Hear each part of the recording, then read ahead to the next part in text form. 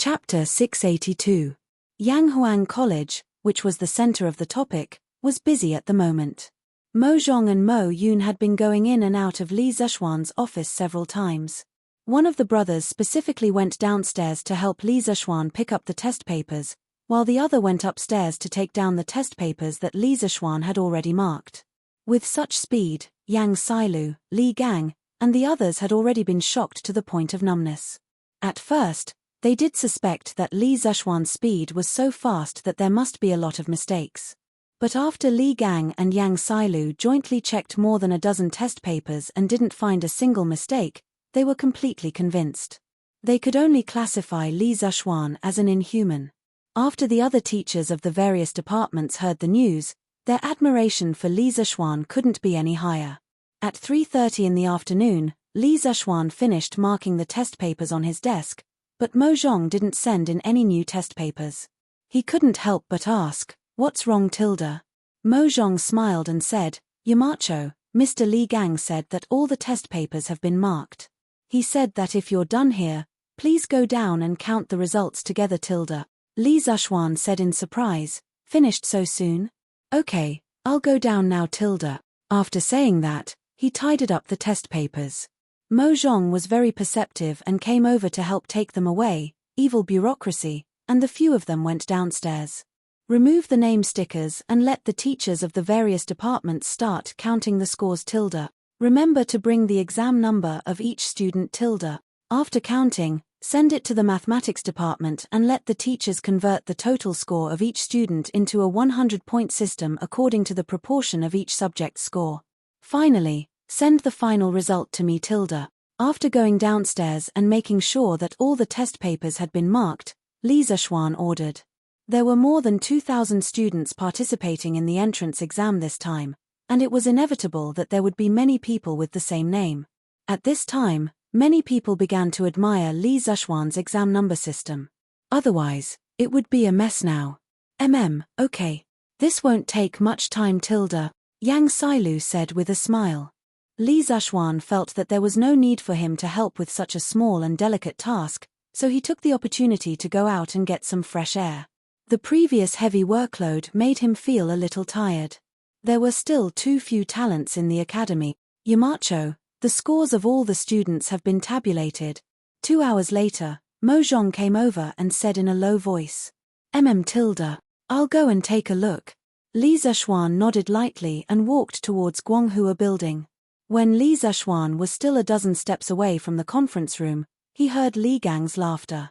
"I didn't expect this batch of students to achieve such results with only 2 months of preparation time. It's really unexpected." Yang Sailu agreed. "Yeah. And what's even more shocking is that 21 of the top 50 students are actually from Yamacho's School of Mathematics. That's terrifying, Tilda. Haha, Tilda. This is in the information I have. After all, mathematics takes up as much as 50% of the questions in this entrance exam." This was Xu Hongji's voice. "Hey, Tilda. I guess Yamacho didn't expect that one of the top 3 students isn't from the School of Mathematics, right, Tilda?" Li Zishuan's heart skipped a beat when he heard Wang Ji's last sentence. He quickened his pace and walked in. "Who is it, Tilda? Let me see who's in the top 3, Tilda." Before Li Zishuan had even entered the room, his voice had already reached them. Li Zishuan's anxious voice had already reached them. Under his tutelage, many mathematics experts emerged from the previous students of the School of Mathematics. Therefore, Li Zishuan was not too surprised that the former students of the School of Mathematics could enter the top 3. What really surprised him was that there were actually others who could break through and squeeze into the top 3. This was somewhat inconceivable. "Yamacho is here, Tilda." Everyone heard and hurriedly made a path. Li Zishuan realized that the originally spacious conference room was actually so crowded it turned out that more than 70 teachers were all here. "Where are the students' results? Let me see, Tilda." Li Zishuan didn't reprimand these teachers for leaving their posts because they didn't have anything important to do at this time. He just asked lightly, "It's here, Tilda. Yamacho, take a look, Tilda. This old man will guarantee that you'll be shocked after you read it, Tilda." Yang Sailu handed over a small booklet with a smile. Li Zishuan took it and flipped through it. His pupils suddenly shrank and he said in surprise, Who is this person tilde? Hurry up and get this person's student record tilde. Early the next morning, as soon as the city gates opened, some scholars went out of the city and went straight to Yanghuang College. Obviously, they were going to look at the results. Originally, the results were said to be released at 7:45 a.m., 8 a.m., so it was useless for them to come so early. They could only wait at the entrance of the college. However, some people were really willing to wait. They liked the feeling of being the first to witness the results. It was just like when countless examinees sat in front of the computer and refreshed the web page over and over again before the results of the modern college entrance examination were released. Fei-chen, why did you ask us to come so early? Yanghuang College's gates aren't even open yet. The Jinyu trio was also one of the early teams. Chen Tianhua looked at the situation and was immediately dissatisfied. Tilde. Aren't I afraid that the college will release the results early tilde? Since we're already here, there's no harm in waiting here. And Tianhua, even if you don't come now, you probably won't be able to sleep at home tilde. Don't you think so tilde? Liao Fei-chen said embarrassedly. Chen Tianhua said unhappily, What do you mean I won't be able to sleep? I think you're the one who can't sleep. Why did you have to drag me and Hongyi along with you to go crazy tilde? Hua Hongyi waved his folding fan and smiled elegantly. Tilde. Since we're already here, what's the point of saying more? The scenery on Yunshan is unique. The three of us sitting here and discussing the Tao is also a beautiful thing tilde. Chen Tianhua and Liao Fei-chen were speechless. Who would want to discuss the Tao with Hua Hongyi at this time? No, I say, Aku, there's still an hour before the results are released. Why are we in such a hurry tilde? Yunshan was packed with people, so the path to Yunshan was naturally congested.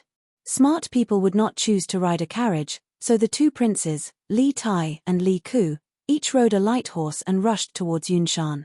On the way, Li Tai could feel that the horse under him was about to collapse. He couldn't help but complain to Li Ku. Li Ku said, Tai, we have to hurry. Think about it, there are more than 2,000 candidates this time. If we don't go early, how can we see the rankings later? And didn't you say before that the Yamacho doesn't like us using our identities to cut the queue? How can we not run faster tilde? Li Tai didn't know whether to laugh or cry. He said, Then can't we send 2 guards to help us see? Yes, this is the result of my 2 months of hard work. I want to see the results with my own eyes tilde. Chapter 683. F***CK. There are so many people. After ascending the cloud mountain, Li Tai, who thought he had arrived early, was dumbfounded when he saw the crowd in front of the academy. Among the crowd, there were students who came to take the exam the day before, students' family members, and some who came to watch the fun. The latter made up a significant portion of the crowd. Li Ku said gloomily, How is it? Aku. Did I hit the nail on the head? We won't be able to squeeze in later. No one would have thought that the dignified king of Wei and king of Han would be stuck outside because of the crowd. If news of this got out, it would probably shock everyone. What's the use of complaining now? Let's think of a way to get in first. Li Tai said as he tiptoed to look ahead. Suddenly, his eyes lit up and he shouted, Aku. Sun Zifan, Iron Egg, and the others are in front. Let's go to them. Hurry up and follow. With that said, the humanoid titan took the lead and cleared a bloody path for Li Ku.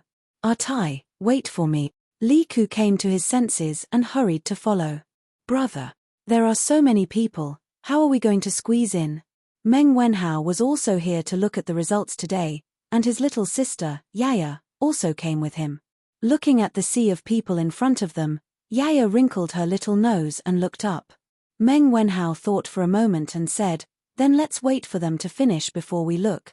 When the gates of the academy open, brother will bring Yaya to other places in the academy to play, okay? If he had come alone, he definitely would not have had too many misgivings. However, in the current situation, Meng Wenhao was afraid that these people would go crazy and squeeze Yaya until she got hurt. Therefore, after thinking about it, he decided to let it go. After all, he was not worried about his results at all. Yes. Okay. This academy is so beautiful. Yaya wants to go in and take a look. Yaya was simple-minded and didn't think too much. The little girl looked at the magnificent Yanghuang College and shouted excitedly. Yamacho, the list has been hung. Do you want to let the students in? In the meeting room of Guanghua Building, Mo Zhong walked in and bowed slightly to Li Zishuan. Li Zishuan asked casually, well, what time is it now?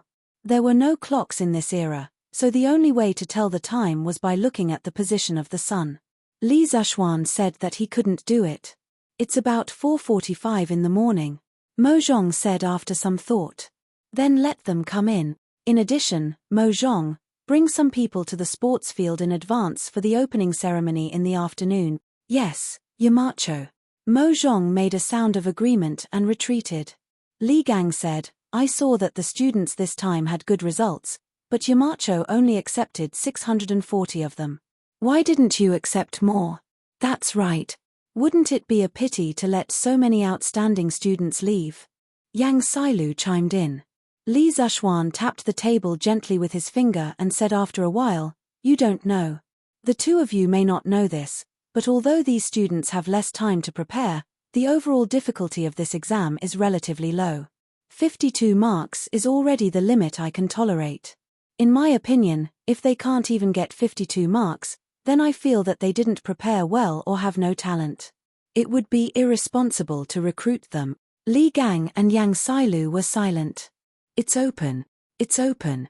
It's finally open. Hey. Don't push me. Don't push me. I came first.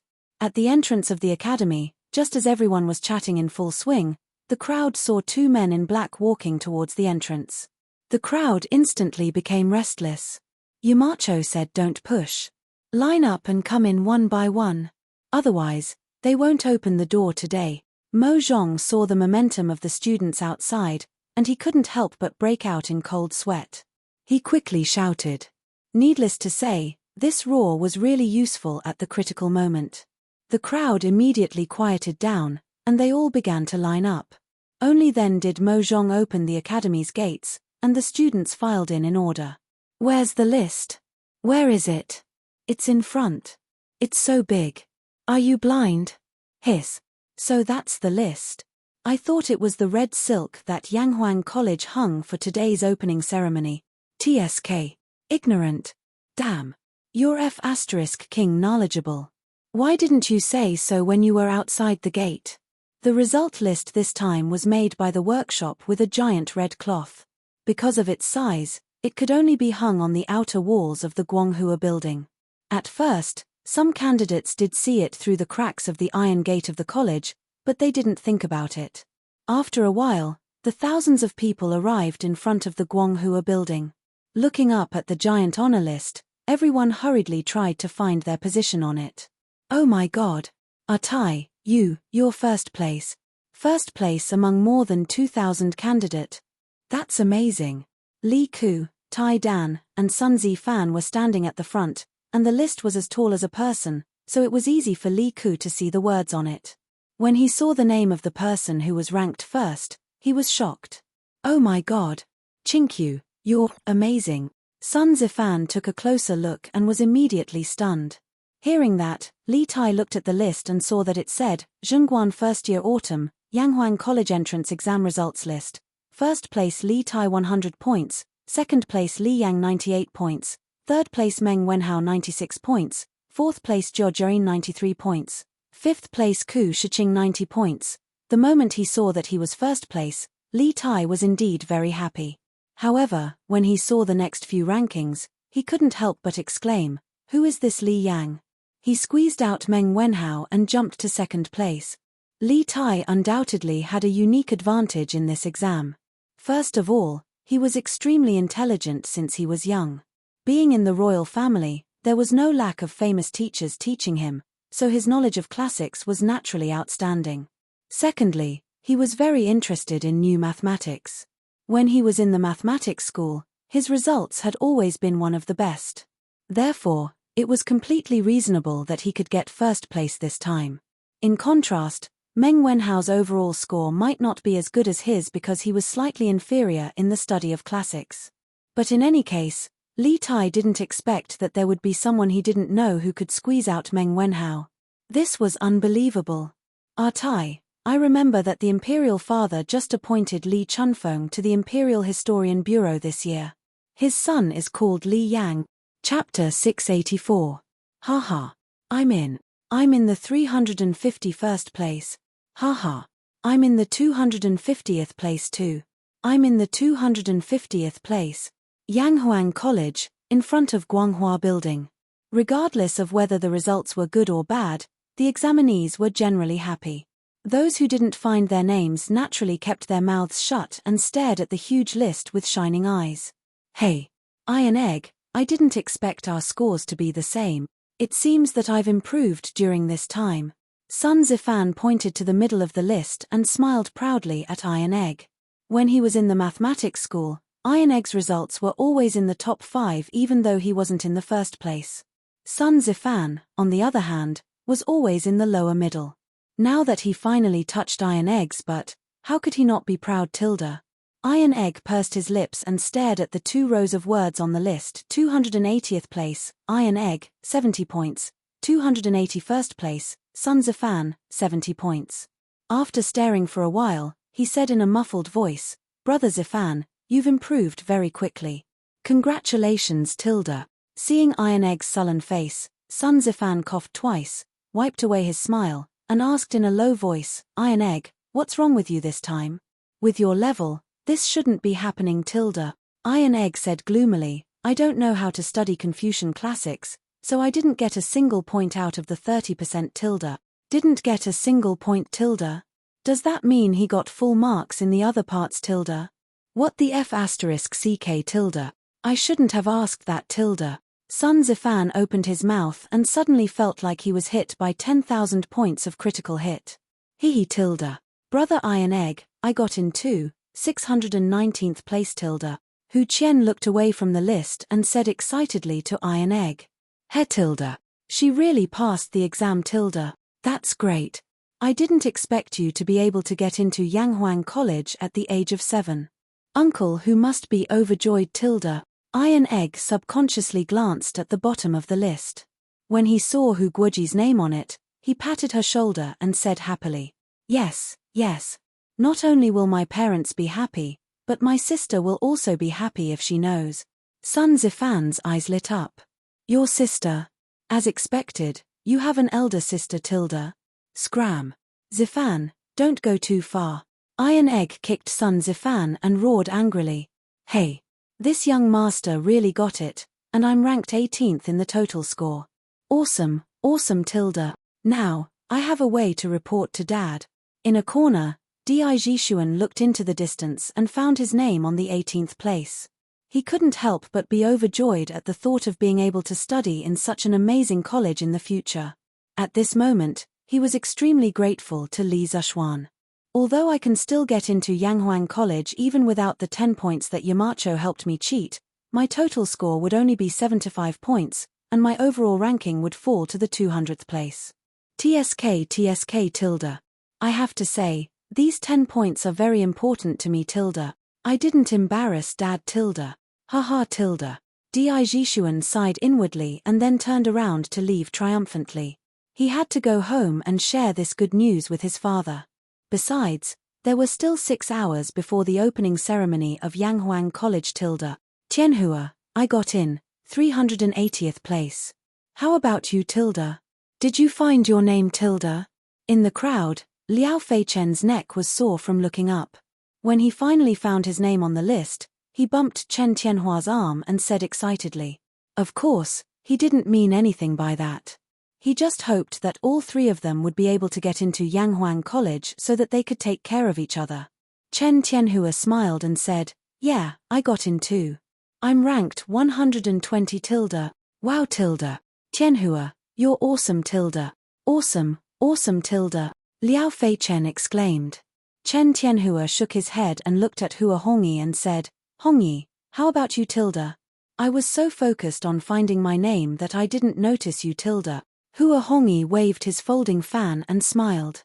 I got in too. Haha. Now, the 3 of us can finally reunite at Yanghuang College. When the other two heard that, they were overjoyed. Liao Fei Chen asked curiously, Hong Yi, what's your rank tilde? Quick, tell us. Looking at this guy's attitude, it seemed like he wanted to compete with Hua Hongyi. Hua Hongyi pointed at a position in front of the list and said, I'm only ranked 58th tilde. Liao Fei Chen. After being speechless for a while, he roared, get lost tilde. You have to treat me to lunch tilde. Hihi tilde. Okay tilde. I'll treat you tilde. But I'm embarrassed. How about you lend me 2 strings of money tilde? Forget it. Let's go to the villager's house for lunch tilde. Brother Yanfu, you actually got 40th place. Awesome tilde. Zhongsun Chong, Fang Yizhi, Chu Yanfu, and Yuan Shuo gathered at the front of the group. Yuan Shuo pointed at the list and smiled. Chu Yanfu shook his head, seemingly unsatisfied with the result. Yuan Shuo, you're not bad either tilde. 102nd place, at least we're not rejected by Yanghuang College tilde. Zhongsun Chong smiled. Yanfu, you're so humble. Among the 4 of us, I'm 89th place, and Yizhi is 72nd place. You're the only one in front. You definitely won't be able to escape from lunch tilde. Let's go to Zuaxian restaurant tilde. Fang Yizhi smiled and didn't join in. Chu Yanfu didn't refuse. He thought for a while and said, fine, Zuaxian restaurant it is. But first, I have to order the food tilde. Zhongsun Chong laughed and scolded, screw you, you're so stingy tilde. On the other side, Meng Wenhao brought Yaya to various buildings in Yanghuang College. Then, thinking that there should be fewer candidates looking at the list, he pulled Yaya and moved closer to Guanghua restaurant. After a while, the brother and sister found a gap in the crowd. Then, Meng Wenhao began to look at the list. Naturally, he looked at it from the front. As expected, Qingqiu is first tilde. Seeing that Li Tai was first, Meng Wenhao's face showed an expression of as expected. But when he saw that Li Tai was in second place, Meng Wenhao's face suddenly became very serious. Then, when he saw Zhou Jiayin in fourth place, who was only 3 points behind him, he finally couldn't help but murmur, this exam is really full of experts tilde. I underestimated the heroes of the world tilde. Out of 2,000 candidates, 640 people were selected. Basically, all the talents in the world have entered Yanghuang tilde. This is getting more and more interesting tilde. Chapter 685. As time passed, more and more examinees checked their exam results. There were those who shouted excitedly, those who sighed, and those who were disheartened. There were some who were happy and some who were sad tilde. Li Zishuan put his hands behind his back and looked at the large group of students of different ages from upstairs. He couldn't help but feel a sense of pride in his heart. It was recorded in the history books that when Li opened the imperial examination again, he saw the new examinees entering the palace. He couldn't help but laugh and say, all the heroes in the world are in my hand. He didn't know if Li had said this at this time, but now Li Zishuan really wanted to say, all the heroes in the world are in Yanghuang tilde. The youngest of the students who entered Yanghuang College this time was only 6 years old, and the oldest was 26 years old. Of course, most of them were 14 or 15 years old. Thinking of the 2 children who were only 6 years old, Li Zishuan's cheeks couldn't help but twitch. He thought gloomily in his heart, are all the children in ancient times so monstrous tilde? What was I doing when I was 6 years old tilde? Playing with mud tilde? Peeing against the wind tilde? To be honest, forget about Li Yang. After all, he had an awesome father. But what was the background of this Zhou Jiayin tilde? How could he be ranked 4th at the age of 6 tilde? Alright, the uncultured Li Zishuan was a little confused. But in fact, this Zhou Jiayin was quite famous in history. In the Tang dynasty, a dynasty where there were many prodigies, Zhou Jiayin definitely had his own place. According to the history books, when Zhou Jiayin was 7 years old, his name as a prodigy had already spread. After Li heard about it, he specially set up a banquet in the palace to see him. At that time, Zhongsun Wuji and Li Ji were also there. They saw that Zhou Jiayin was young and looked down on him. Li Ji joked, "What tree did I rely on?" Zhou Jiayin said, "Pine tree." Li Ji said, "This is a locust tree, how can you say it's a pine tree?" Jiao said, using a male tree to match a tree, how can you say it's not a pine tree? Zhongsun Wuji asked again, what tree did I rely on? Jiao said, locust tree. Zhongsun Wuji said, you're not going to correct it. Jiao said, there's no need to correct it. You just need to get a ghost-leaning tree. Hinting that Zhongsun Wuji had ulterior motives for asking questions and was purposely making things difficult for him. When Jiao was 11 or 12 years old, he directly became a jinsha. However, although he was intelligent and eloquent, his appearance was ugly. He was once summoned to the imperial court and asked Li to personally decide whether he should stay or leave. In ancient times, if you want to be an official, you must have a good appearance. The ancient people were also members of the Appearance Association. At that time, the court officials all came to see him after the court session. Before anyone else could speak, Li Ji spoke first. This child's face looks like a ferocious beast's. How can he be smart? Before the others could answer, Jiao responded, Hu Chu is still the prime minister, why would Fang Xian waste his intelligence tilde? Insinuating that Li Ji looked like a Hu, but he was able to become the prime minister of the Han people. Although I am a little ugly, why can't I be smart? All the officials laughed, and Li Ji was so embarrassed that his face turned red. Li Yang, Li Chunfeng. I didn't expect Li Chunfeng's son to be so powerful. Does their family have a deep relationship with mathematics tilde? Although Li Zishuan didn't know Jiao, he certainly knew Li Chunfeng, the godlike man who co-authored the pushback chart with Yuan Tiangang. According to records, in order to calculate the fate of the Tang Empire, Li Shimin ordered two famous Taoist priests, Li Chunfeng and Yuan Tiangang, to calculate the fate of the Tang Empire. The pushback chart that combined the study of Yi, astronomy, poetry, riddles, and pictures into one was born. The pushback chart constructed the historical development trend of China and the world, imperial era, Republican era, Great Unity era. It decreed to future generations that human history would eventually lead to no distinction between black and white, no distinction between north and south, no city and no government, no man and no self, and the world would be one, and all religions would return to one. This book was the most classic futuristic masterpiece in the history of China. Its meticulous creation, meticulous thinking, and miraculous fulfillment far surpassed Nostradamus's great prophecy, The Ages. It should be noted that the pushback chart was not made up by later generations. It was a great work on the study of Yi.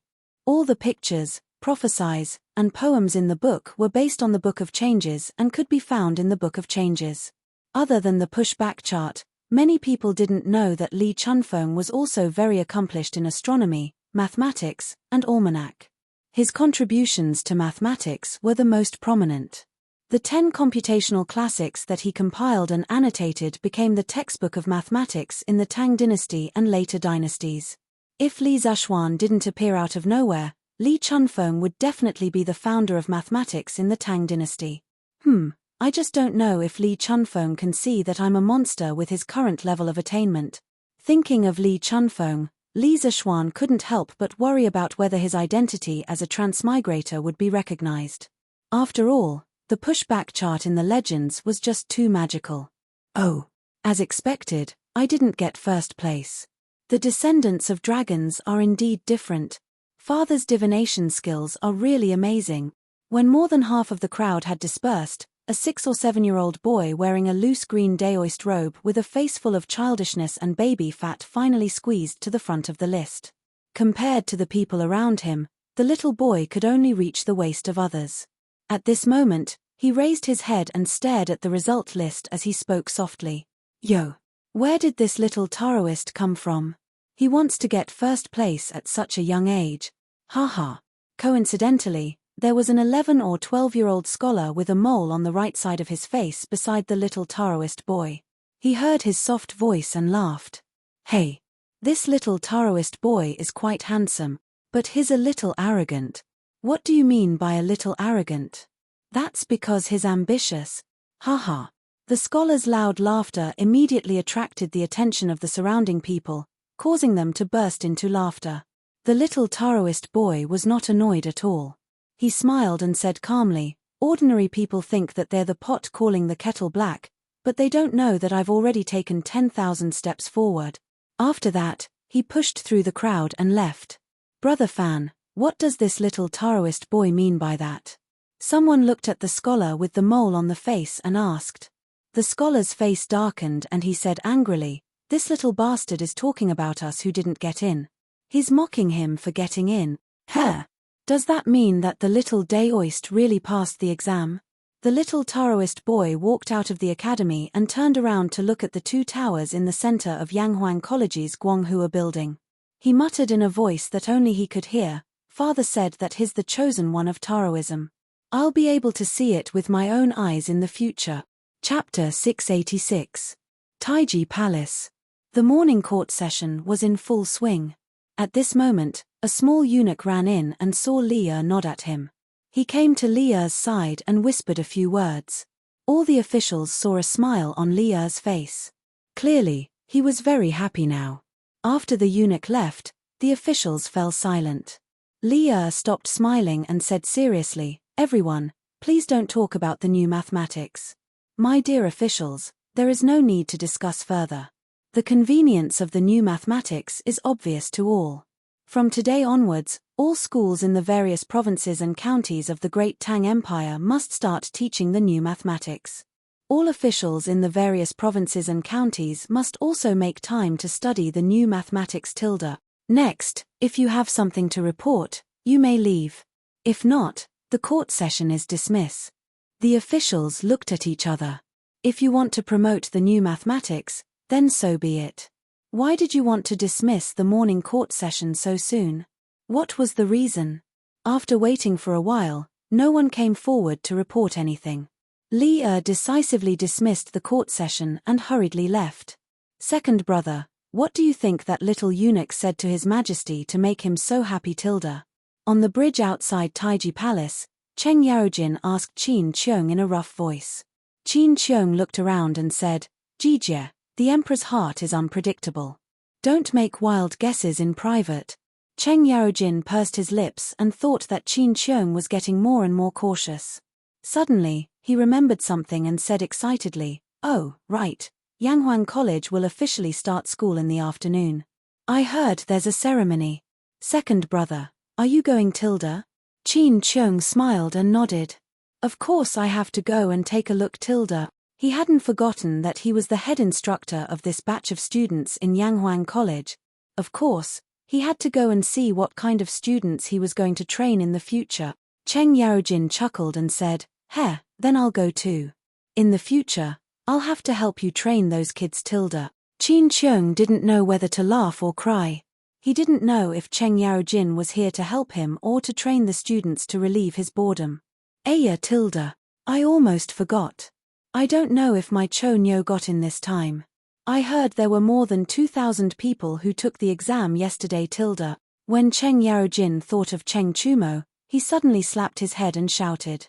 When Qin Qiong heard this, he subconsciously thought of Qin Huayu, but he wasn't worried about whether Qin Huayu could pass the exam. "Jijie, didn't you inform little Xian last time? What's there to worry about now?" "Ah, that's right. Haha. Then I won't be worried anymore. Haha tilde. Let's go home." Cheng Yaojin immediately felt relieved and laughed heartily. Lijiang Palace. "Haha. Guanyin maid, let me tell you a piece of good news. Ha, Yang Fei is also here tilde." Li Erlong strode to Empress Zhangxuan's residence. Just as he walked in, he saw Yang Fei talking and laughing with Empress Zhongsun. "Greetings, Your Majesty." The two intellectual beauties bowed down and saluted Li Er. "Haha. Don't stand on ceremony tilde." Li Er laughed dryly and sat on the couch that the two of them had just sat on. Seeing this, Zhongsun smiled and said, "What kind of good news makes Your Majesty so happy?" Yang Fei also pursed her lips and looked at Li Er. Li Er's face was full of smiles as he said, "I have just received news that Qingqiu has won first place in the examination of Yanghuang Academy. Although this is just an ordinary examination, the students who participated in it are more than 2,000 young talents from the 365 states and counties of the Tang Empire. I didn't expect Qingqiu to win first place tilde. Haha tilde." Empress Zhongsun was delighted when she heard this. Qingqiu is so amazing. Then, Your Majesty, how did Kuo do in the exam tilde? Empress Zhongsun remembered that Yang Fei was still beside her, so she asked. When Yang Fei heard that Li Tai won first place, her face was also filled with joy. However, when she heard Empress Zhongsun ask about Li Ke's results, a trace of hope instantly appeared in her beautiful eyes. Li Er thought for a moment and said, "Oh, I remember that Kuo got 15th place in the exam, which is also very good tilde. Haha tilde. My sons, no matter where they are outstanding tilde." At the end, Li Er couldn't help but be smug. Empress Zhongsun and concubine Yang both broke into smiles. "Oh tilde. Cho Nyo, you're back tilde. Come and tell this old man, how did you do in the exam tilde?" Today, after the morning court, Cheng Yaojin returned home and practiced Tai Chi twice before he saw Cheng Chumo coming back from outside. He wiped his sweat and hurriedly waved to Cheng Chumo and asked. Cheng Chumo seemed to be in a good mood. This was the first time he was in a good mood when being asked about his results. He laughed proudly and said, "Haha tilde. Dad, I've won glory for you this time. Guess what rank I got this time tilde?" Cheng Yaojin slapped him. He glared and said, "Guess my ass, I'm asking you, you brat, quickly answer truthfully tilde." Cheng Chumo, who was in a state of excitement, suddenly felt as if a basin of cold water had been poured on his heart. He rubbed the back of his head and said gloomily, "Fine, I'll say it." "Dad, why did you hit me tilde?" Seeing that Cheng Yaojin was about to continue hitting him, he hurriedly said, I'll say it tilde." "Dad, I got 65 points this time and ranked 365. The academy has admitted a total of 640 people this time. Dad, how is it tilde? Am I very good tilde?" When old Cheng heard this, he understood that his son had passed the exam with his own ability. He felt a burst of joy in his heart, but he said disdainfully, "What's there to brag about with only 65 points tilde? I, old Cheng, have lost all my face because of you, brat tilde." "Hey, no, Dad, be reasonable tilde. There are more than 2,000 students taking the exam this time tilde. Xiaoshuan's personal disciple, Iron Egg, only got 70 points. I'm not ashamed tilde." Cheng Chumo immediately complained. Moreover, this guy had obviously learned some buzzwords from Li Zishuan. His mouth was full of vulgarities. Cheng Yaojin was stunned. Then, he restrained the disdain on his face and said, "Well tilde, that's more like it tilde, but you have to hurry up with your martial arts. I heard that Iron Egg is about to enter the tempered body stage. If he surpasses you by then, I, old Cheng, can't afford to lose face tilde." Cheng Chumo replied sullenly, "Oh, I know tilde." Cheng Yaojin suddenly said happily, "Hey tilde, if you don't hurry up, I'll personally go to Yanghuang College this month to urge you. You must know that you have to train in the first month of school. Your Uncle Qin and I will be your instructors tilde. Haha tilde." Cheng Chumo curled his lips indifferently and said, "There are so many weak scholars in the academy. They're not afraid, so why should I be afraid tilde?" In this guy's mind, if you asked him to compete with others in learning, he might be scared, but it was a competition of training tilde. He, Cheng Chumo said that whoever wanted to compete with him, just bring it on tilde. How could Cheng Yaojin not know what his son was thinking? He turned around and flicked his sleeves. "When the time comes, you better not fall into my hands. Otherwise, I'll find a way to let you break through to the Qi stage within a month tilde." As for this find a way, what could there be? Wasn't it still to train desperately? Cheng Chumo obviously wasn't stupid. When he heard this, he immediately jumped up and said, "Hey, Dad, am I really your biological son tilde?" Chapter 687. It was noon. A bullock cart arrived at the foot of Mount Yunshan. Ma Ju was at the front. The bullock cart seemed to be covered with a red cloth. 4 followers of the school of Mo were dispatched to guard the bullock cart. When they arrived at the top of the mountain, Li Zishuan, Li Gang, Yang Sailu, and the other teachers of the school were all waiting at the entrance of the school. "Yamacho, the plaque of Yanghuang College has been transported from the workshop." Ma Ju stopped the bullock cart in front of the school and said to Li Zishuan, "Well, thank you for your hard work, Brother Ma." Li Zishuan smiled and said. Mo Zhong and Mo Yun were very perceptive. They led the 4 followers of the school of Mo to carry the plaque down from the cart. Then, under Li Zexuan's command, they hung the plaque covered with red silk in the middle of the beam of the school's entrance. Looking at the originally bare lintel of the academy, there was suddenly a square and dignified horizontal plaque, and the red silk on it made it seem more festive. Li Zexuan was a little excited. He pointed at the horizontal plaque, looked at the crowd, and said in a deep voice, "Dear teachers, this is the plaque of our Yanghuang College. It was written by His Majesty himself. I hope that every time you pass by here, you will think about the meaning of the 2 words Yanghuang. Think about the responsibilities on your shoulders as teachers of the school. Don't let His Majesty down, and don't tarnish the noble profession of being a teacher." The dozens of teachers of the school were surprised and proud when they heard that the plaque was written by Li Zexuan himself. However, when they heard what Li Zexuan said after that, they couldn't help but feel a chill in their hearts. Then, they cupped their hands together and said, "We will remember Yamacho's teachings." Li Zexuan nodded. Then, he looked at Li Gang and said, "Teacher, you are a virtuous person of Yanghuang College. You are the most suitable person to unveil the plaque of the school." "No, no, no. This old man is old. Yamacho, you should choose someone else." Li Gang was just about to wave his hand and decline when a wave of persuasion sounded from the side. "Yamacho is right. Mr. Li, you are the most suitable. Please go." "Yeah. There's no one more suitable than you." This was not fawning, but the truth. No one dared to question Li Gang's qualifications and status. Seeing this, Li Gang could only helplessly say, "All right then. This old man will overstep his authority just this once tilde." After saying that, he came to the front of the academy. Li Zexuan handed over the red string with the red silk and said, "Mister, please." Li Gang took it with a smile. With a gentle tug, the red silk on the plaque slowly floated down. Yanghuang College appeared in golden calligraphy in front of everyone's eyes, reflecting the noon sun. Everyone couldn't help but squint their eyes. The brushwork is exquisite. The strokes are elegant and graceful. The strokes are tactful and reserved. It's like moving clouds and flowing water. The whole body is vigorous and beautiful. The strokes are dense and dense. The majestic momentum is like a flying dragon tilde. His Majesty's semicursive already has 70% of Wang Youjuan's true meaning tilde. Li Gang squinted his eyes and couldn't help but exclaim. Li Zexuan smiled and said, "Our Yanghuang College is finally complete tilde.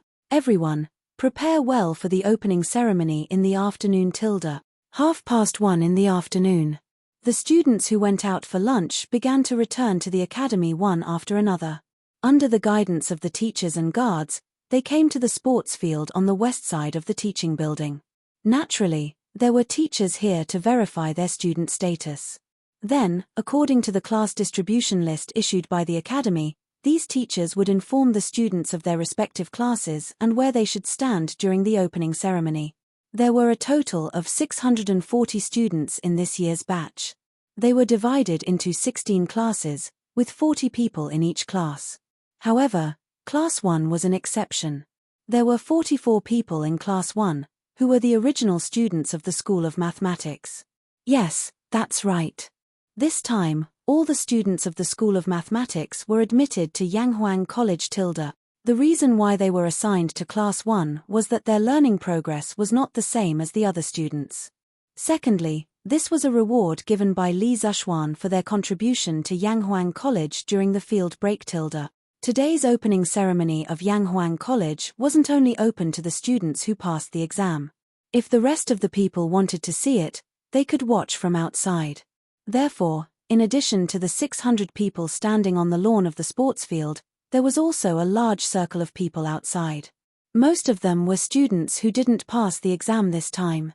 They looked at the lush green lawn, the smooth and flat circular track, and the ascending platform, rostrum. They couldn't help but talk about it. "The grass here grows so neatly. It should be specially trimmed, right tilde? It's possible. I just don't know why Yanghuang College has such a large lawn tilde. Could it be that it's specially used to hold today's ceremony tilde? Tilde. I just walked around. This Yanghuang College is really beautiful. It's not inferior to the heavenly palace in the sky tilde. Unfortunately, I was only 3 points short tilde.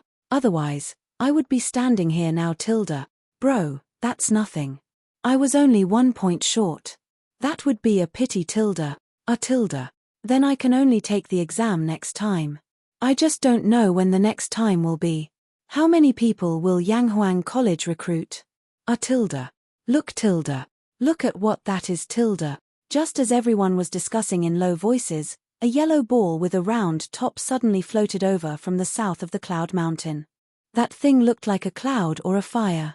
It floated slowly towards the cloud platform by the side of the sports field from a height of more than 10 feet above everyone's heads. Wow tilde.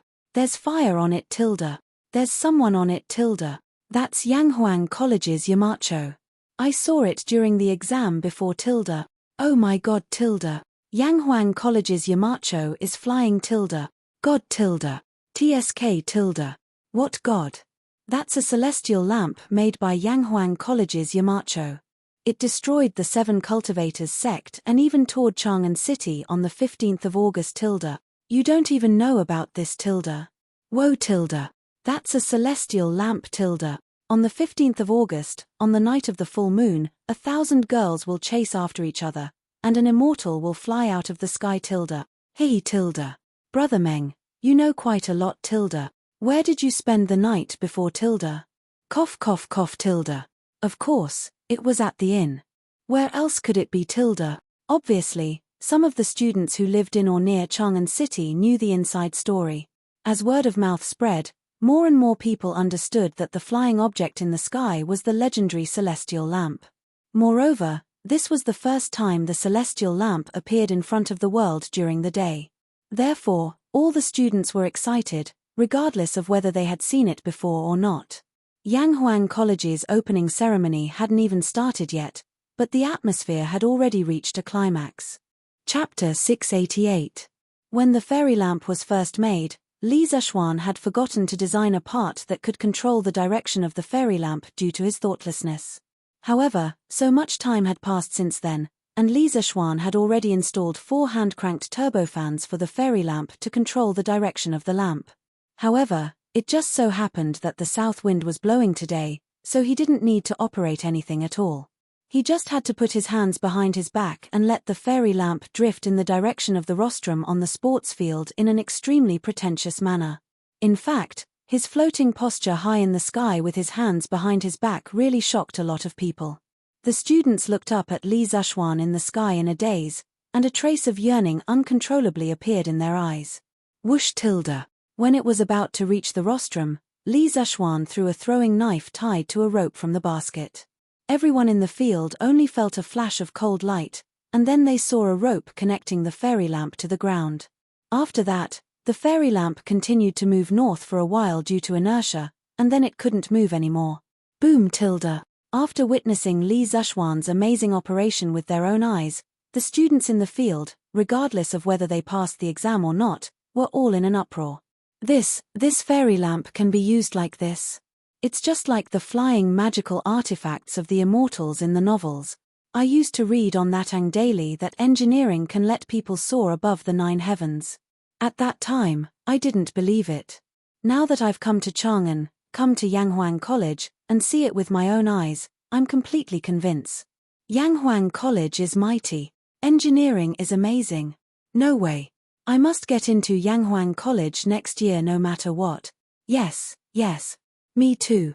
Standing on the fairy lamp, Li Zexuan looked at the shocked and noisy students below with a smile on his face. He was very satisfied with the deterrent effect. At this time, Mo Zhong below made a gesture to Li Zexuan, indicating that all the freshmen of Yanghuang College's first batch were present. Li Zexuan nodded, looked at the field, and said calmly, "Hello, student. I'm Li Zexuan, a Yamacho from Yanghuang College. First of all, on behalf of all the gentlemen of Yanghuang College, I welcome you to join us. The term students originated from Zhuangzi, Journey to the North, Yu Higan and Shen Nong Yu Leo Longji. Clap, clap, clap tilde. Oh, okay." Following Li Zexuan's words, the initially noisy crowd gradually quietened down. It was as if his voice had some kind of magical power. When Li Zexuan's voice fell, a loud clap clap clap sound rang out from the west side of the sports field.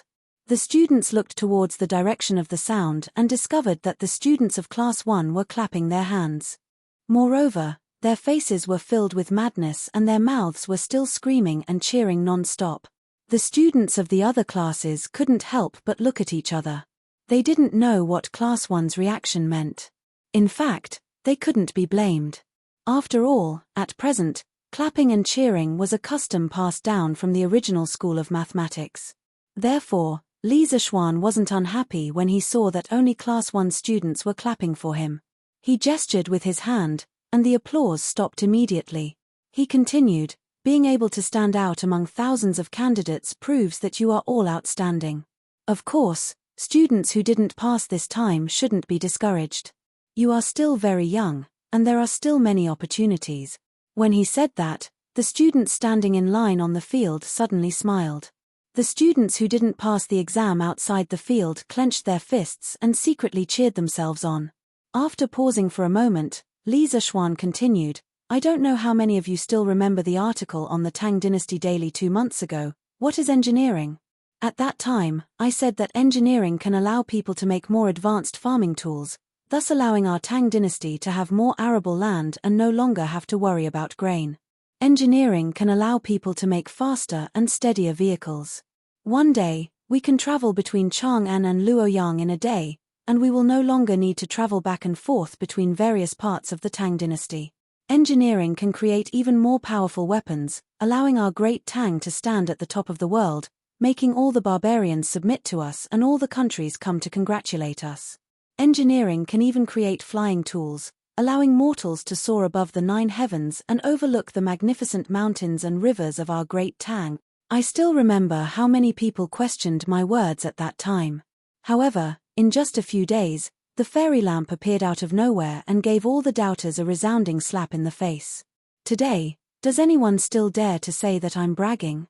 At this moment, Li Zexuan's face was full of arrogance and haughtiness, but no one felt the slightest bit of disgust. Young people were all hot-blooded. Li Zexuan exuded a domineering aura that showed that he wasn't afraid of going against the whole world. The students couldn't help but feel deep admiration for him. Clap, clap, clap tilde. Under Li Tai's lead, the students of Class 1 clapped their hands. This time, they wouldn't be alone, because most of the students of the other classes understood the meaning of applause. In an instant, the sports field was filled with thunderous applause. In both his previous and current lives, this was the first time Li Zexuan was a principal, the first time he gave a speech to his students, and the first time he received so much applause. Even though he was now a martial arts grandmaster, he still couldn't help but feel a little emotional. After a few breaths, when the applause gradually died down, Li Zexuan stared at the students below and said loudly, "Yanghuang College is an institution that specializes in creating miracles. Here, you can also stand on the clouds like me and overlook the world. The dreams I mentioned before will also be realized by your own hand. It doesn't need a few hundred years or decades, just a few years or a dozen years. The vehicles that can travel 1,000 miles in a day, the powerful weapons, and even the tools that can transmit messages from 1,000 miles away can all be created by one of you. At that time, you will be promoted and become nobles, and your names will spread far and wide. The future of Tang will be written by you. As long as you're willing to work hard, anything is possible. In Yanghuang College, there's nothing you can't think of, but there's nothing you can't do. Here, in my capacity as the Yamacho of Yanghuang College, I invite you to create and witness together the miracles that belong to Yanghuang College." Clap, clap, clap tilde. The students, who were already surging with emotions, were stimulated by Li Zexuan's provocative speech. They were so excited that they could only clap their hands as hard as they could. At this moment, they finally deeply understood the wonderful use of applause. It could release the excitement in their heart. Heh. This kid is really good at motivating people tilde. In the future, when we catch him in the army and let him shout a few words like this, wouldn't that group of bastards scream and raise their swords to kill people tilde? Cheng Yarojin, who was sitting on the rostrum, chuckled in a low voice. Chapter 689. Updated for Alliance Leader Jin Yan, 1/22, Yanghuang College, Sports Field, Rostrum. Jijie, don't think too much. Xiao Xian's contribution to teaching students is no less than killing enemies on the battlefield. Besides, he's the only child in his family. Qin Qiong heard Cheng Yaojin's nonsense and couldn't help but scold him. In fact, even if he didn't talk about his identity as the Yamacho of Yanghuang College, Qin Qiong didn't want Cheng Yaojin to bring Li Zishuan to the battlefield. After all, his life was saved by Li Zishuan. Moreover, because of his relationship with Han Yushi, Li Zishuan could be considered half of Qin Qiong's son-in-law. Therefore, from a personal point of view, Qin Qiong didn't want Li Zishuan to take risks on the battlefield. Besides, Qin Qiong's strength now was better than back then. This old general felt that even if there was a war, he should be the one to fight and not Li Zishuan. Second brother, I think you don't want this kid to go to the battlefield, right? Cheng Yaojin wasn't stupid. The old demon's eyes flashed and he suddenly laughed. Niu Jindar and Yu Qigong on the side smiled but didn't say anything. At this time, Li Zishuan, who was on the fairy lamp in front of the rostrum, said affectionately, looking at your slightly childish but full of vitality and fighting spirit, I suddenly thought of something. I want to give you all and encourage you all tilde. For the time being, let's call it Young China. When he said the last few words, Li Zishuan's voice became unusually sonorous and powerful. Feeling the seriousness in Li Zishuan's tone, everyone focused their attention on the young man in the sky. They saw Li Zishuan close his eyes slightly. After a while, he suddenly opened them. His slightly magnetic but full of power instantly spread to every corner of the field. Is a country old or young? Let's talk about old and young first. Old people often think about the past, young people often think about the future. Thinking about the past, that's why there's nostalgia. Thinking about the future, that's why there's hope. Only nostalgia, therefore, is conservative. Only hope, therefore, is aggressive. Only by being conservative can the old be everlasting. Only by being progressive can the old be renewed. He who thinks only of the past, that everything is as it is, therefore knows only to follow the rules. He who thinks only of the future, that everything is as it is, therefore dares to make exceptions. That's right. Li Zishuan was planning to bring the famous ode to young China from his previous life to the Tang dynasty. As for whether there was a China in the Tang dynasty, it was obvious that there was. The origin of the word China originated from the Zhou dynasty. Because the region of China where the Zhou dynasty was located belonged to the central region at that time, they called the kingdom they lived in China, which meant the Central Kingdom. But at this time, China was still very small, and it was only a geographical and cultural concept ruled by the Zhou dynasty. As the dynasties changed, the territory of China slowly expanded. During the Western Zhou dynasty, China not only included the Western Zhou dynasty's own territory, but also extended to the middle and lower reaches of the Yellow River where the Western Zhou dynasty's vassal states were located. When it came to the Eastern Zhou dynasty, part of the Yangtze River basin also belonged to China. During the Qin and Han dynasties, China was about the same size as our current country. After the Han dynasty, China generally referred to the country and dynasty established by the Han dynasty. But after the ethnic minorities ruled the Central Plains, in order to gain the psychological recognition of the Han dynasty, they also established their own country as China. Later on, the Sui, Tang, Song, Yuan, Ming, Qing, and other dynasties, after thousands of years, in addition to using their own country's name, they all used China as the country's name, and also used China as the country's name when they were sent to foreign countries. It's just that this guy had always been speaking in vernacular, but now he suddenly started to speak in classical Chinese, which made all the students stunned. Fortunately, the sentences were relatively simple, otherwise it would have been difficult to understand.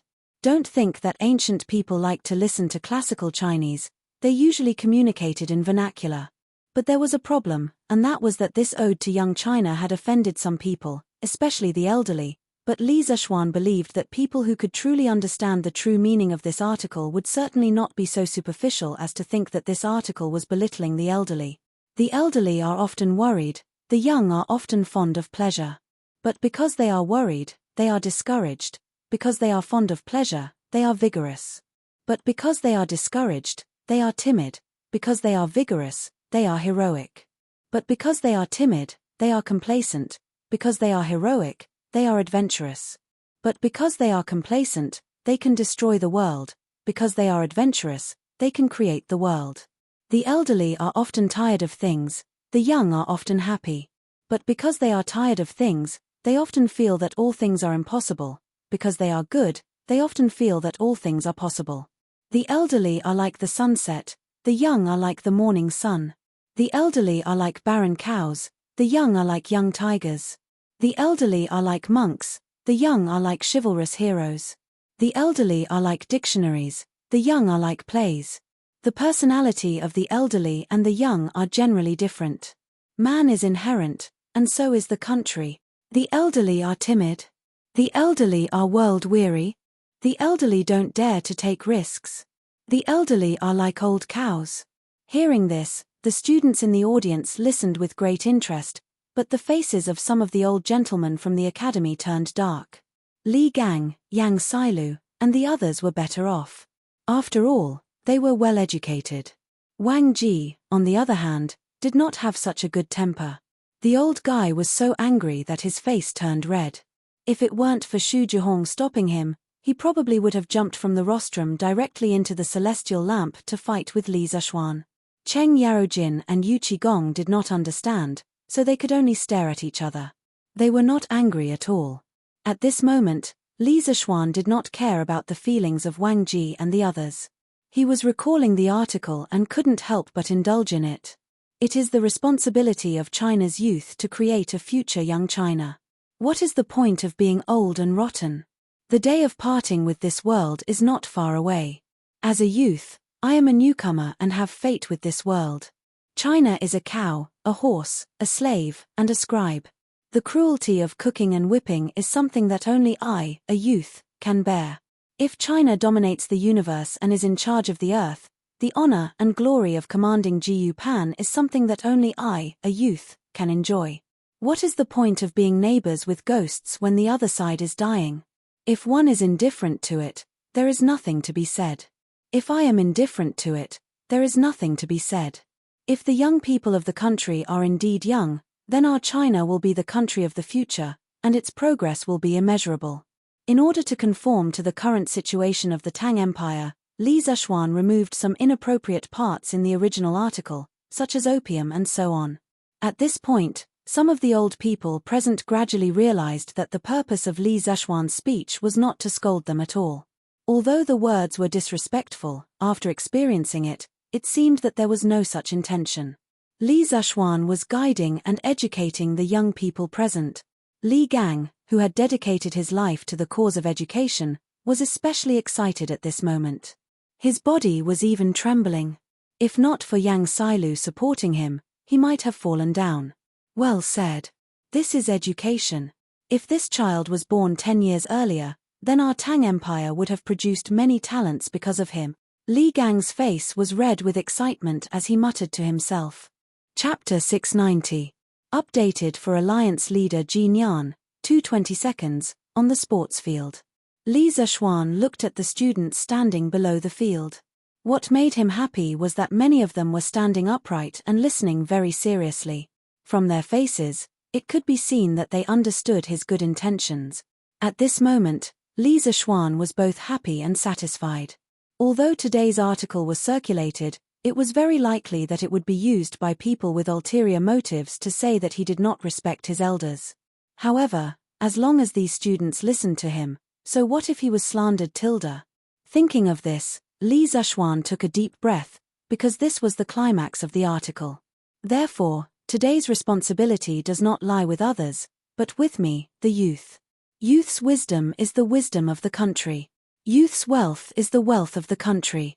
Youth's strength is the strength of the country. Youth's independence is the independence of the country. Youth's freedom is the freedom of the country. Youth's progress is the progress of the country. When the red sun rises, it shines brightly. When the river flows out, it flows into the vast ocean. When the hidden dragon soars, its scales and claws fly. When the tiger roars, all the beasts are frightened. When the falcon tests its wings, the wind blows. When the rare flower is born, it is the first flower. When the general rises, it is the light of the sun. when the sky is blue, the earth is yellow. Even if there is an eternity, there are 8 wastelands. The future is like the sea, the future is long. At this point, Li Zexuan's voice suddenly rose in pitch. He pointed majestically at the sky and said loudly, "My beautiful young China is not old with the heavens." Then, he pointed to the ground and roared, "My strong young China is boundless with the country tilde." Li Zexuan thought of the sufferings that this nation would have to endure in another 1,000 years. They would be bullied by a tiny country to the point where they would wish they were dead. He thought of the restrictions and sanctions imposed by the US in the modern era. Li Zexuan was indescribably furious. He wanted this nation to flourish for a long time. He wanted the Great Tang, the dynasty that all Han people were proud of, to last for eternity. He wanted China's technology to lead the world forever. He wanted the Han people to be able to stand tall and stand at the top of the world forever. Therefore, he shouted the last 2 sentences with all his strength as a grandmaster. His voice was so loud that it resounded not only in the sports field, but also in the entire Cloud Mountain.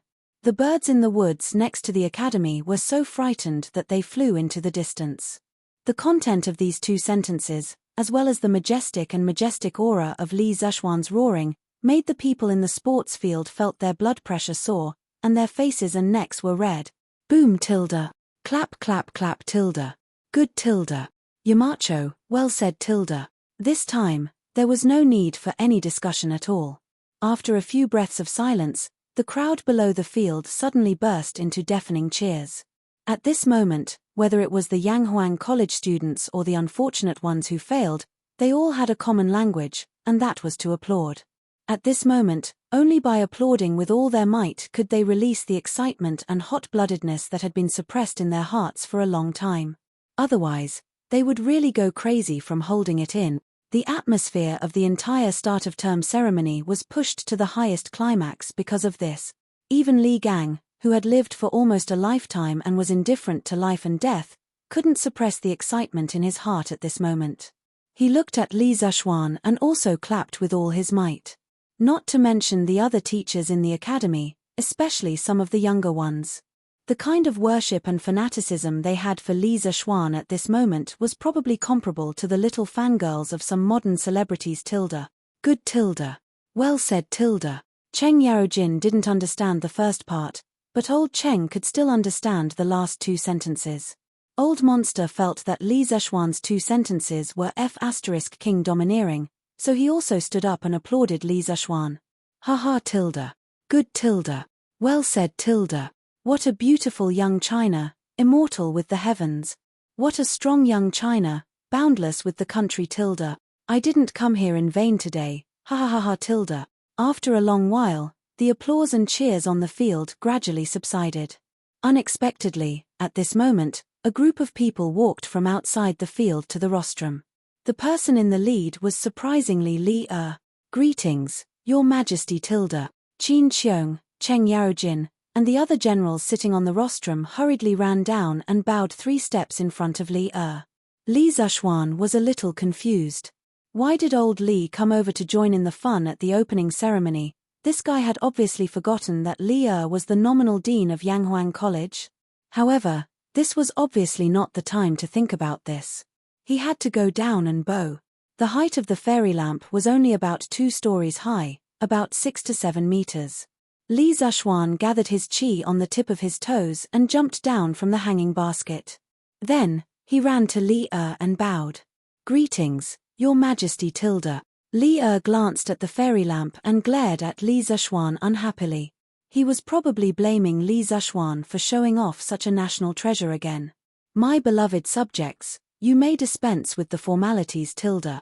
I'm just here to take a look tilde. He was just here to take a look, but when the students on the field saw Li Zexuan come down and bow to Li Er, they were all dumbfounded tilde.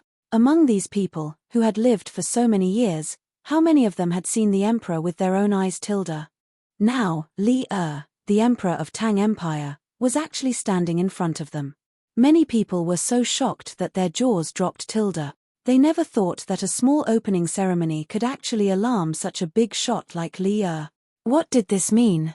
It meant that the emperor valued Yanghuang College. At this moment, The students were even more optimistic about their own future and the future of Yanghuang College. Greetings, Your Majesty Tilda. Among so many people, there was finally a smart person. A student came to his senses and bowed to Li Er. The rest of the students quickly followed. Greetings, Your Majesty Tilda. Instantly, there was another wave of greetings. Li Er didn't take it to heart. He raised his hands and said loudly, "Dispense with the formalities, Tilda." Then, he felt that it wasn't right to stand on the field like this. So, he looked at Li Zhuan and then looked at the celestial lamp in the sky.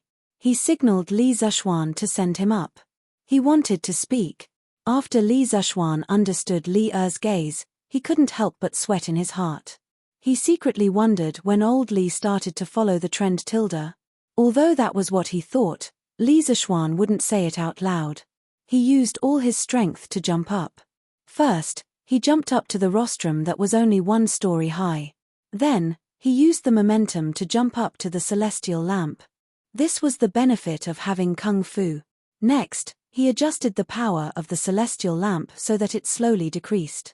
Li Er nodded with satisfaction. In fact, today was his first time riding this thing. The work supervisor had already replicated the celestial lamp, but no one dared to let Li Er go up. They said that it was unstable. Looking at it, only Li Zhuan's celestial lamp was more reliable. Under the personal control of Li Zhuan, the celestial lamp floated up to the sky again. But this time, he could only retreat behind the scenes. Old Li had to be in the limelight in front of everyone. Chapter 691. On the celestial lamp in front of the rostrum. Li Er stood with his hands behind his back and looked at the thousands of students below. He felt the breeze blowing in his ears and was in a good mood. The students below the field saw that Li Zhuan was looking at them. These students who had just listened to Li Er's speech were already excited, but they didn't dare to make a sound at this time. They pursed their lips tightly and clenched their hands. They looked at the basket under Li Er's feet as if they were on a pilgrimage. Of course, they didn't dare to look directly at Li Er's face. Qin Qiong, Cheng Yaojin, and other military leaders who were originally sitting on the rostrum didn't dare to sit there anymore. They could only go down and stand with Fang Xianling, Zhongsun Wuji, and Chu Suiliang who came with Li Er. Li Er looked at the students below and said, "I am the Emperor of the Tang Empire and also the Dean of Yanghuang College. Today, I see so many young talents joining Yanghuang College. I am very pleased. As the Dean of Yanghuang College, I also have something to say to you." At this moment, many people suddenly remembered that Tang Daily once said that Li Er was the Dean of Yanghuang College. The students on the field couldn't help but hold their breath. After all, this kind of opportunity to listen to the Empress' speech was hard to come by in their lifetime. I entered school at the age of 4 and began to practice martial arts at the age of 5. No matter the cold weather or the hot weather, I have never slacked off. It was because of the accumulation of years of learning that I was able to eliminate the 18 rebellious kings in the world. Therefore, I hope that after you enter Yanghuang College, you must be vigilant and diligent. The competition here will be very fierce. The capable will advance, and the mediocre will retreat. Only those with outstanding ability will have the opportunity to be put in an important position by the imperial court. I hope that you can be the young man who frightened China with a tiger cub roaring in the valley. You can be the young man of the Tang Empire. I have always believed that meritorious deeds should be rewarded and wrongdoings should be punished. As long as you have meritorious deeds for the Tang Empire, I will never be stingy with rewards. Therefore, during your time in Yanghuang College, you are to display your intelligence and wisdom. Let me see your talents. Do you all understand? This student understands. For His Majesty, for the Great Tang, I will do my best until my death. Someone in the crowd shouted, and the people behind him immediately followed. This student understands. For His Majesty, for the Great Tang, I will do my best until I die. For a moment, this was the only sound that could be heard on the sports field. This kind of raw, sonorous and powerful, with thousands of people following, made Li Er feel heroic. He thought to himself, no wonder that brat Li Zhuan was so excited just now. The feeling of standing here and looking down was indeed different. Li Zhuan, who was standing behind Li innocently took the blame again. He was really wronged. Next, Li said a few more words to encourage the students to study hard. Then, he got off the fairy lamp and floated away. This time, the start of term ceremony was about to come to an end. Zhongsun Wuji, Fang Xianling, and Chu Suiliang naturally left with Li. However, before Fang Xianling left, he specially praised Li Zishuan. Li Zhansha's ode to young China is really enlightening. This old man hasn't heard such a good article that makes one's soul tremble for a long time. The article is good, and the person is also good. You are a rare young talent in the Tang Empire. I hope my son can learn something from this Yanghuang College. When Fang Xianling turned around and left, Li Zishuan saw that he couldn't hide the smile on his face. Obviously, old Fang was very happy in his heart. Then, Li Zishuan walked up to the rostrum and began to explain the matters related to enrollment to the new students. As for why he didn't use the fairy lamp, it was mainly because this thing had been played with by him for the whole afternoon and was almost out of oil. He didn't want to fall from the sky halfway through his speech. Well, today's start of term ceremony of Yanghuang College has come to an end. Next, let's invite the head teachers of each class to lead the students in your class to visit the college and familiarize themselves with the use of some of the new tools inside the college. Make sure that every student knows how to use them. In the future, don't make a fool of yourself on the night of September 15th again. It would have been better if he didn't mention it. Now that he mentioned it, more than half of the seniors all blushed. When they thought of the embarrassing scene of a bunch of naked men chopping bamboo in the bamboo forest of the college that night, they couldn't help but want to find a hole to hide in. Hey September 15th School hasn't started yet Yes School hasn't started yet. How could the college make a fool of itself Could it be, all the students didn't know what was going on? They looked at their head teachers in front of the group with curious eyes. Some of the braver ones even whispered in the audience. After some guesses, they almost pointed out the truth of the matter.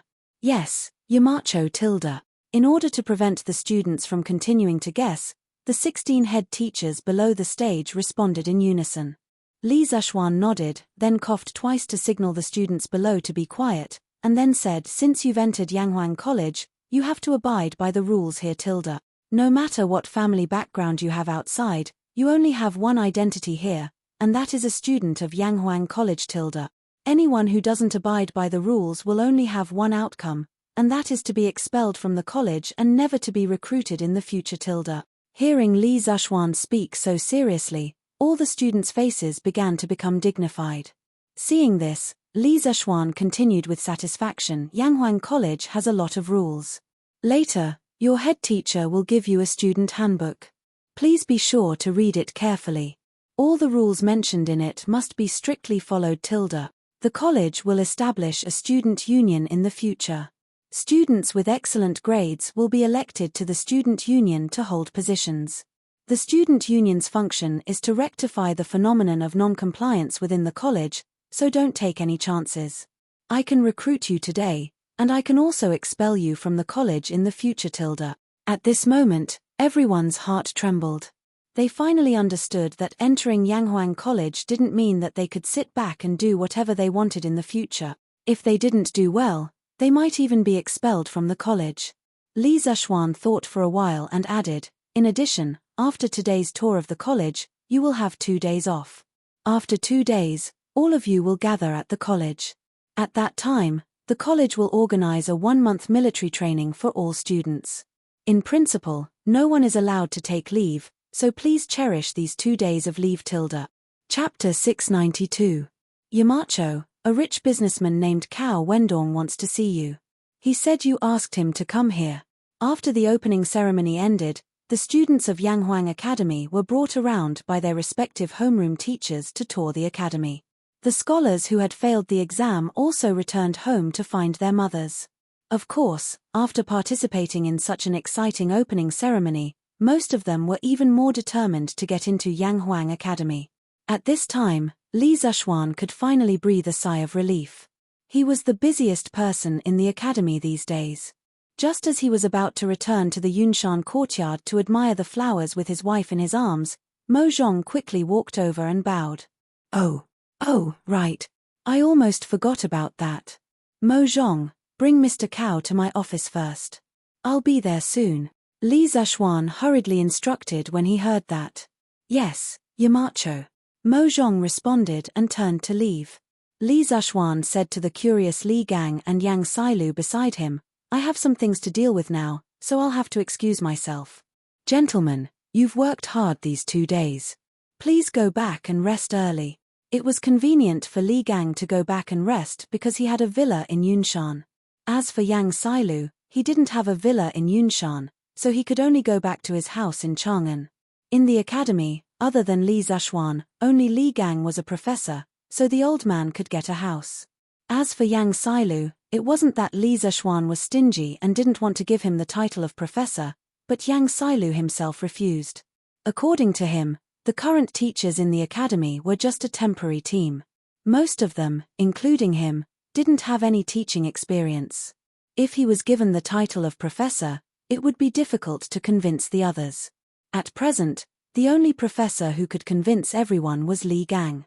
Therefore, in the first phase of Yunshan Villa, only 3 buildings were occupied. They were his, Li Gang's, and Yang Xiaoning's. Well, good, Yamacho, go ahead. Brother Yang and I are both in good health.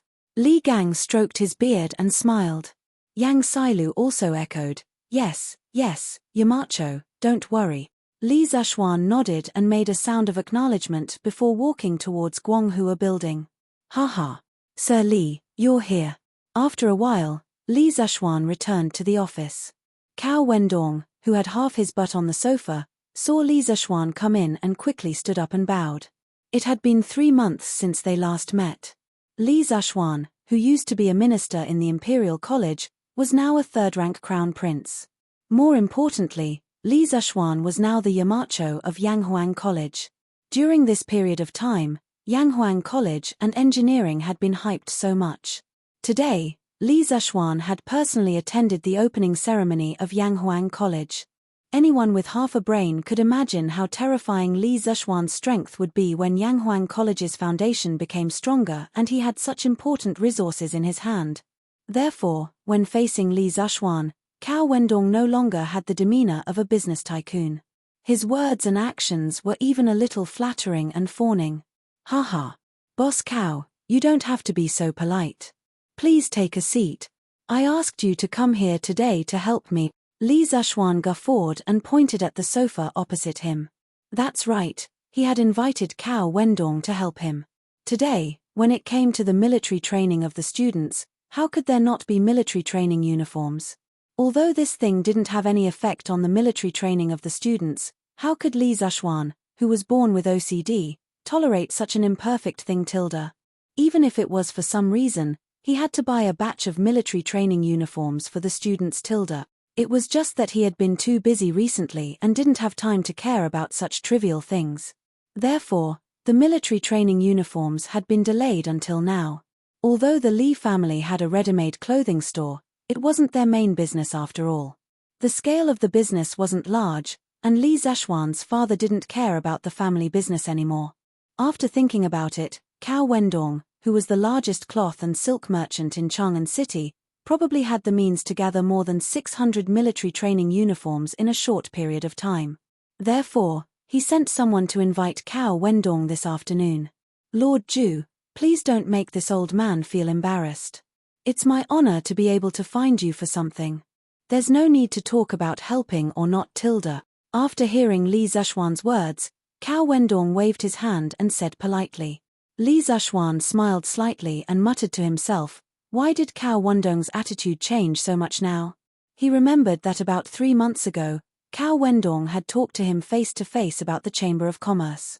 At that time, Cao Wendong wasn't like this. Boss Cao, you're too polite tilde. Let's not beat around the bush. Today, I asked you to come because I have something to ask of you tilde. Cao Wendong bowed and said, Lord Zhu, please speak tilde. As long as I can help, I will definitely help tilde. Li Zhuan thought for a moment and said, I have a special style of clothing here. I wonder if Boss Cow has the means to make 700 sets of it in a short period of time. Although there were only 640 people in the academy, who could guarantee that every set of clothing would fit? It was always right to buy more. Cao Wendong asked tentatively, I wonder if Lord Ju can show me the style of the clothing. After saying that, he was afraid that Li Zexuan would misunderstand, so he quickly explained, Lord Ju, don't misunderstand. I have no intention of stealing. I just want to see if the style of the clothing is complicated so that I can make a good estimation of the time. Li Zexuan didn't care and said, this isn't a secret. Boss Cow, you're overthinking. Here. The blueprint is here. Take a look. It was just a set of camouflage clothing. Li Zexuan didn't care if others could copy it. Moreover, he felt that even if someone copied this kind of modern-style clothing, they probably wouldn't be able to sell it. Cao Wendong took a look and was stunned. This, Lord Ju, the clothing you want is like this. Li Zexuan nodded and said, yes. What's wrong? Is it difficult to make? Cao Wendong wiped the sweat on his forehead and quickly said, no, it's easy. This clothing looks like it uses less fabric and it's faster to make it. Li Zexuan thought to himself. Compared to the 3 layers of clothing that the people of the Tang dynasty wear now, of course camouflage clothing uses less fabric. Then, can Boss Cow make 700 sets of these clothes in a short period of time? This was the question that Li Zexuan was most concerned about. He had the money, but he didn't have the manpower to do it. He could only look for someone else. Cao Wendong pondered for a while, then gritted his teeth and said, 5 days. Lord Ju, please give me 5 days. I will use all the resources I have on hand to help Lord Ju make 700 sets of clothes like this within 5 days. Chapter 693. Guanghua Building, Principal's Office. When Li Zexuan heard that Cao Wendong could rush out 700 sets of camouflage uniforms in 5 days, he was both surprised and happy. This was the power of connections in the business world. He smiled and said to Cao Wendong, haha, Boss Cow is straightforward, but don't worry. If the quality of these clothes passes, I won't treat you badly in terms of price. Cao Wendong hurriedly said, hey, Lord Ju, what are you talking about? It's just a few pieces of clothing. Do you think I would use this opportunity to make a big profit from you? Since you like me and are willing to let me do this, this is more precious than any amount of money. Cao Wendong obviously knew that Li Zexuan wouldn't owe him a favor for a few pieces of clothing, so he tactfully didn't say that he wouldn't accept a single cent for these clothes. To him, if he could get in touch with Li Zexuan, it didn't matter whether he lost money or earned money.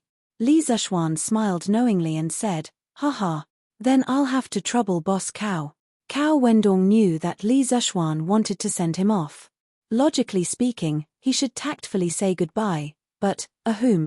Lord Ju, after witnessing the grand opening of Yanghuang Academy today, I really yearn for this place. In this world, only an immortal like you, Lord Ju, can create such an academy that is like an immortal palace. Boss Cow, if you have something to say, feel free to say it. Li Zexuan leaned back and smiled with his eyes squinted. Cao Wendong looked embarrassed and said, Lord Ju, it's like this. I have a son. He's 15 this year, and I want him to come to Yanghuang College. I wonder. Before he could finish, Li Zexuan interrupted, Boss Cow, you don't have to say any more. If you want to enter Yanghuang College, there is only one way, and that is to pass the exam. Do you know that His Royal Highness Prince of Wei and His Royal Highness Prince of Han are among the candidates this time? Even they need to take the exam. What do you think? Cao Wendong wiped the cold sweat from his forehead and quickly nodded. Of course, I have to take the exam. I don't have any other meaning. I just want to ask you, is Yanghuang College recruiting business students? Li Zexuan's face looked a little better. He paused and replied, as long as the student has a good character, has no record of breaking the law, and has good grades, of course, Yanghuang College will accept them. When Cao Wendong heard that, he bowed with a face full of joy and said, Thank you, Lord Ju, for your kindness. When I get back today, I'll have my son prepare for Yanghuang College's exam next year, then I won't disturb you any longer. Goodbye. Li Zishuan nodded lightly, and Cao Wendong slowly left the room. Hey Tilda. What are you two doing Tilda? Not long after Cao Wendong left, Li Zishuan tidied up a little and then left the office to go home. When he reached the 9th floor, he saw Yang Xiaoning holding a large round ice cube in his hand and Mo Lingwei holding a smaller round ice cube. She was looking at the ice cube in her hand, as if she wanted to see through the small ice cube and observe the large ice cube in Yang Xiaoning's hand. No matter what they were doing, in Li Zishuan's eyes, they were like two idiots. This was because they were obviously grimacing from the ice cube, but they couldn't bear to let go. Seeing this scene, he couldn't help but speak up. Hey Tilda. It's Xiaoxian Tilda. What a coincidence Tilda. When Yang Xiaoning heard that, he turned his head and glanced at them, then shifted his attention back to the ice cube in his hand. Li Zishuan said unhappily, What a coincidence Tilda. Hurry up and tell me, what are you two doing Tilda? Although the weather isn't cold now, don't you two feel that the ice cubes in your hands are cold Tilda? Yang Xiaoning laughed and said, He Tilda. Not at all Tilda. We're searching for the truth Tilda. Xiaoxian, don't interrupt Tilda. Tilda. Yes Tilda. Yamacho, don't disturb us Tilda. I'm doing something big now. Let's see if you still dare to look down on me after I succeed. Let's see if you still refuse to let me be a teacher at the academy Tilda. Mo Lingwei at the side pouted and snorted. The two of them were really like a couple singing the same tune Tilda. Okay Tilda. I won't disturb you guys Tilda. You two take your time. I want to see what you two can do today Tilda. Li Zishuan didn't expect this adulterous couple to get together so quickly. He waved his hand, indicating that he was defeated. Then, he squatted at the side and calmly watched what Yang Xiaoning and Mo Lingwei were doing. However, after watching for a long time, he still couldn't figure out anything. He thought that even if he asked, these two wouldn't tell him, so he changed the topic and said, Didn't you two study how to drill wood to make fire yesterday? Oh, no, ice to make fire. How was it? Did you guys figure it out Tilda? It couldn't be helped. The idea of drilling wood to make fire was too deep in Li Zishuan's mind. Sometimes, he couldn't help but blurt it out. Of course we figured it out Tilda. How can it be bad when I personally did it Tilda? Before Yang Xiaoning could answer, Mo Lingwei couldn't help but say proudly, Yesterday, I only used a piece of ice to burn little Ning's clothes. How was it Tilda? Isn't it amazing Tilda? Yamacho, do you want to try it Tilda? Not trying Tilda. Li Zishuan was speechless. Who would want to try it Tilda? Isn't it just the principle of a convex lens to gather light? Do I still need a little girl like you to teach me Tilda? She even used a magnifying glass to burn clothes. These two are really talented Tilda, but who the hell is little Ning Tilda? Thinking of this, he looked at Yang Xiaoning with a strange expression and shouted, Hey Tilda, little Ning Tilda. Yang Xiaoning was so angry that he almost vomited blood. He scolded, Get lost Tilda. Are you King trying to disgust me Tilda? Li Zishuan curled his lips and said in a strange tone, Yo Tilda, you don't feel disgusted when someone calls you that. We're such good friends, but you're disgusted Tilda. Xiaoning, I noticed that you've changed Tilda. It was rare to see a technical otaku like Yang Xiaoning who was about to get out of singlehood. Li Zishuan took this opportunity to tease him Tilda. Mo Lingwei instantly blushed. She quibbled, Yamacho, you don't talk nonsense. I just don't feel comfortable calling him by his name, so I called him Little Ning. You can't think in that direction Tilda. Yang Xiaoning also nodded and said, Yes Tilda. We're just doing a few experiments together. We're innocent. Xiaoxian, you can't talk nonsense Tilda. Li Zishuan couldn't help but cover his face. Stupid teammate. I'm trying to find a way to help you get out of singlehood Tilda. Why are you being a hindrance Tilda? Chapter 694. Okay Tilda. I won't say anything. Both of you are innocent, okay? Li Zishuan couldn't be bothered with Yang Xiaoning anymore. He thought to himself, this guy is really single based on his strength. What can I do? But how long do you two plan to do this? It's going to be dark soon. Li Zishuan looked at the sky and couldn't help but ask. Mo Lingwei looked up, then threw the ice cubes in her hand to Yang Xiaoning and muttered, I'm not playing anymore. I'm not playing anymore. Let's talk about it tomorrow. It's really strange, yesterday's situation can't be replicated tilde. Suddenly receiving another ice cube, Yang Xiaoning almost jumped up from the cold. When he heard Mo Lingwei say that they weren't playing today, he quickly threw away the 2 ice cubes in his hand and rubbed his frozen hands. Li Zishuan couldn't help but ask curiously, yesterday's situation tilde? What kind of situation did the 2 of you encounter yesterday tilde? Tell me about it. Maybe I can help you guys a little. Mo Lingwei looked at Li Zishuan suspiciously and thought for a while before saying, Yamacho, let's make it clear first. I invented this thing, you're only helping me perfect it. When the time comes, you can't steal my credit tilde. Li Zishuan didn't know whether to laugh or cry. What credit can I steal from you tilde? Sigh, if you don't want to say it, then forget it. I'm going home to rest tilde. Hey, Yamacho, don't go yet.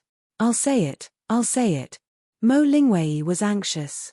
The little girl quickly rushed in front of Li Zishuan and blocked his way, then said, Yesterday, when I was demonstrating to little Ningzi how to make a fire with ice cubes, I accidentally discovered that when 2 convex ice cubes are separated by a certain distance, you can see things in the distance through them.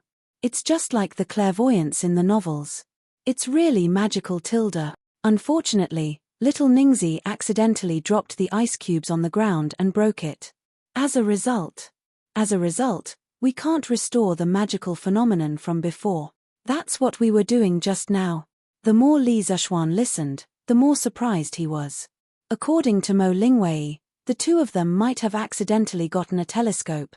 He pinched his chin and thought for a moment. Ink Girl, the reason why you can't recover the previous miraculous phenomenon is mainly because the distance between the 2 ice cubes is wrong. Mo Lingwei retorted, impossible. The distance between the 2 protruding ice cubes yesterday is about the same as the distance we placed them today, right? Li Zishuan smiled and explained, even if your distance today is exactly the same as yesterday, it's impossible for yesterday's miraculous phenomenon to happen. Actually, Ink Girl, you've overlooked a problem from the beginning to the end. The protrusion of the ice cubes you used today might be different from the ice cubes you used yesterday. Mo Lingwei nodded. That's possible.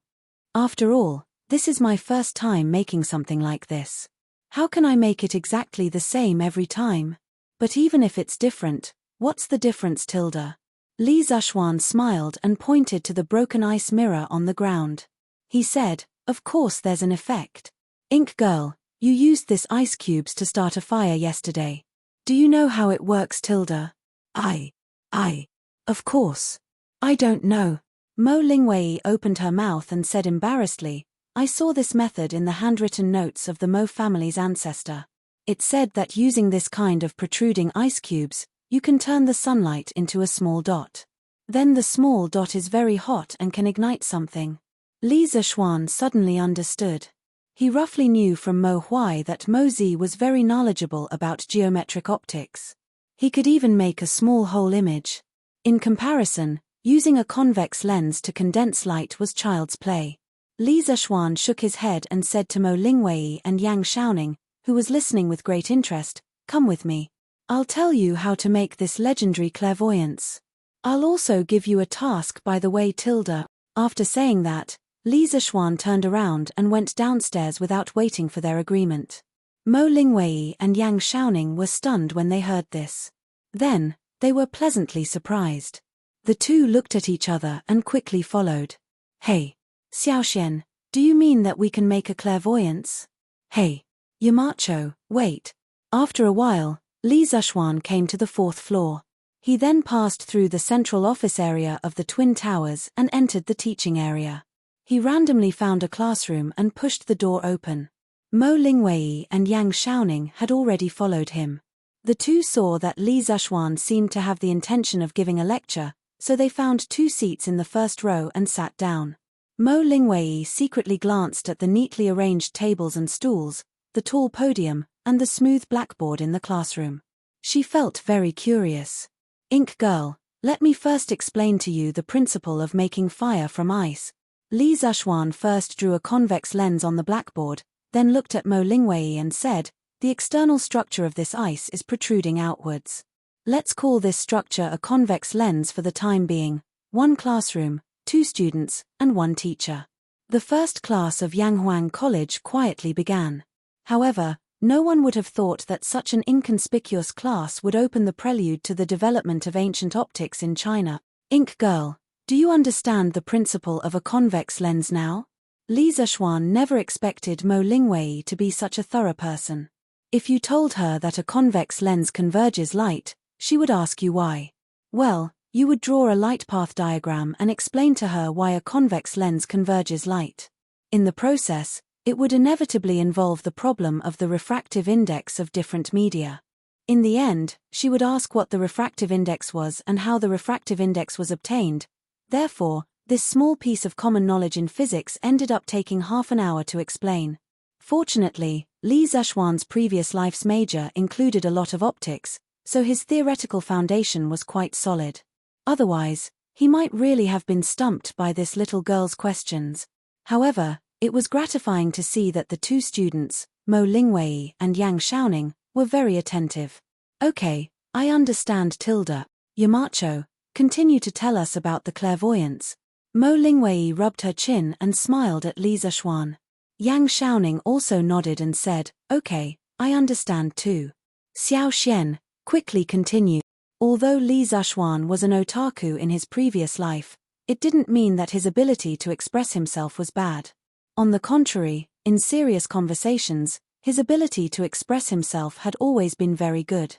His thoughts were especially clear. Perhaps it was because of this that Mo Lingwei and Yang Xiaoning could quickly follow his train of thought. Okay. Since you understand this, the next part will be very simple tilde. Chapter 695. When the objective lens converges the distant light to a single point, the distance between the point and the eyepiece is equal to the focal length of the eyepiece. As I told you before, the light emitted from the focal point will become a parallel beam after passing through the convex lens, and the distant scenery will be formed into a magnified image. As for how magnified it depends on the ratio of the focal length of the objective lens to the focal length of the eyepiece. In addition, this tool that can see distant objects clearly, I call it a telescope. In the classroom, Li Zhuan's first class in Yanghuang College was coming to an end. After an hour of lecture, he finally explained the principles of telescopes to the 2 people in front of him. Of course, he only explained the principles of the Kepler telescope, consisting of 2 convex lenses. There was also the Galileo telescope, 1 convex lens, 1 concave lens, and some reflector telescopes. Oh, I didn't know there was so much knowledge behind this small lens. I didn't expect that a telescope similar to clairvoyance could really be made. Yamacho, you're so knowledgeable. As the saying goes, knowing a person by reputation is not as good as meeting him in person. Although Mo Lingwei had heard from Mo Zhong and the others that Li Zhuan was very powerful, at that time, Mo Lingwei felt that she wasn't bad either. After all, she was like a little overlord in the Mo family. However, after listening to Li Zhuan's lecture today, she finally understood the gap between her and Li Zhuan. Although she knew a lot about the various kinds of knowledge in the Mo family, she only knew the basics and didn't know the details. Moreover, the things she knew were very diverse and varied. On the other hand, Li Zhuan seemed to have a complete knowledge system. No matter what the problem was, he could trace it back to the source and explain it clearly. Mo Lingwei couldn't help but admire him. She felt that Li Zhuan was even better than her father tilde. Haha. When you 2 are free, you can take a look at the school's physics textbooks. Although the first book doesn't cover much about lens imaging, some of the basic concepts are very useful for making telescopes. Li Zhuan put down the chalk and patted the chalk dust off his hands as he smiled at the 2 of them. Yes. I'll take a look when I get back. Mo Lingwei replied with a smile. Yang Xiaoning hesitated for a while and said, Xiao Xian, give me a set of all the teaching materials of the academy later. I want to take a look too. Li Zhuan naturally agreed. Then he thought for a moment and said, after explaining the principle of the telescope to you, I have a task for you.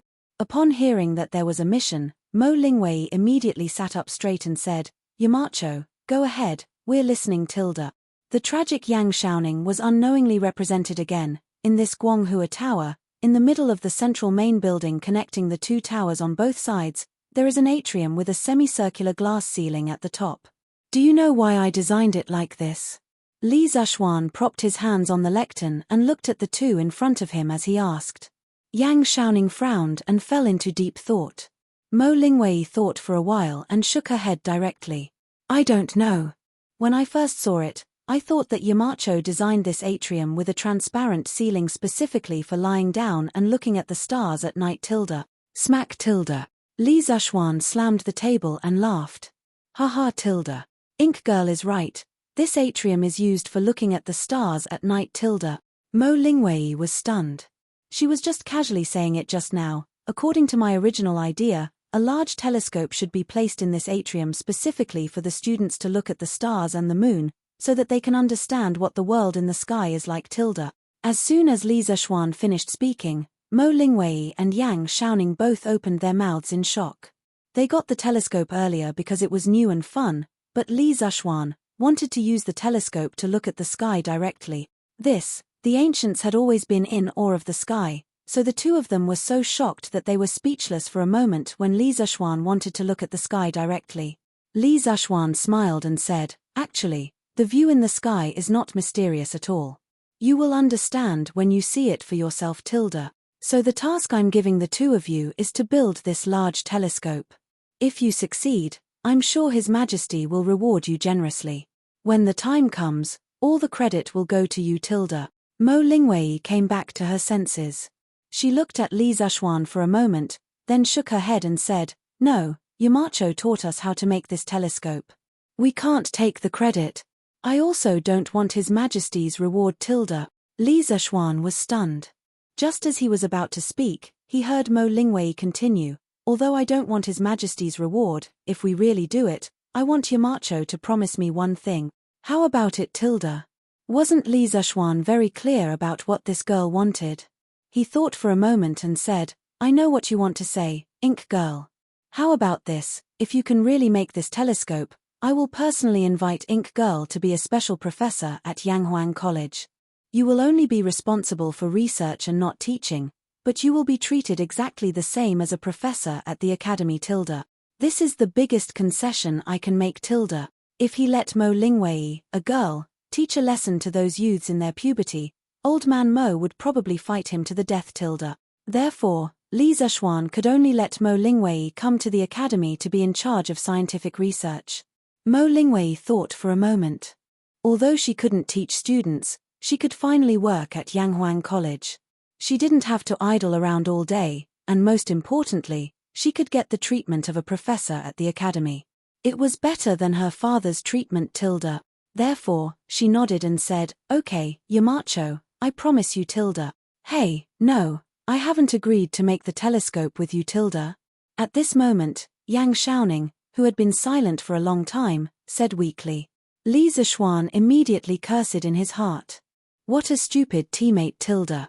Wasn't the reason why he gave Mo Lingwei this mission to set her up with Yang Xiaoning?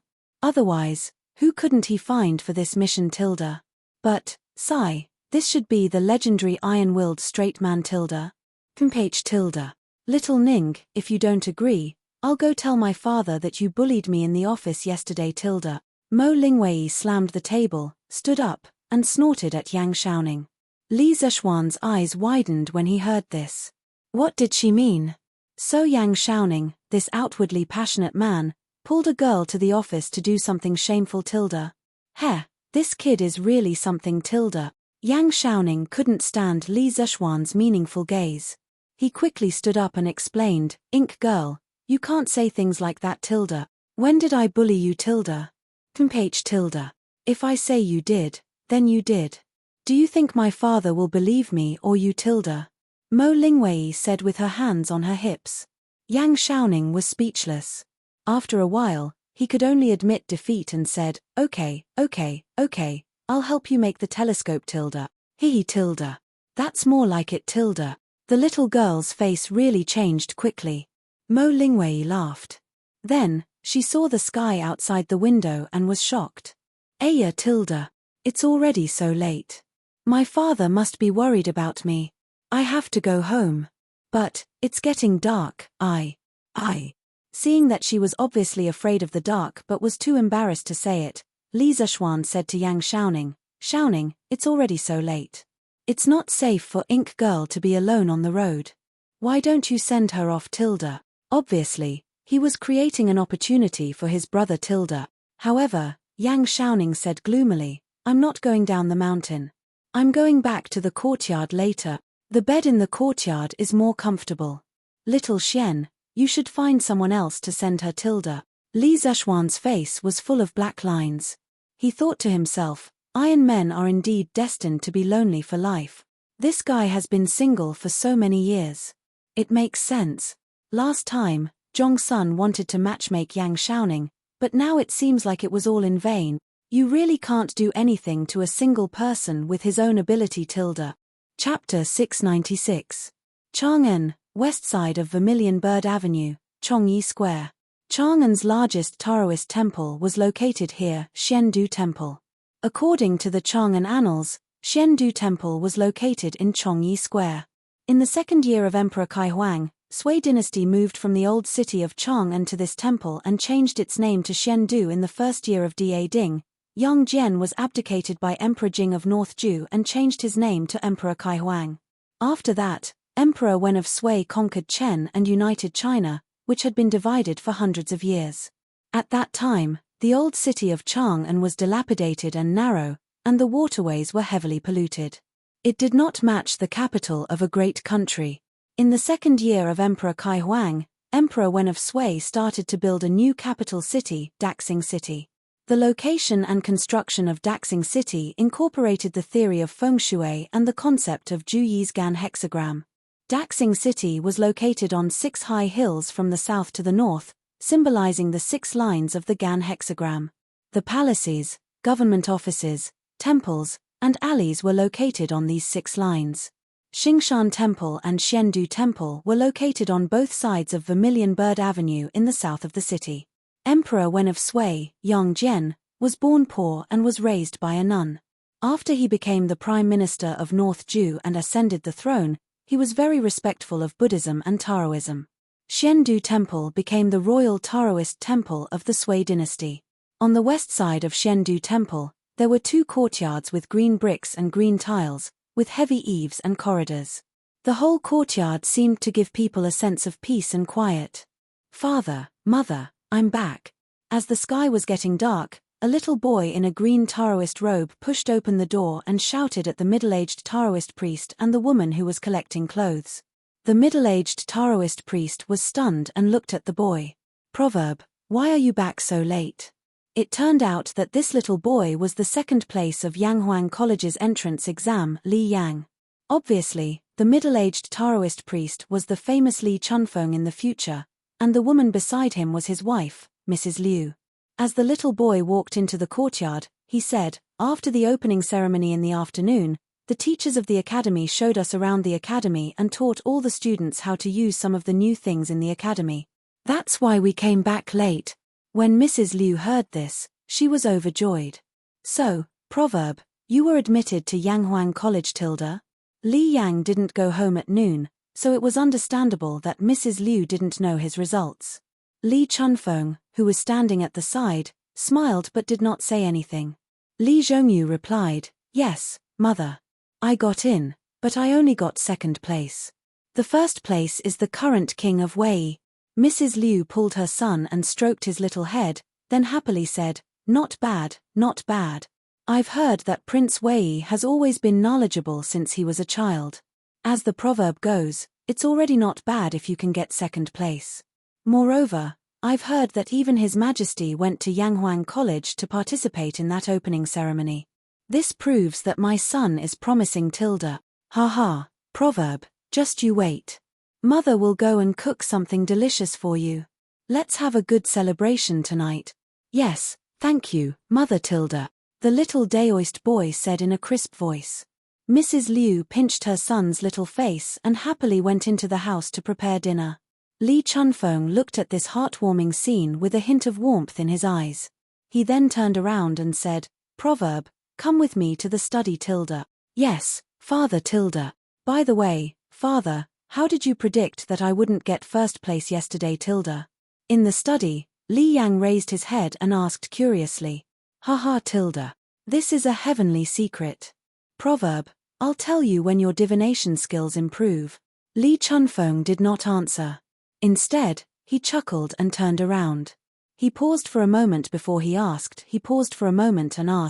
"Proverb, how do you feel at Yanghuang College today?" Li Yang pursed his lips and seemed to be organizing his words. After a while, he replied, "Father, although the architectural style of Yanghuang College is unique, the overall layout is in accordance with the Daoist principles of yin, yang, and 5 elements. I can see that Li Zhuan, Yamacho, he put a lot of thought into the design of the college. As for the interior of the building, the stone floor is as smooth as a mirror, the clear glass windows, and even the toilets are extremely luxurious. There's not much stench in there at all. If you want to talk about feelings, I feel that this Yanghuang College doesn't belong to Tang Dynasty at all. It's as if it doesn't belong to the world we live in." At the end of his sentence, Li Yang furrowed his brows like a little adult. He looked conflicted and puzzled. Li Chunfeng saw this and could not help but laugh. He walked up to Li Yang and patted the back of his head. He laughed and said, "Haha, Tilda. This Yanghuang College does not belong to Tang Dynasty, Tilda." Li Yang looked up and asked curiously, "Father, what do you mean, Tilda? Also, you said that Yamacho is the man of destiny of Taoism. What do you mean, Tilda?" Li Chunfeng remained silent. After a while, he walked to the window with his back facing Li Yang and said slowly, "You're right. Great wealth depends on heaven, small wealth depends on hard work. Man proposes, but God disposes. In this world, most people's fates are predestined by the heavens. However, there will always be a type of person whose fate is not only predestined by the heavens, but can also change the fate of others. This type of person is called the destined person." Li Yang's mouth opened wide in shock. He muttered, "Father, are you saying that Yamacho can change fate, Tilda? How is that possible, Tilda? Before Kongming died, even the 7 stars life-prolonging lamp array could not change fate. How can Yamacho do it, Tilda?" The 7 stars life-prolonging lamp was also known as the 7 souls 7 orifices lamp. It was recorded in the Daoist teachings. When a person is in the womb, the 3 elements nurture him, the 9 energies distribute him, the 5 stars form his 5 organs, and the Big Dipper opens his orifices. The 7 stars descending child to protect him. It could be said that a person's 7 souls were adorned by the 7 stars and were also protected by the 7 stars. If one of the 7 stars was destroyed, the soul would not be able to gather. If all the 7 stars were destroyed, the soul would dissipate. Zhuge Liang, who was well versed in Chimen Duanjia, understood the theory behind the soul-gathering powder. Therefore, he set up the 7 stars life-prolonging lamp array in hopes of gathering his dissipating soul again to extend his life. Unfortunately, the mandate of heaven could not be defied. Wei Yang's hurried footsteps caused a gust of wind that broke the array set up by Zhuge Liang, causing the 7 souls to dissipate again. Not long after that, Zhuge Liang died of an illness in the Wuzhong Plains. In the study, Li Chunfeng's expression changed. After a long while, he sighed and said, "He is the man of destiny, but also someone outside of it. Of course, he will not be bound by it. Not only that, he will also bring unexpected things and variables to the Tang Empire, Tilda." At this point, it was unknown whether it was a coincidence or not, but the wind and clouds outside the house suddenly changed. A storm came pouring down without any warning. Chapter 697. The sudden storm gave Li Yang a big fright. Although he matured early and his wisdom was far beyond his peers, he was still a 6-year-old child. There were some things that he would still be afraid of. Li Chunfeng stood by the window and remained silent. He did not seem to notice the rain outside. In the end, Li Yang could not stand it anymore and walked over to close the window. "Father, what's wrong?" After closing the window, Li Zhongyu looked at Li Chunfeng and asked worriedly. Li Chunfeng came back to his senses and shook his head. I'm fine. He then turned around and sat down on the couch next to the desk.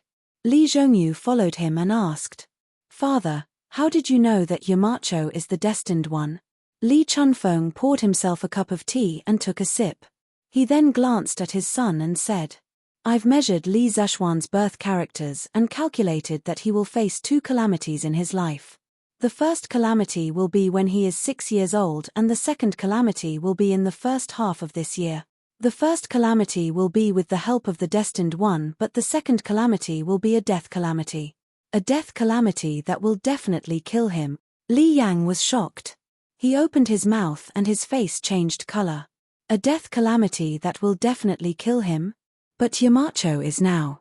He's still alive and well, right? Li Chunfeng finished his son's sentence and said, "I was even more shocked than you at that time. So, after that, No, father. May I ask how you know Yamacho's birth characters?" Li Yang asked weakly. He had recovered from the shock and remembered the loophole in Li Chunfeng's words. Li Chunfeng heard his son's question and an awkward expression appeared on his face. He paused for a moment and said, "In June this year, Li Zexuan's mother calculated Li Zexuan's birth characters at Xiandu Temple. I was there too." Li Zexuan, who was enjoying the loving dinner prepared by his wife in the courtyard of Yunshan, did not realize that his personal information was accidentally leaked when his mother gave him and Han Yush's horoscope. Moreover, it was leaked to a person who was proficient in divination. Li Yang was shocked. He did not expect his father, whom he had always admired, to do such a sneaky thing. Li Chunfeng felt his son's gaze and blushed. He coughed dryly and said, "When I calculated the calamity in Li Zexuan's life, I was also very shocked. He was clearly a dead person, so how could he still be alive? After that, I wanted to see Li Zexuan with my own eyes and make a further judgment. Once, by chance, I met Li Zexuan in front of the Li residence. At that time, he should have just returned triumphantly from the Serpent Spirit Mountain. His killing intent soared to the heavens. When I looked at his face, I could only see chaos. I couldn't see his past or future." Li Zhongyu was stunned.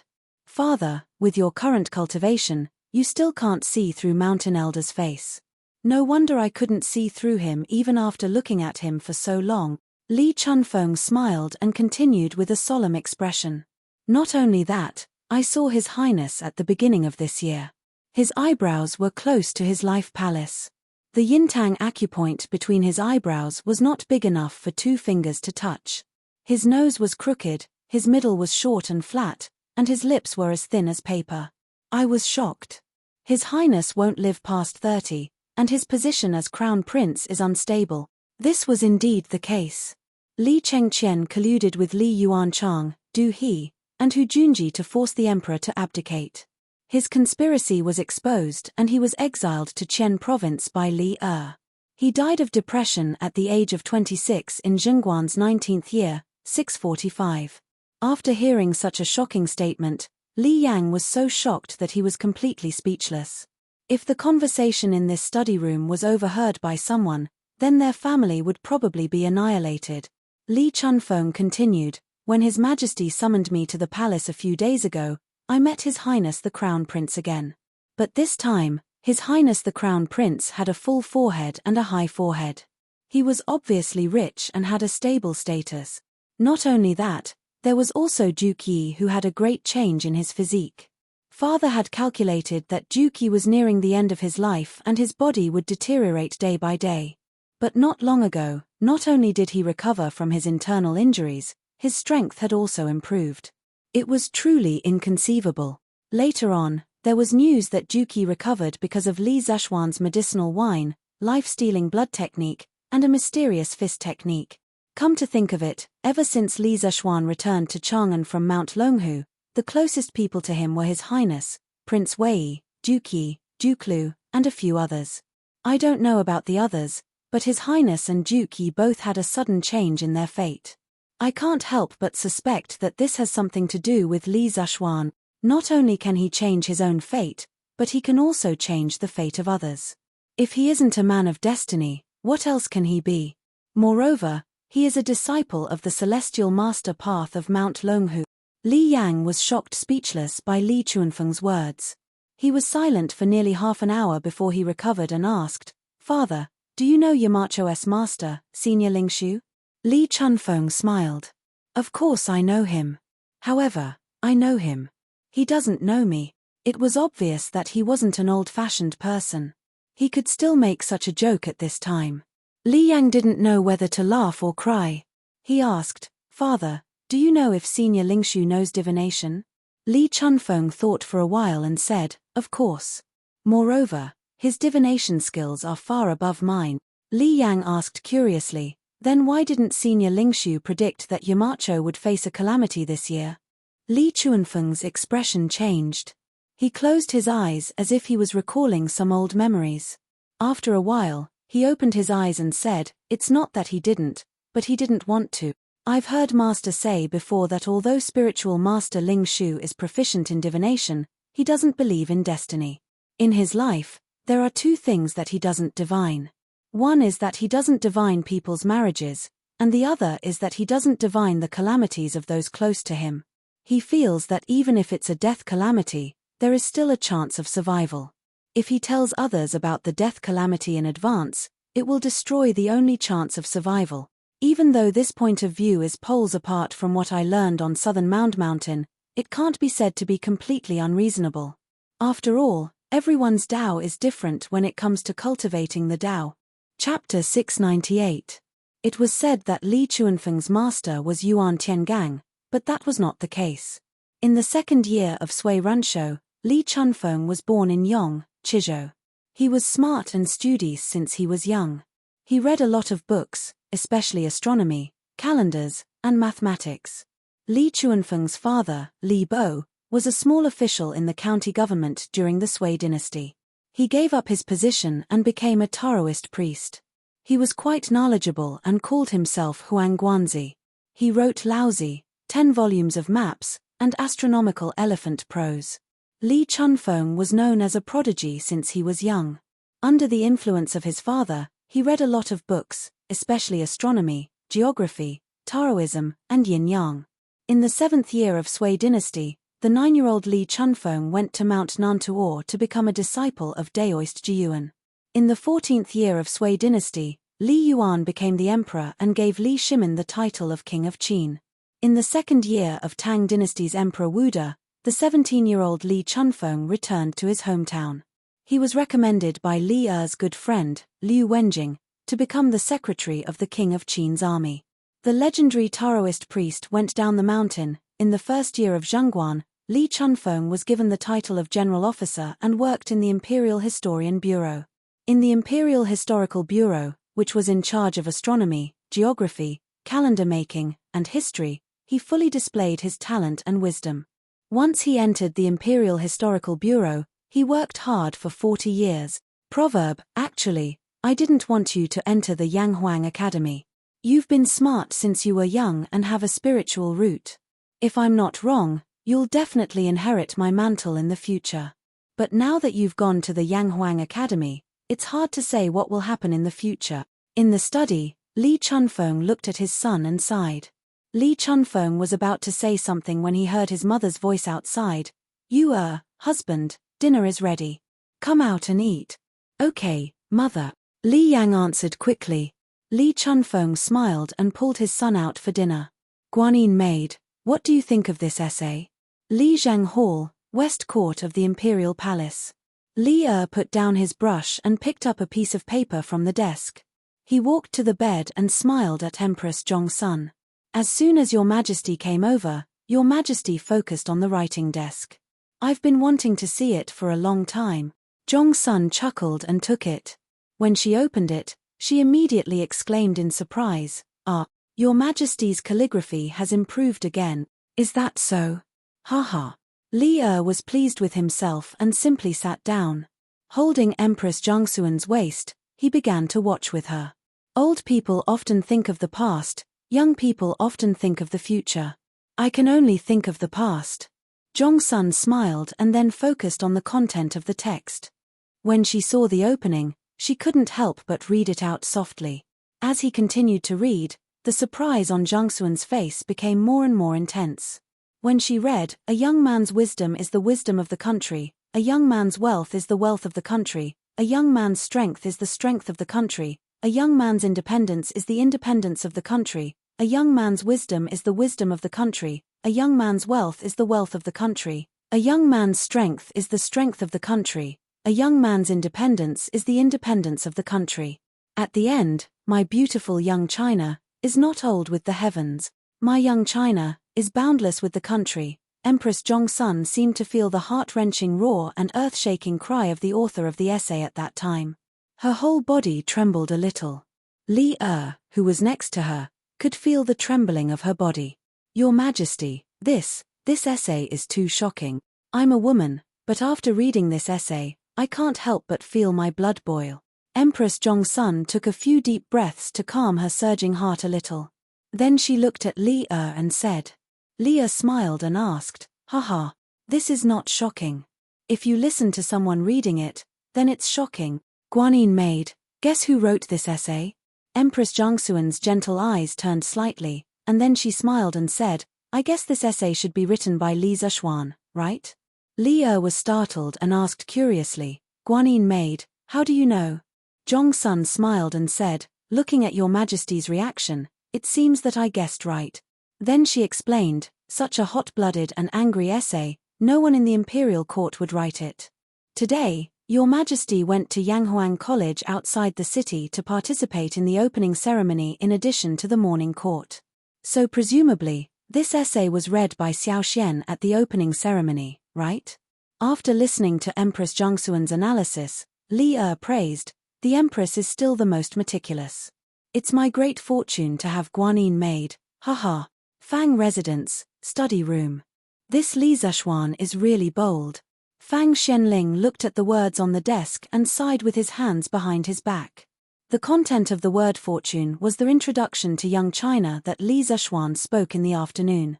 Fang Yizhi, who was next to him, nodded and said, "After listening to it in the afternoon, I also admire Li Ziyi. Yamacho. It's hard to imagine that he's not even 15 years old." Fang Xianling turned around and looked at his eldest son, who was also the most reliable son among his several sons, and said, "Whether it's the civil officials or the military officials in the imperial court, our descendants can't compare to Li Zishuan. Since you were admitted to Yanghuang College this time, study hard there. If you can learn 10% of Li Zishuan's knowledge, it's also excellent. What's more, according to His Majesty's current intention, he wants to vigorously support Li Zishuan and Yanghuang College. The Fang family's current glory is all given by His Majesty, so we must always follow His Majesty." Fang Yizhi respectfully said, "I understand, father, please rest assured." Fang Xianling nodded and said, "Well, I've always been at ease with you. But my beloved, you have to urge him to study well in the future. Don't let him hang out with Du He and King Lu all day long." Li Yuanchang, at this time, the king of Han, was still Li Ku. 2 years later, Li Yuanchang was changed to king of Han by Li Er. As for Li Ku, he was changed to king of Shu. When you have time, teach him the lessons of Yanghuang Academy. If he can also be admitted to Yanghuang Academy next year, this old man will be relieved. Old Fang's thoughts were a bit like those parents in modern times who thought their children were too noisy and wanted to send their children to school to be disciplined by teachers. Fang Yizhi's face flashed a trace of helplessness. Obviously, he also had a headache about this disobedient younger brother, but in front of Fang Xianling, he couldn't say it, so he could only say, "Yes, father, I will pay attention." At the same time, he silently mourned for Li Zishuan in his heart. He thought that if Fang Yizhi also entered Yanghuang College in the future, Li Zishuan would be the one who would have a headache. "Well, that's good. But don't fall behind your studies. As your father, the Fang family will have to rely on you in the future. This old man has no other request. I just hope that you can live a peaceful life, Tilda." Fang Xianling sighed, then bowed his back and left the study. Fang Yizhi looked at his father's back and inexplicably saw the sadness of a hero in his twilight years. His nose was a little sour. Chapter 699. The next day, at the Imperial College. Compared to Yanghuang College, the students here had already started school. During the break, a student at the Imperial College took the opportunity to take out today's Thatang Daily. He wanted to read the novel at the back, but he was attracted by today's headline, Young China, Li Zexuan's speech at Yanghuang College's first school opening ceremony. The student couldn't help but read it. As a result, he was completely immersed in it. After spending nearly half an hour to finish reading the news, the student's heart was like a stormy sea. His chest was surging with anger. He slammed the table with all his strength and couldn't help but roar loudly, "What the hell? Ha ha. Good. What a good saying that a young man's wisdom is the wisdom of the country, a young man's wealth is the wealth of the country, a young man's strength is the strength of the country, a young man's independence is the independence of the country." It's so well written. F***CK. Chen Xuanda, you're so wicked. Why are you shouting for no reason? You're interrupting my reading of the novel. Chen Xuanda, son of Chen Shuda, the Minister of Rights, another student next to him, was shocked by the sudden attack of this powerful sound wave. He stood up and cursed angrily. The rest of the people also criticized. That's right. Xuanda, why are you shouting for no reason? Did you scare yourself with your daydream tilde? Ha ha ha. Ha ha ha. The student named Chen Xuanda wasn't angry. He picked up the newspaper excitedly and said to the student who just scolded him, "Hey, Chengxian, stop reading the novel. Look at today's headlines.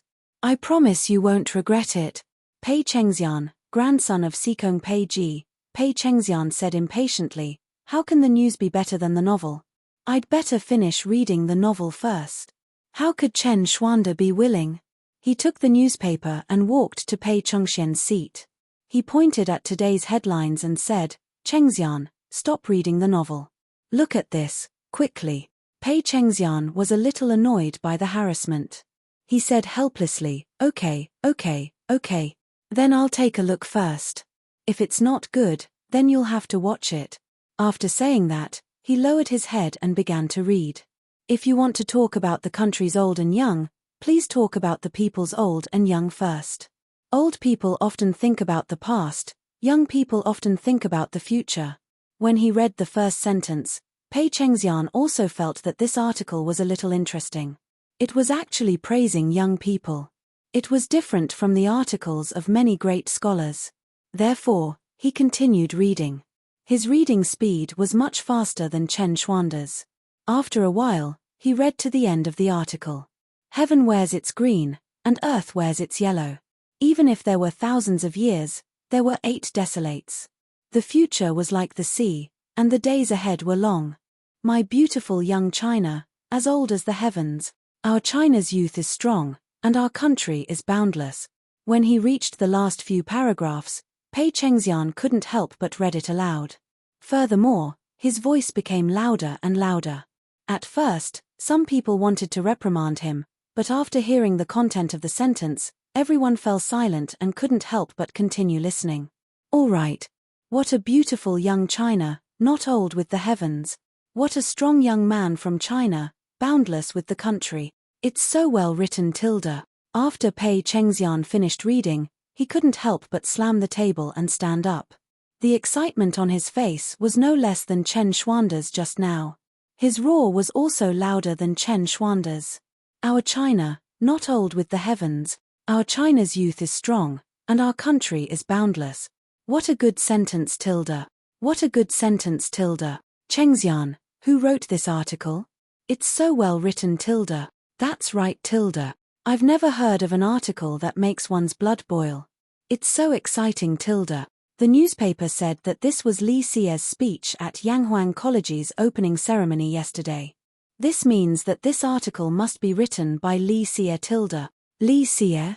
Yanghuang College? It's actually like this tilde. A tilde. Oh my god tilde. Is Yanghuang College still recruiting this year? I want to go to Yanghuang College. I want a tiger to roar in the valley, and all the beasts to tremble in fear. I want to be that China's youth tilde. Sob sob, it's so well written. Previously, when Pei Chengxian was reading this article, he had been muttering it in a low voice. Although his voice was a little soft at the beginning and many students did not hear it, they heard the last few paragraphs clearly. Therefore, all of their blood surged, especially the last 2 sentences. It was like a fuse that ignited the hearts of all the students. Young China, This is our China, our Tang dynasty. At this moment, they could only shout excitedly to vent the excitement and passion in their hearts. There were also some students who couldn't control their eyes from reddening at the end. They were excited, moved, and impulsive. Tears flowed down their cheeks uncontrollably. I'm crying. Why am I crying? They reached out to touch their eyes and looked at the water droplets hanging from their palms in disbelief. Once upon a time, every time they listened to the teachers of the Imperial College speak, they would involuntarily feel sleepy, and the words would go in one ear and out the other. They would act as if they were listening carefully, but in reality, they were not listening at all. But now, today, this article was clearly being read by Li Zexuan to the Yanghuang College students. Why were they so excited to the point of tears when they heard it from Pei Chengxian's mouth? Under such circumstances, many students were filled with endless yearning for Yanghuang College. Or rather, they were filled with yearning for the former directorate head of the directorate, Li Zexuan. They wanted to be students under such a teacher and not listen to the boring lectures of those great scholars in the directorate every day. Our young China is so beautiful that it doesn't age with the heavens. Our young China is so strong that it has no borders with the country. A young person's ambition is the country's ambition. A young person's wealth is the country's wealth. A young person's strength is the country's strength. Raw tilde. Yanghuang College. I want to go to Yanghuang College. I wonder if Yanghuang College is still recruiting. I heard that they're not recruiting anymore. Those who want to go can only wait until next year tilde. Tilde. That's such a pity. It's more comfortable to attend Li Xie's classes tilde. It wasn't just the directorate. All the students in the directorate were in an uproar. Given the current popularity of that Ang daily, even if each student didn't have a copy, there would be at least one copy for 2 students on average. Although many people bought newspapers to read novels, there would always be some who saw today's headlines and then passed it to other students. Therefore, it was difficult for such an impassioned article not to go viral. Among them, there were some students who had heard the live version of the speech at Yanghuang College yesterday afternoon. They were more excited than anyone else and kept shouting. Clang, clang, clang. However, at this moment, the gongs and drums of the directorate's classes sounded. The students' momentum finally weakened. However, this was only the calm before the storm. Under the silence, an even crazier force was suppressed. Chapter 700. Almost at the same time, the same thing happened at the Hongwen Library. Beautiful young China, immortal with the heavens. Strong young China, boundless with the country. Good job, Li Xiaonan. That's well said. I want to go to Yanghuang College. I heard that not only are the teachers there good, the environment is even better. It's like an immortal palace. I want to go too. I want to go too. Even if you want to go, they won't accept you. Yanghuang College only accepts students once a year. If you want to go, you'll have to wait until next year. Tilde. Next year tilde. Not only in Tang Dynasty's government-run schools, today's headlines also caused a huge reaction among the common people, especially among the young people. Good. Not only did Li Xiaonan dare to speak the truth, but his words also touched my heart. How satisfying. Yes, yes, yes. Brother Fan is right. Such a beautiful article, we should drink with him tilde. In a restaurant in Chang'an, several young men in brocade clothes were drinking and chatting merrily.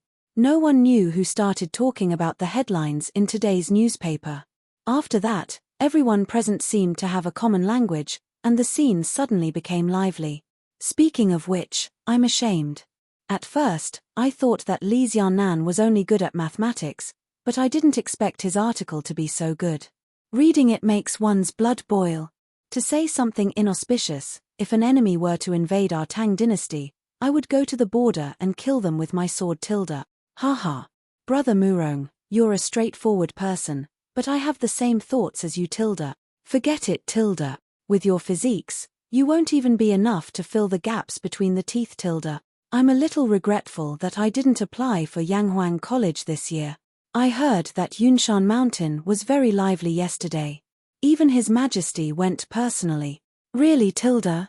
I heard from my neighbor, Niu family's Dalang, that he's a student of Yanghuang College.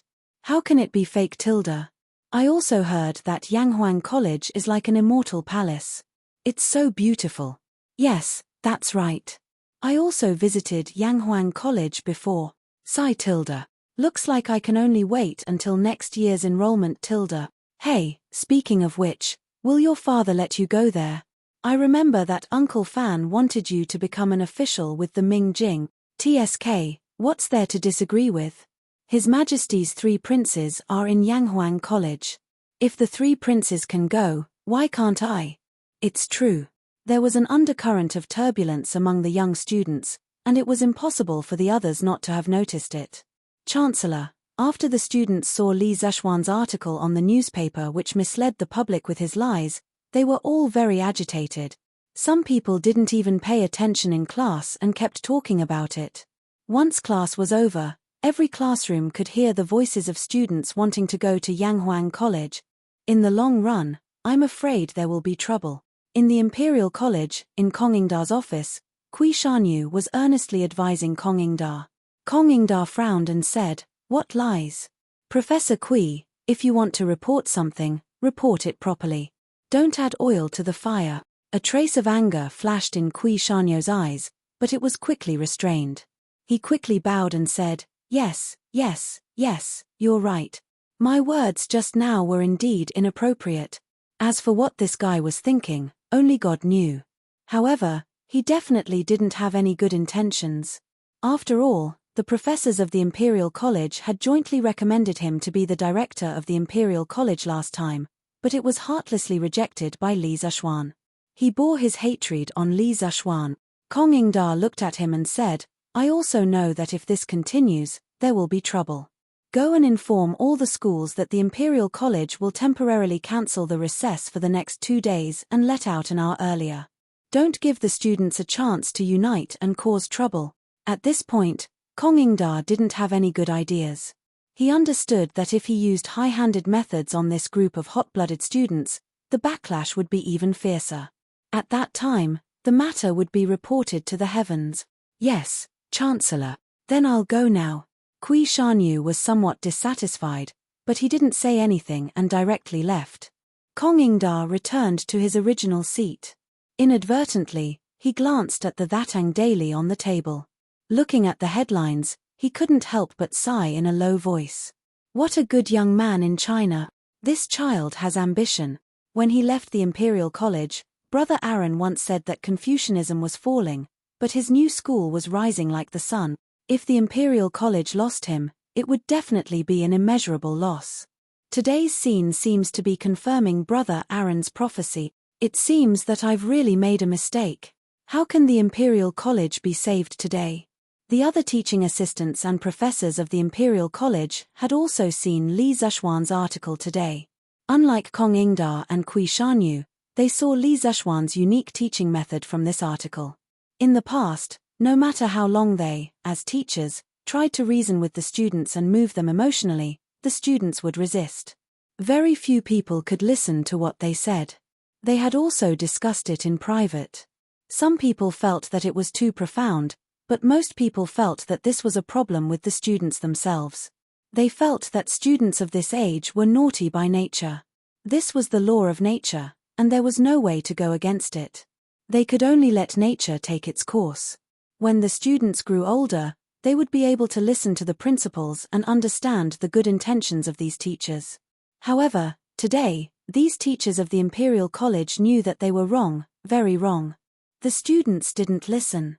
It wasn't that the students were young and insensible, but that there was a problem with the things that these teachers said. The principles they said didn't enter the hearts of the children at all. Many people couldn't accept this fact, but the scene in front of them left them speechless. Because Li Zexuan had done it. Young China had done it. Looking at the hot-blooded students of the Imperial College, there was an answer to everything. Therefore, other than a few professors who had grudges with Li Zexuan, the other teaching assistants and professors of the Imperial College, after seeing the response to Young China among the students, more or less began to reflect on themselves. They reflected on their previous teaching methods and their previous teaching attitude. Yang Lane, Wang Yaluan's old residence. At this moment, Wang Yaluan sighed in the courtyard. Good article. Good article. I just don't know how many young people this article will stir up and how many storms it will stir. And in his hand was today's Thatang Daily. Chapter 701. South of Chang'an City, Jinyu Academy. Haha. What a surprise. I didn't expect that Yamacho's speech yesterday would cause such a stir in Chang'an City today. Hongyi, Tianhua, did you hear it when you came? Almost everyone is talking about it, and many people want to enter Yanghuang College. Liao Feichen laughed loudly at Chen Tianhua and Hua Hongyi as soon as he entered the door. Chen Tianhua, who was writing a novel at the stone table, couldn't help but say, "We heard about it when we came." "Why are you so excited, Feichen?" Hua Hongyi also said, "Haha. Tianhua is right. They are praising Yamacho, not you. Why are you so excited?" Liao Feichen hurriedly walked over and retorted, "You can't say that. We are all students of Yanghuang College now. Seeing that others are envious of our Yanghuang College, I feel proud and happy. Haha." Hua Hongyi was more straightforward. He curled his lips and said, "Hey. In my opinion, Feichen, you are just being vain." Chen Tianhua looked at Liao Feichen and said seriously, "Feichen, our purpose of going to Yanghuang College is to study, not to be envied by others. We must be clear about this in our heart." Liao Feichen touched his nose embarrassedly and said in a muffled voice, "I understand all this. I can't help but feel happy when I see everyone talking about Yanghuang College. Hee hee. Hurry up and write your novel. If you don't, we won't even be able to afford food when we go to Yanghuang College." Hua Hongyi elegantly patted the dust on his sleeves and stood up. Liao Feichen's face was full of black lines. He really didn't know whether to curse or not. He sat down and suddenly thought of something. He looked at Chen Tianhua and asked, "Hey, I heard from Yamacho that when we return to the academy the day after tomorrow, he will organize a 1-month group training for all the students. Tianhua, why aren't you worried?" Chen Tianhua paused and looked up. "Why should I be worried? We are not spoiled rich young masters who have never suffered hardships since we were young. It's just a training. If Wei Wang and Han Wang aren't afraid, what are we afraid of?" Speaking of Prince Wei, Liao Feichen was fortunate enough to see his true appearance at the academy yesterday. Thinking of Li Tai's appearance of 200 to 300 catties, he immediately felt a lot more at ease. "Tianhua, you are right. If that's the case, then I have nothing to worry about." What these people didn't know was that the military training Li Zishuan was going to organize was an AOE across the entire map. He wouldn't be soft-hearted just because some people were physically weak. He would treat all students the same. "Uncle Qin, I'm here to discuss the military training with you." Li Zishuan went to the Qin residence in the afternoon to find Qin Qiong. He wanted to discuss the details of the military training. In the main hall, Qin Qiong took a sip of tea and asked, "Xiao Xian, do you have any ideas of your own? You can just say it in front of me tilde." Li Zishuan shook his head. "Let's not talk about me first. I don't know much about the training methods of the Tang army, so I would like to hear Uncle Qin explain it to me first." "Do you want to know about cavalry or infantry?" Qin Qiong asked. It was a very simple question, but Li Zishuan almost burst out laughing. It felt like some bad jokes in his previous life. "Brother, do you have any films here?" "Yes. They are much older tilde. Can you give me some tilde? Then do you want cavalry or infantry?" 233333. Li Zishuan shook his head and discarded the impure thoughts in his mind. He wanted to show that he was very pure. "Uncle Qin, of course, infantry. Can you explain it to me?" Returning to the main topic, Li Zishuan cupped his hands towards Qin Qiong and said in all seriousness, "Yes, of course." Qin Qiong nodded. After thinking for a moment, he began to explain. In the Tang army, other than long-distance running, there are also various combat and formation training. There are 50 people in a company. Tie up the guns and flags in the camp and bring them to the left and right sides of the training ground. Untie the flags according to the number of each team and stand in formation. The distance between each team is 10 steps, and each team takes up 10 square steps. Each team is placed in the gap between each team, and they are 20 steps away from the team in front. After setting up the formation, the generals of each team go to the general's office and wait for instructions. Every team will choose a team and step forward 50 steps. After hearing the sound of the horn, all the teams spread out and stand. After the second sound, all the teams raised their guns, raised their flags, and unsheathed their swords. After the third sound, all the teams raised their guns at the same time. After the fourth sound, all the teams knelt or sat down. At the same time, they looked at the big yellow flag and listened to the sound of the drums. When the yellow flag was lowered and the drums sounded, they shouted in unison and walked to the center line. At the same time, they practiced fighting and shouted kill as they charged into the enemy formation. After the enemy retreated, they could chase for 30 steps. After knowing that the enemy had retreated, the cavalry would charge in from the back. When the pursuing enemy heard the sound of the golden flag, they would immediately stop shouting and retreat. They would hold their guns in their right arms and turn around to stand in their original positions. This was definitely not made up by him. There were detailed records in Duke Wei's Art of War. With Qin Qiong's explanation, Li Zexuan's mind gradually formed a picture of the Tang army's training. What he did not expect was that the training of the army in this era would be so strict. The formations, positions, and actions according to the sound of the horn were almost the same as modern military training. This way, to Li Zexuan, it would save him a lot of trouble. Uncle Qin, Yanghuang College's military training this time is to strengthen the students' bodies and cultivate their sense of discipline. So, can you remove the weapons in the training method you just mentioned, such as swords, bows, and spears? We will only train in formations and formations. In addition, the battle cry during training will be changed to 1, 2, 3, 4. What do you think? Li Zexuan thought about it and decided to make some changes based on the Tang Army's training method to adapt to the special situation of Yanghuang College. But then again, he had no choice but to change it. If he were to completely copy the training method of this era, where would he find so many controlled weapons? His changes were basically a mix of modern military training and ancient military training. It was not only scientific and reasonable, but also easy for the people of this era to accept. Qin Qiong nodded and said, "No problem. But you have to tell me what kind of formation you want the students to practice. You better have a detailed plan." Li Zexuan replied, "I have this. I wonder if I can borrow it from Uncle Qin's family and let them demonstrate it to you." Great, great. Chapter 702. When Li Zexuan came out of the Qin Manor, it was already past 3 in the afternoon.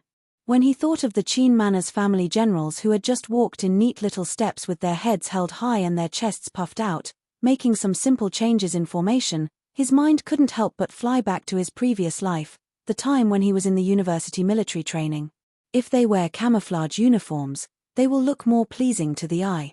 Li Zexuan muttered softly. Just now, in front of Qin Qiong, he didn't directly show off what he learned from military training in his previous life. Because he wasn't a special forces soldier in his previous life, he knew very little about formal military training. He couldn't be compared to Qin Qiong, a general who had experienced hundreds of battles. The only thing he could do was to add reasonable modern elements to the existing military training system of the Tang dynasty. If he blindly followed the military training system, it would only cause them to be unable to adapt. At this time, Li Zexuan could still hear some people discussing yesterday's article Ode to Young China. He helplessly shook his head, feeling unhappy. If he knew that the young people in Chang'an would have such a big reaction to this article, he definitely wouldn't have let Ma Ju put the article up. Because with the current trend of public opinion, so many students were clamoring to go to Yanghuang College. This was pushing Yanghuang College to the cusp of being on the same level as the Confucians. This was something that Li Zexuan didn't want to see. But now, he could only hope that this group of students wouldn't go too far and cause Yanghuang College to be attacked by the Confucians of Chang'an. There's actually such a thing. Ganlu Hall. Zhao Song reported in detail to Li about the intense reaction of the Imperial College, Hongwen Library, and the people to Ode to Young China in the morning. After listening to it, Li raised his eyebrows in surprise. He thought for a while and said, "Then, does the Imperial College and Hongwen Library have any countermeasures?" He was the emperor of a country.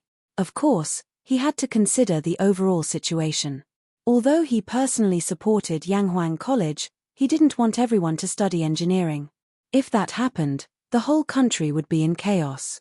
Zhao Song slightly bowed and said, "Your Majesty, the Imperial College has cancelled the students' recess in the morning." Hongwen Library followed suit and adopted the same measure. It seems that they don't want the students to talk about Li Shenji's speech during recess yesterday. After such a long period of recuperation, Zhao Song was basically recovered. However, his strength had dropped to the middle stage of the Grandmaster realm. It would be difficult to recover to the peak of the Grandmaster realm in a short time. But then again, in his previous situation, being able to keep his life was already good enough. How could he ask for more? The current situation was already the best outcome. If that's the case, it's fine. After the storm passes, I'm sure many people will calm down. Besides, Yanghuang College won't enroll any more students this year. Even if they don't want to, they have to calm down. Li nodded. He was quite satisfied with the Imperial College's actions. He suddenly remembered something and said in a low voice, "The day after tomorrow is the day when the military training of Yanghuang College begins, right? Ask Chengqian and Qingqiu to come over." "Yes. Tilda. Lord Tilda. You want me, old Pang, to train those kids, Tilda?" In the front yard of the Li residence, Li Zishuan called Pang Feiji over after returning from the Qin residence. After a series of instructions, Pang Feiji looked at Li Zishuan with a bitter face and complained.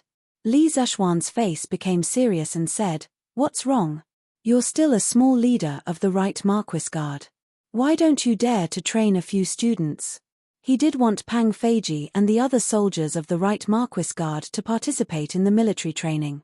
Firstly, he could train them and make them more alert. Secondly, the college was indeed lacking instructors. At first, he estimated that the first batch of students would be about 200 people. Qin Qiong alone would be enough to train them. But now, there were 640 people. He had no choice but to hire extra people. As for why Yanghuang College recruited so many people this time, it was mainly due to his selfishness. Because the lowest score of the students from the School of Mathematics was 52 points, he set the cutoff at 52 points. With this, he directly recruited more than 400 people. This was something that couldn't be helped. Back then, when the group of students from the School of Mathematics heard that he was going to set up his own academy, they wanted to join him without hesitation. Li Zishuan was very touched by their trust in him, so he hesitated for a very long time when he drew the cutoff line. On the contrary, Li Gang and the others thought that Li Zishuan recruited too few people. Actually, it was quite a lot. 600 to 2,000. This was a nearly 30% acceptance rate. Whether it was in the ancient imperial examinations or in modern top universities, this ratio was definitely not small. So Li Zishuan told Li Gang that this was the limit of his tolerance. "Lord Zhu, it's not that I don't dare. It's that my brothers and I all have responsibilities.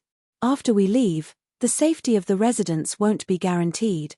Pang Feiji's face turned red when he heard Li Zishuan's words. He quickly explained. As for how much of this explanation was true, only he himself knew. Li Zishuan stared at this guy for a while and said, "You don't have to worry about the safety of the residents. This month, I'm going to bring my father, mother, and Lana to the Yunshan residence. There are about 15 experts above the Qi transformation realm there. Naturally, you don't have to worry about safety." As for the residents, the two elders and Lana had long wanted to take a look. However, Mrs. Li was a little cautious. She didn't want to disturb her son and daughter-in-law's private time. After all, she wanted to have a grandson soon. So, Mrs. Li and Mr. Li didn't mention the request to go to the Yunshan residence. But even if they didn't mention it, Li Zishuan also wanted to let the two elders go to the Yunshan residence to take a look at his business. Pang Feiji couldn't back down now. He could only say, "Yes, sir." Li Zishuan nodded calmly. You guys will pack up today. Including you, there's a total of 49 people, right?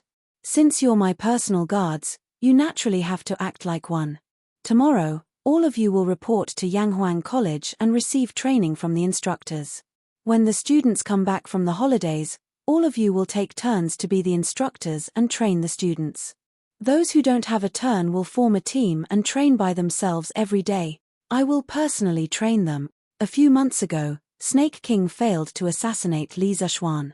Li transferred Pang Feiji and the rest of the Right Marquis team to Li Zexuan as his personal guards. He hadn't taken them back until now. So, these people were destined to follow him in the future. Li Zexuan planned to use this opportunity to improve their military discipline. Yes, sir. Pang Feiji opened his mouth. He felt a little bitter. He didn't need to think to know that the next month would be very difficult. Go and make the arrangements. Chapter 703. The next morning. The Li residence was already bustling with activity at daybreak because the owners were moving today. However, it couldn't be said that they were moving because Madam Li, Old Man Li, and the rest were only going to Cloud Mountain to stay for a while. They would return when the time came. Moreover, there were limited rooms in Cloud Mountain, so they didn't bring any maids or servants this time. They only picked some clothes and daily necessities. Haha. Old Master, we can finally see what Xian'er's academy is like with our own eyes. Madam Li finished washing up and came to the front yard. She smiled happily as she watched the maids load her clothes into the carriage. Li Jingmo pursed his lips and said, "Madam, you weren't willing to go to Cloud Mountain to stay for a while. Now you're willing." Madam Li rolled her eyes at her husband and said reproachfully, "Don't you know why I didn't go before? Wasn't it because I wanted to hold a grandson earlier? Now that Xian'er is forcing us to go, how can we not go?" Li Jingmo smiled and said, Madam, you're most likely thinking too much. In my opinion, Xian'er and the rest aren't anxious about children at all. It's useless for you to be anxious here." Madam Li reached for the soft flesh on Li Jingmo's waist and pinched hard. She said angrily, "I'm anxious." "You're not anxious. Xian'er isn't your biological son. You don't want to hold a grandson." Your husband also wants to hold a grandson, but it's useless for your husband to be anxious. Madam, let go of me and be reasonable." The maids and servants in the distance all held back their laughter when they saw this scene. Then, they looked elsewhere. "Old Master, Madam, the luggage is all packed." After a while, Madam Li's personal maid, Qing came over and bowed. However, the little girl's eyes seemed to be a little misty. "Ah, good. Madam Li responded first. Then, she noticed that Qing expression was not right. She had lived for most of her life and understood the crux of the matter with a little thought. Hence, she went forward and patted Qing shoulder with a smile. "Qing, I'm going to Cloud Mountain with Old Master this time. There's limited space there, so I didn't bring you all. Besides, Aunt Xiao He, Xiao Shi, and the rest there. With them around, Old Master and I will have plenty of people to take care of us. You and the others should stay at home." Qing said with tears in her eyes, "Master, Madam, please take good care of yourselves." Mrs. Li smiled gently and said, I will. After that, he beckoned Wang Zhong over and said, "Steward Wang, I'll leave everything in this estate to you. If anyone comes to look for Master and little Xian, just tell them that we've been in Cloud Mountain recently." Wang Zhong bowed and said, "Don't worry, old madam. Within this month, the entire residence will be safe and sound." Mrs. Li smiled and nodded. Then, she and Li Jingmo boarded the carriage together. Pang Feiji personally drove the carriage, and the 48 marquises, it should be the 48 personal guards, followed closely behind. The group of people majestically left Yongla Lane and headed towards the east gate of Chang'an City. "Brother, why are you up so early today?" In the Cloud Mountain residence, Li Zexuan had also woken up early. However, he happened to meet Lan who was entertaining herself downstairs. Yesterday, he had rushed back to Cloud Mountain overnight. To be honest, after staying here for so long, he really couldn't bear to leave. Firstly, it was because the environment here was beautiful. It lacked the hustle and bustle of Chang'an City, and it was more like an otherworldly paradise. Secondly, it was because the beds in the Cloud Mountain residence were really comfortable. Of course, when he came back last night, he couldn't help but bring the little clingy Lan over. When the little girl heard that she would be staying here for the next month, she was very excited. No matter what, She wanted to come over overnight to experience the living environment here in advance. The little girl's bedroom was arranged on the first floor. Mrs. Li and Old Man Li were arranged to be on the second floor, while he and Han Yushi were on the third floor. Haha. Lana, did you sleep well here last night? If not, I'll send you back to Chang'an today. Li Zhuan looked at his little sister and said with a smile. Of course it was comfortable. Stupid brother, Lana doesn't want to go back to Chang'an. Lana will stay here forever. Lana pouted and snorted. Haha. Fine, fine, fine. Little sister, you can stay here for as long as you want to. Li Zhuan smiled dotingly, then shook his head and walked to the backyard. Brother, why are you going to the backyard? Lana's eyes were sharp. She saw that Li Zhuan was going to the backyard with a sword, so she quickly chased after him and asked. Haha. Nothing much, I just want to make a little toy. What little toy? Lana wants to play too. Haha, Lana, you'll know when you come and see. In the rear courtyard, the brother and sister walked to a small bamboo forest in the corner of the east wall. Li Zhuan picked for a long time before finally choosing a bamboo with a very round end. He waved his sword and lightly chopped at it, and the bamboo fell to the ground with a sound. Then, he cut it neatly and quickly, and only took the bamboo stick that was about a foot long in the middle. Brother, can this bamboo be played loudly? Lano asked at this moment. Li Zhuan smiled and replied, of course, and it can be played very loudly. Hee. Then brother, quickly make one for Lana. That's right, Li Zhuan wanted to make a whistle. In his opinion, how could military training not have a whistle? Moreover, he planned to develop football, basketball, and other sports in the future. No matter what, he needed a whistle. However, there was no plastic in this era, so he could only use bamboo. Fortunately, he had made many whistles with bamboo when he was young in his previous life, so he was quite experienced. The structure of this thing seemed to be quite simple, but there were still some technical difficulties. If he didn't understand it, he might not be able to make a sound. Li Zhuan cut a section of the bamboo. One end of the section was left in a closed state, and the other end was cut open to be used as a blowhole. At a position half an inch away from the blowhole, he made a 45-degree opening. When many people reached this point, they probably couldn't wait to blow. In fact, at this time, if they blew hard, there would be a sound. However, this wasn't a real whistle, but a kind of sound similar to the whistling of the wind. The sound was still very weak. In order to make the sound louder, he just needed to add a block at the blowhole. Half of the block had to be empty, there was no doubt about this, right? If it was all blocked, how could he blow? After the block was added, he could continue to adjust it until he liked the sound. Okay, Lana, give it a try. Li Zhuan adjusted it for a long time. After making the sound sharper, he handed it to Lana and said, Hee. Thank you, brother. Lana got a new toy, and her mouth was sweet. Li Zhuan smiled and continued to make the second, third, and fourth whistles. Chapter 704. Master, Madam, we're here. Around 7 in the morning, Pang Feiji brought a group of horses and carriages to the Yunshan residence. Madam Li and Li Jingmo jumped down from the carriage. Li Zhuan and Han Yushi, who were in the room, had long heard the commotion and walked out. Father, Mother, you're here. Han Yushi went up to support Madam Li and smiled. Ah, I'm here. You don't have to support me. Haha, this house is quite unique. Yushi, are you used to living here? Madam Li smiled and patted Han Yushi's hand. Mother, this place is quite good. I won't be uncomfortable. Let me show you and Father's room. Han Yushi laughed softly. Madam Li agreed. The mother-in-law and daughter-in-law left the two men and went into the house. Ahem. Father, come in and have a seat. Li Zhuan coughed and said. Li Jingmo looked around and replied, no need. You go ahead. I'll take a look around. I'll go to the in-laws' house later. Oh, that's fine. Li Zhuan nodded and changed his expression. He shouted to Pang Feiji and the rest, Feiji, take them and follow me to the academy now. Pang Feiji's body trembled.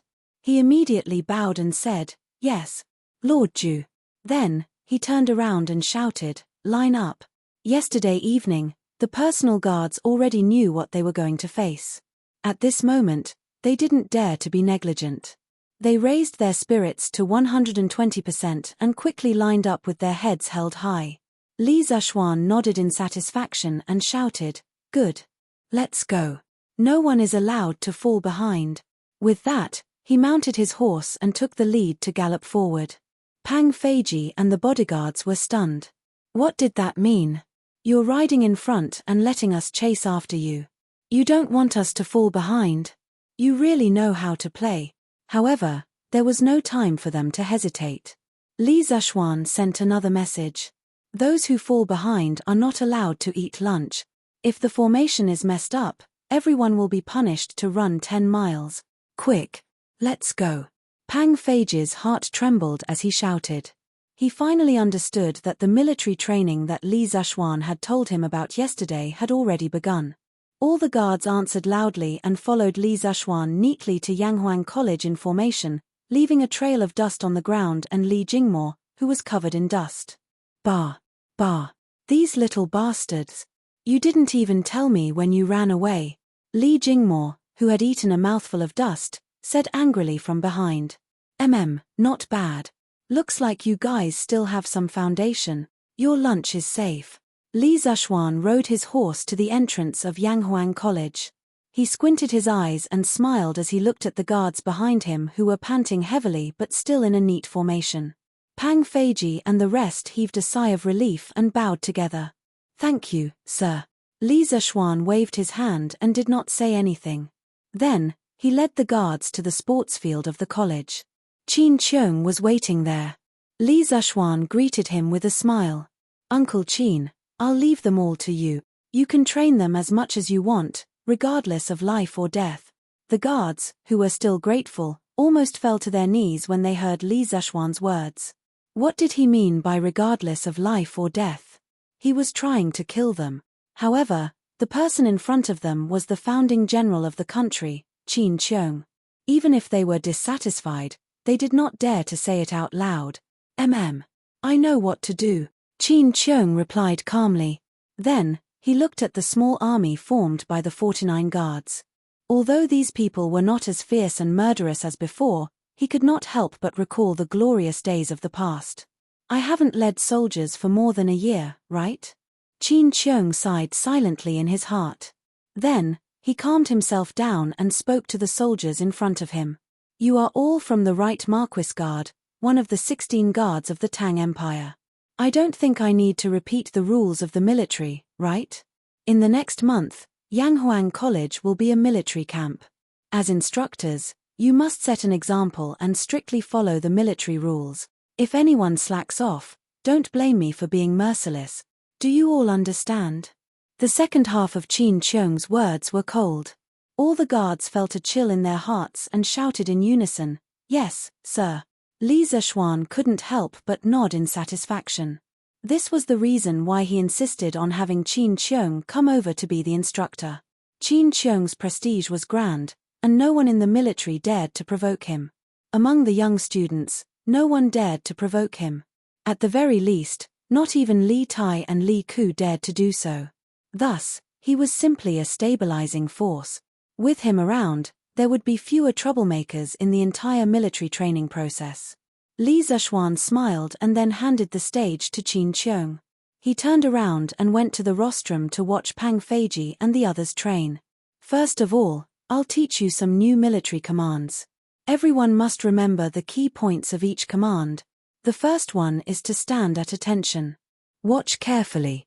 When I shout to stand at attention, everyone must keep your heels close together, your toes slightly apart, your legs straight, your abdomen slightly tucked in, your chest naturally puffed out, your upper body straight, and your upper body straight, slightly leaning forward." On the field, Qin Qiong explained some of the basic movements during military training to everyone while personally demonstrating. His self-address had also changed from old man to this general, which meant that from now on, this place had become a military camp. Actually, at this time, the standing posture of a soldier was very standard. It was very close to the standing posture of a modern soldier. However, There was no one in the Tang dynasty who had a professional name for the official standing posture.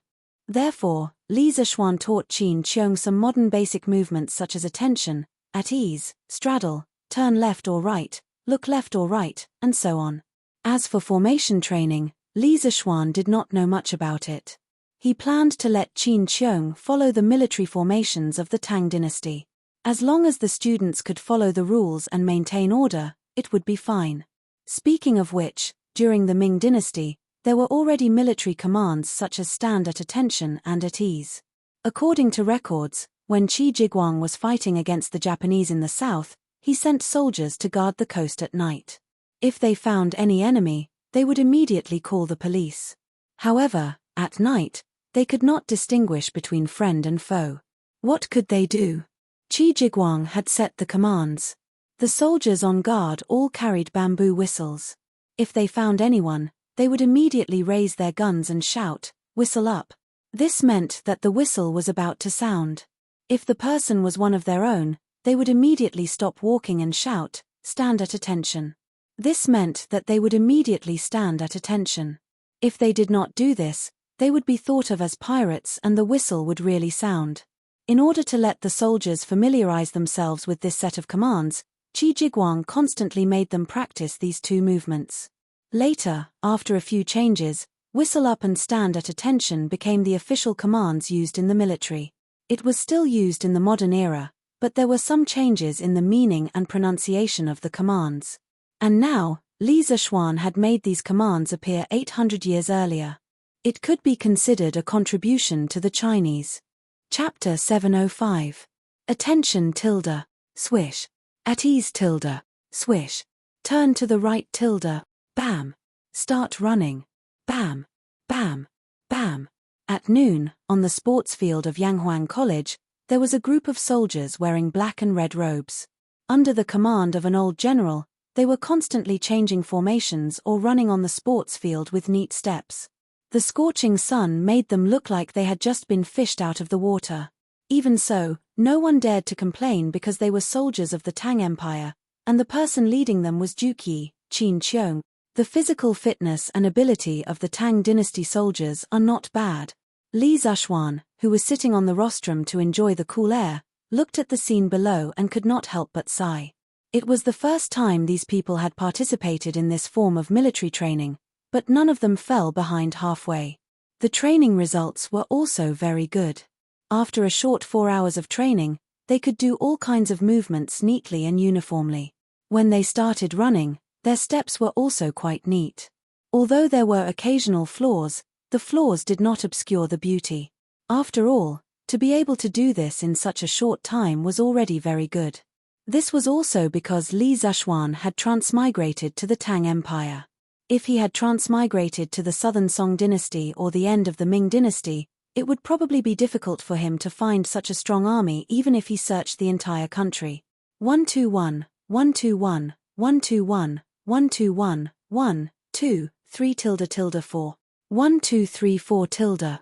Yesterday afternoon, Qin Qiong was a little not used to shouting this kind of slogan, and it was not coherent when he shouted it. Well, it could not be said that it was not coherent, but the rhythm was not right. This kind of 1 2 3 4 slogan was originally to let the trainees find the right rhythm, but at the beginning, Qin Qiong could not shout the rhythm, and the Qin manners guards naturally could not follow the rhythm. However, Qin Qiong was a person, and it did not take long for him to familiarize himself with the rhythm of shouting slogans. Stop tilde. Bam. Bam. Bam. Bam. With Qin Qiong's loud roar, this personal guard slowed down by 4 steps and instantly stopped. Looking at their formation again, every row and column was still perfectly straight. Huff huff tilde. Actually, Pang Feiji and the others were not as relaxed as Li Zishuan thought. Anyone who had gone through more than 4 hours of high-intensity training and had to maintain a high level of concentration would not be relaxed. If it were not for the unwillingness to admit defeat in their bones, some of them would have fallen behind. Turn left. Get into formation. Qin Qiong roared. The so-called phalanx was the most basic formation in the era of cold weapons. A large square formation was made up of small square formations. This was called containing a formation within a formation. Sun Bin believed that a square formation should be thin in the middle and thick in the middle. This meant that there were fewer soldiers in the center of the square formation and more soldiers in the surroundings. There were few troops in the middle, so they could bluff. With more troops around them, they could better defend against the enemy's attacks. A square formation was a more balanced formation for both offense and defense. The commander and the others were deployed at the rear of the phalanx. The two wings were weak and suitable for attacking. During the Battle of Jingxing, Han Xin used a square formation and was surrounded by water on three sides. This prevented the soldiers from escaping and the enemy from surrounding them. He used 30,000 old and weak to crush 200,000 enemy troops. Shua. The personal guards all took small steps and scattered in all directions. In a few breaths of time, the 49 soldiers had already formed a neat 7x7 square formation. Each of them stood upright on the field like pine trees, not moving at all. They stood like a pine tree, sat like a bell, and moved like the wind. This was the demeanor of a strong army. Li Zhuan saw that the time was about right, so he came down from the platform and said, "Uncle Qin, let's stop here for the morning. You've been tired all morning, go and rest." Qin Qiong did not feel tired at all. On the contrary, he felt refreshed because Pang Feige's team was a regular army of the Tang Empire. Comparatively speaking, they were more elite than the family generals of the Qin mansion. Of course, it was more comfortable to lead them. Therefore, he wiped his sweat and laughed heartily. "Keek, I'm not tired. However, it's already noon, so I'll come back in the afternoon. Haha. Little Xian, your guards are all not bad." After saying that, Qin Qiong patted Li Zhuan's shoulder and left. Li Zhuan stood in front of the square formation and looked at Pang Feiji and the rest who were standing on the field. After a while, he said, "Did you all hear that? General Qin praised you for your good performance today. Are you all very happy now?" Pang Feiji was stunned, then he laughed embarrassedly. "Hee, it's okay, he." The others also let out a burst of laughter, feeling somewhat proud in their hearts. However, they did not expect Li Zhuan to suddenly shout, "You're happy with this little result? This is not even close. You're all soldiers and the instructors of the academy. You must have high standards and strict requirements for yourselves. All right, your training in the afternoon will be doubled. Dismissed. Go to the canteen to eat now. Everyone must gather here in the afternoon." Ah! Pang Feiji and the rest were stunned. This was AF** King Trap. What are? Hurry up and go. For the afternoon training, whoever is late will have their training increased by 4 times. Li Zhuan said in an indifferent tone. Let's go eat, let's go eat. After hearing that, Pang Feiji did not dare to hesitate. He quickly wiped his sweat and waved at the guards behind him. The team of 49 people immediately scattered and rushed to the academy's canteen. Li Zhuan laughed evilly and said to himself, if I don't give you guys something, how will I know where your limits are?" After saying that, he shook his head and prepared to go back to the courtyard to eat. His family was waiting for him there. "Ah, Lord Ju, please wait." Suddenly, Pang Feige's voice came from behind again. Li Zhuan was puzzled. He turned around and waited for Pang Feiji to come over.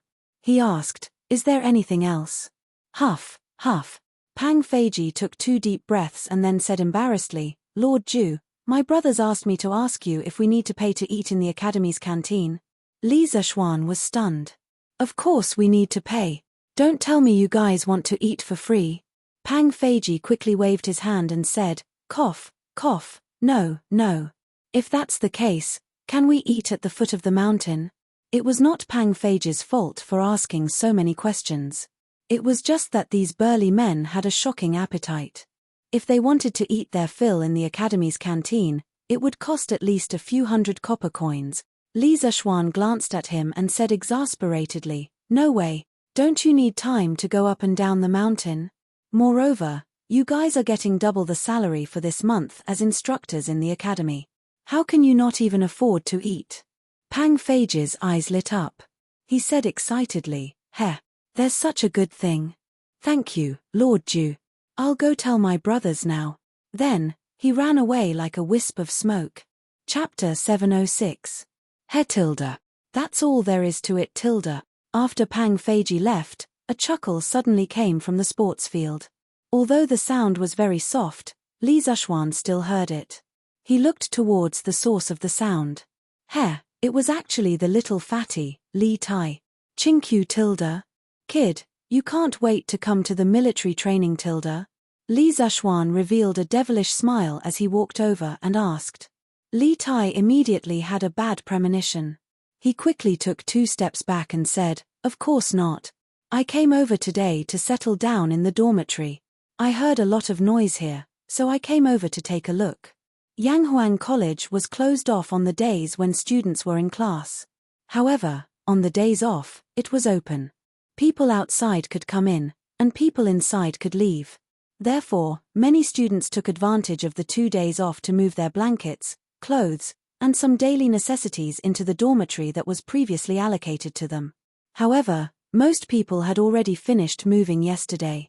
Li Tai was not in a hurry. He only ordered the servants in the Wang mansion to help him move his luggage today. However, if it was just moving his luggage, there was no need for him to do it personally. There were plenty of people who were willing to do it for him. However, this guy was quite well informed. He heard that all of Li Zhuan's personal guards had left the city this morning. Li Tai thought that these people must have come to Yanghuang College. Moreover, they must have something to do with the military training tomorrow. In order to find out more about the enemy in advance, the little fatty condescended to come over personally. He just happened to see the second half of the process of Qin Qiong training Pang Feiji and the others. In his eyes, it was just walking, standing, and running. There were no difficult movements at all. Therefore, he felt that it was just SOSO. Tilde. If I didn't hear wrongly, Chingqiu, you just said that this training is just SOSO tilde. Li Zhuan didn't believe Li Tai's nonsense. He changed the topic and asked directly. When Li Tai saw the mysterious smile on Li Zhuan's face, he immediately recalled what had happened to Pang Feiji and the others. Afraid of being tricked by Li Zhuan, little fatty hurriedly waved his hands and said, No, little Xian, you must have heard wrongly. Yes, you heard wrongly. I never said that. If he really admitted it, what if Li Zhuan did the same thing to Pang Feiji and the others and doubled his training load? Who could he reason with then? Li Zhuan rolled his eyes and looked at the time. He couldn't be bothered to bicker with Li Tai and waved his hand. All right. If he didn't say anything, then so be it. In any case, I will never be able to wake up a person who is pretending to be confused. I'll go back to eat first. Chingqiu, help yourself. After saying that, he left in a huff. Never be able to wake up a person who is pretending to be confused. Li Tai was embarrassed by Li Zhuan's words.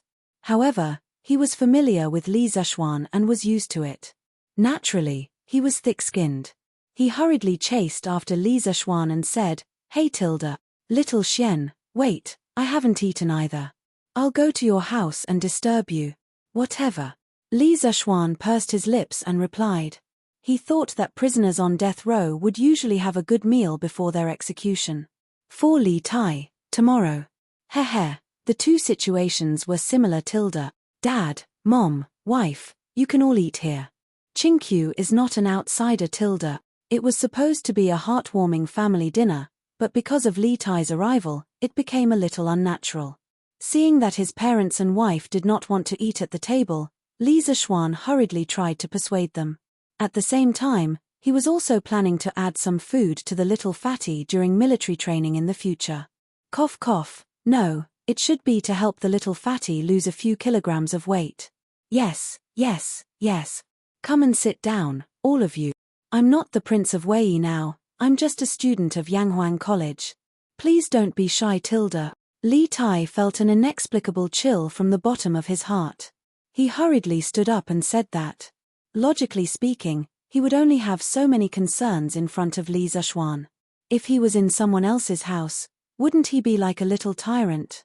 After a few rejections, and with the fearless little cutie Lan interrupting, everyone finally sat down and started eating. However, this time, the 2 elders ate unnaturally.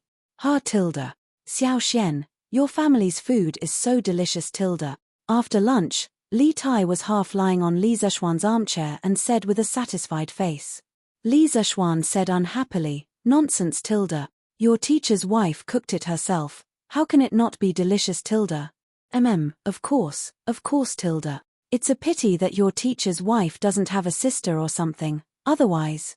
Li Tai, who was too comfortable, was a little distracted, so much so that he said some things that he should not say. Tilda? Otherwise what, Tilda? You brat, you're pretty careful, Tilda. Even if your teacher's wife has a sister at home, it has nothing to do with you, Tilda. Have you forgotten the ethical principles, Tilda? Li Zexuan glared and scolded angrily. In the end, he couldn't help but knock Li Tai's fat head. If Han Yushi really had a sister, then if Li Tai really got his way, wouldn't he become his brother-in-law? From teacher and student to brother-in-law, the little fatty wanted to rebel, Tilda. Ouch, Tilda. Don't. Pain, Tilda. I was just saying it casually. Little Xian, did you take it seriously, Tilda? I'm just envious that you married a good wife, Tilda. Li Tai hurriedly pushed Li Zexuan's hand away and shouted. In fact, at this time, he also knew that he had just said something wrong, so he quickly flattered the latter sentence to make up for it. However, it couldn't be completely counted as flattery. To Li Tai, Li Zexuan was indeed envious of Li Zexuan for marrying such a good-looking wife who could cook delicious food. Han Yushi, who was eavesdropping on the second floor, couldn't help but smile. Li Zexuan glanced at him and said, "Hey Tilda, I think you need to be taught a lesson. Looks like I'll have to take good care of you during the military training tomorrow." The two words "take care" were very emphasized. Obviously, it wasn't as simple as it seemed on the surface. Li Tai was not a fool. He also knew this. Thus, he quickly said, "Hey Tilda, little Xian, don't. You don't have to be so petty, right? And you're now the Yamacho of Yanghuang College. You can't use your position to avenge private grudges, Tilda." Li Zexuan ignored the little fatty. He waved his hand and walked out of the door.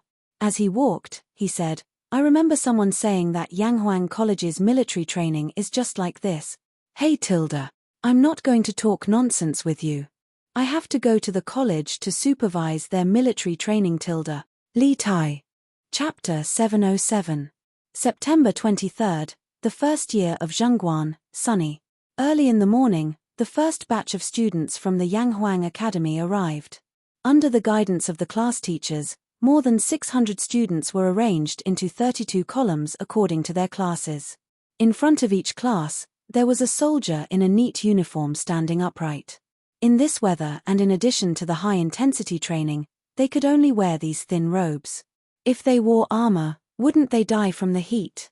"Yamacho, all the students are here. No one is late." Behind the rostrum, Mo Zhong ran over and reported to Li Zexuan in a low voice. "Okay, I know." Li Zexuan nodded, then stood up and walked to the rostrum. Looking at the energetic faces below, he was silent for a moment and then said loudly, "From today onwards, you are members of Yanghuang College. The country will be strong if the young are strong. Whether others believe it or not, I always believe that you carry the future of the Tang Empire on your shoulders for hundreds of years. Since you came to Yanghuang College, you must have a heart for heaven and earth, a life for the people, and contribute to the continuation and prosperity of the descendants of Yanghuang." The more than 600 students below couldn't help but raise their heads and straighten their backs, as if they really had a heavy burden on their shoulders. Li Tai and Li Chengqian were the same. As members of the royal family, although they knew that Li Zexuan's words were just a means to gather people's hearts, they still couldn't help but be fascinated. It was as if Li Zexuan's words had some kind of magic. As the saying goes, when heaven is about to give a great responsibility to a great man, it must first make his heart suffer, his muscles and bones toil, and his skin starve. If you want to become a pillar of the Tang Empire and carry the future of the Tang Empire, you must go through this month of military training. Not only do you have to go through it, I hope that you can do it perfectly. Because you are His Majesty's disciples, you are also my students, Li Zexuan's students, and you are also a part of Yanghuang College. Tell me loudly, do you have the confidence, Tilda? Li Zexuan's voice became louder and louder. In the end, he began to roar. "We have confidence, Tilda. The students replied in unison. On the rostrum, Li Zishuan pretended to be dissatisfied and said, "Your voice was too low, I didn't hear it. Please tell me, do you have the confidence to do it perfectly this month?" These were just small tricks that the instructors and leaders in his previous life were tired of playing. But now, especially for this group of students in their prime, these tricks were very effective. Yes. Believe. Heart tilde. As soon as Li Zishuan finished speaking, there was an earth-shattering roar from below the rostrum. This sound wave reverberated through the cloud mountain and went straight to the clouds. Li Gang, who was standing in front of the students with his hands clasped behind his back, couldn't help but narrow his eyes. The Confucian school taught people to be modest, but Li Zishuan was now stimulating the wolf in the depths of the student's heart. He didn't know if this kind of teaching method was good or bad for these students, so he could only wait and see. Li Zishuan certainly didn't understand Li Gang's complicated thoughts. At this moment, he felt that the students below the stage were in high spirits. He smiled with satisfaction and said, "Very good tilde. They all say that gentlemen are modest and gentle, but let me tell you, my Yanghuang College doesn't need such gentlemen. From now on, regardless of whether it is military training or learning, I hope that all of you will always maintain this high level of enthusiasm. Like a pack of wolves, you will madly train and madly absorb knowledge. One day, when all of you become pillars of the Great Tang, you will be the gentlemen that the Yanghuang Academy need." The students instantly quieted down. They had never heard of Li Zishuan's strange theory of being a gentleman before, but among them, most of them seemed to have felt it in their hearts. Their cheeks were flushed, and they looked excited, as if Li Zishuan's words had touched the bottom of their hearts. Country, only when you have a country can you have a home.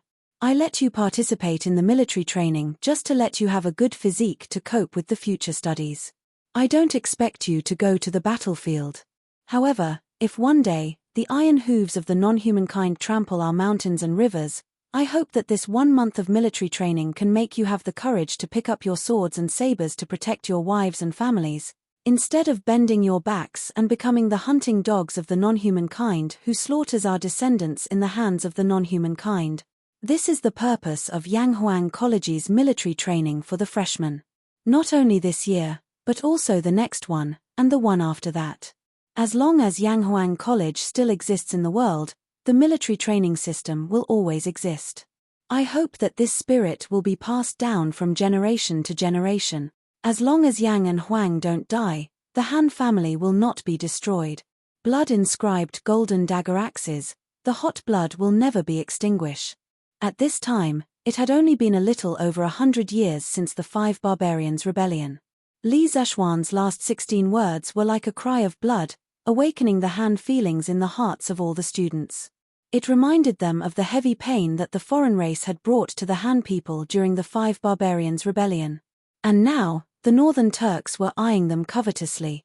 Last year, they had even sent troops to Chang'an. Therefore, all the students' eyes turned red, and they all shouted in unison, "Yang and Huang don't die, the Han family won't be destroyed. Blood-inscribed golden dagger axes, the hot blood will never be extinguished. Yang and Huang don't die, the Han family won't be destroyed. Blood-inscribed golden dagger axes, the hot blood will never be extinguished. Yang and Huang don't die, the Han family won't be destroyed. Blood-inscribed golden dagger axes, the hot blood will never be extinguished." The roars shook the sky, as if they wanted to break the sky and shake the earth. On the cloud mountain, thousands of birds flew together, and hundreds of beasts were frightened. In the end, the teachers of the college and the guards of the Li family also joined in and shouted together. At this time, the sun had just risen. The seemingly weak morning sun emitted thousands of rays of golden light, shining on the backs of the people on the field. It shone directly on Li Zishuan and Qin Qiong on the rostrum. Looking at this magnificent scene and listening to the deafening cheers, Qin Qiong couldn't help but tear up. Perhaps these young people would really be able to carry the fate of Tang dynasty like Li Zishuan said. The students shouted more than 10 times. At this time, Li Zishuan gestured with his hand, and they finally quieted down. However, at this time, their faces were already red, as if they had just finished arguing with someone. Scholars also had guts, and once their guts were aroused, even a 7-foot warrior couldn't compare to them. Very good. That's all I want to say to you. In the next month, the instructors in front of you will also be your teachers. You will do whatever they say, and you are not allowed to disobey. Don't talk to me about your identities outside. Here, you only have one identity, and that is Yanghuang College's student. A month later, the college will hold a competition to determine the results of the military training. I will be waiting for you here. Alright, now, let's welcome the chief instructor of Yanghuang College's military training, General Qin Qiong, to give you a speech. Everyone, please give him a round of applause. Li Zhuan extended his hand and invited Qin Qiong to stand in the middle of the rostrum. He then retreated to the back. Clap, clap, clap. With the experience at the opening ceremony, the students didn't have any resistance to applauding now. Moreover, Qin Qiong's identity alone was worthy of their applause. Qin Qiong pursed his lips. Li Zhuan's words just now still made his heart very excited at this moment. After a pause, he said in a deep voice, "This old man only hopes that you can all become the pillars of the country and be able to follow orders in the future military training. From today onwards, Yanghuang College will be a military camp. This old man will be strict with the army, and I hope that you can all abide by the military training rules." Finally, at this point, Qin Qiong paused for a moment, and then said loudly with full energy, "As long as Yanghuang is alive, the Han family will not be destroyed. Blood-inscribed golden dagger axes, hot blood will never be extinguished. Raw. As long as Yanghuang is alive, the Han family will not be destroyed. Blood-inscribed golden dagger axes, hot blood will never be extinguished." The students' excited hearts had already calmed down a little, but with Qin Qiong's provocation, how could these young people in puberty who like to be hot-blooded still hold back? One by one, they began to wail and howl again. Li Zhuan was speechless and secretly sweating. He didn't expect Qin Qiong to be so mischievous in the end. Was he happy to be mischievous? Well, looking at old Qin's flushed face at this moment, he must be very happy. Chapter 708. Looking at the students' high spirits and enthusiasm, one could tell that Li Zhuan's mobilization meeting was very successful. It had to be said that this guy was still very good at feeding the students chicken soup for the soul. After the assembly, the 16 classes all split up for training. The students of the first grade class were all former students of the mathematics school. Among them, there were many second-generation officials, and there were even some second-generation officials. For example, Li Tai, and now there was Li Chengqian. They could be said to be the most awesome class in Yanghuang College.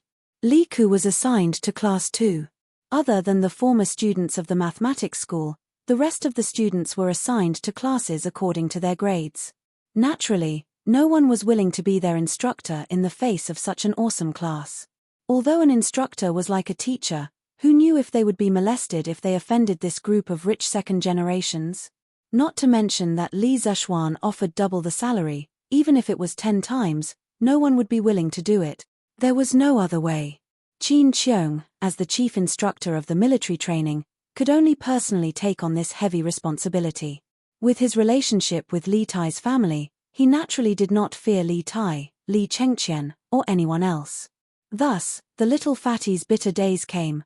The so-called standing at attention is like this old man right now, with your heels close together and the tips of your feet spread outwards. The gap is just enough to accommodate your fists, your legs are straight, your lower abdomen is slightly tucked in, your chest is naturally puffed out, your upper body is straight and slightly tilted forward, your shoulders are flat and slightly spread back, your arms are naturally hanging down, your fingers are naturally closed and slightly bent, the tip of your thumb is attached to the second joint of your index finger, your head is straight, your neck is straight, your mouth is closed, your lower jaw is slightly tucked in, and your eyes are level. As the first movement to learn during military training, it was actually not easy to do it well, so Qin Qiong was personally demonstrating it to the students of Class 1. Li Zhuan thought it was quite interesting, so he went down to patrol. "Raise your head. Can't you see me?" Seeing Wang Meng lowering his head as if he was counting ants, Li Zhuan immediately struck his head. Of course, he didn't use his hand. Wang Meng probably hadn't washed his hair for a long time, but the scabbard. This guy was using the scabbard as a ruler. Ouch tilde. Wang Meng took a solid hit and grimaced in pain. However, Li Zishuan held his sword and had a murderous look on his face. Wang Meng didn't dare to retort and could only raise his head as he was told. Only then did the rest of the students realize that Li Zishuan was here to pick a fight. They all braced themselves to avoid being beaten up like Wang Meng. Close your legs. The space between your legs is big enough to fit Wang Meng's head. Sun Zifan, who was concentrating on imitating Qin Qiong's actions, was also hit. Phut tilde. Many students almost couldn't hold back their laughter. What did she mean by the space between her legs could fit Wang Meng's head? This analogy was a little wretched tilde. Wang Meng, who had been shot even though he was lying down, was on the verge of tears. He thought to himself, "Mister, if you want to talk about other people, then talk about other people. Why do you have to use me as an analogy? And this analogy is so dirty." If he could, Wang Meng really wanted to tell Li Zishuan, "I'm really ked up tilde. Yamacho, I've already tried my best tilde. This is as far as I can go tilde." As the person involved, Sun Zifan felt even more bitter than Wang Meng. He said to Li Zishuan gloomily, "There's such a thing tilde." Li Zishuan widened his eyes. Then, he squatted down in disbelief and used his hands to force Sun Zifan's knees inwards. Ouch tilde. Ouch, ouch, ouch. My legs are going to break tilde. Yamacho, please spare me tilde. Sun Zifan felt as if his bones were going to break as he hurriedly cried out. All right. Looks like you're really born tilde. You can just stand there like this. Li Zishuan stood up speechlessly and said. Only then did he remember that he had probably encountered the legendary O-shaped leg. He really didn't notice it normally tilde. Sun Zifan looked at Li Zishuan pitifully with a ked up expression on his face. It was easy to imagine how gloomy he was in his heart. Feeling Sun Zifan's gaze, Li Zishuan felt as if 10,000 alpacas were galloping across his heart. He couldn't be blamed for this. Who knew that Sun Zifan actually had O-shaped legs tilde? However, the awkwardness only lasted for a moment. He rubbed his nose sheepishly and then went to patrol other places as if nothing had happened. Chengqian, your 5 fingers need to be close together. The tip of your thumb needs to be on the second joint of your index finger, and your middle finger needs to be on the seam of your pants tilde. Li Zishuan saw that Chengqian's hand didn't seem to be in the right position, so he spoke out of habit. Seam tilde? Li Chengqian was a little confused. Ah, it's here tilde. Li Zishuan only just realized that the pants they were wearing now didn't have seams. In order to hide his awkwardness, he hurriedly used his scabbard to point to a position and then immediately slipped away. At the same time, he thought to himself, I hope Cao Wendong can quickly finish that batch of camouflage uniforms.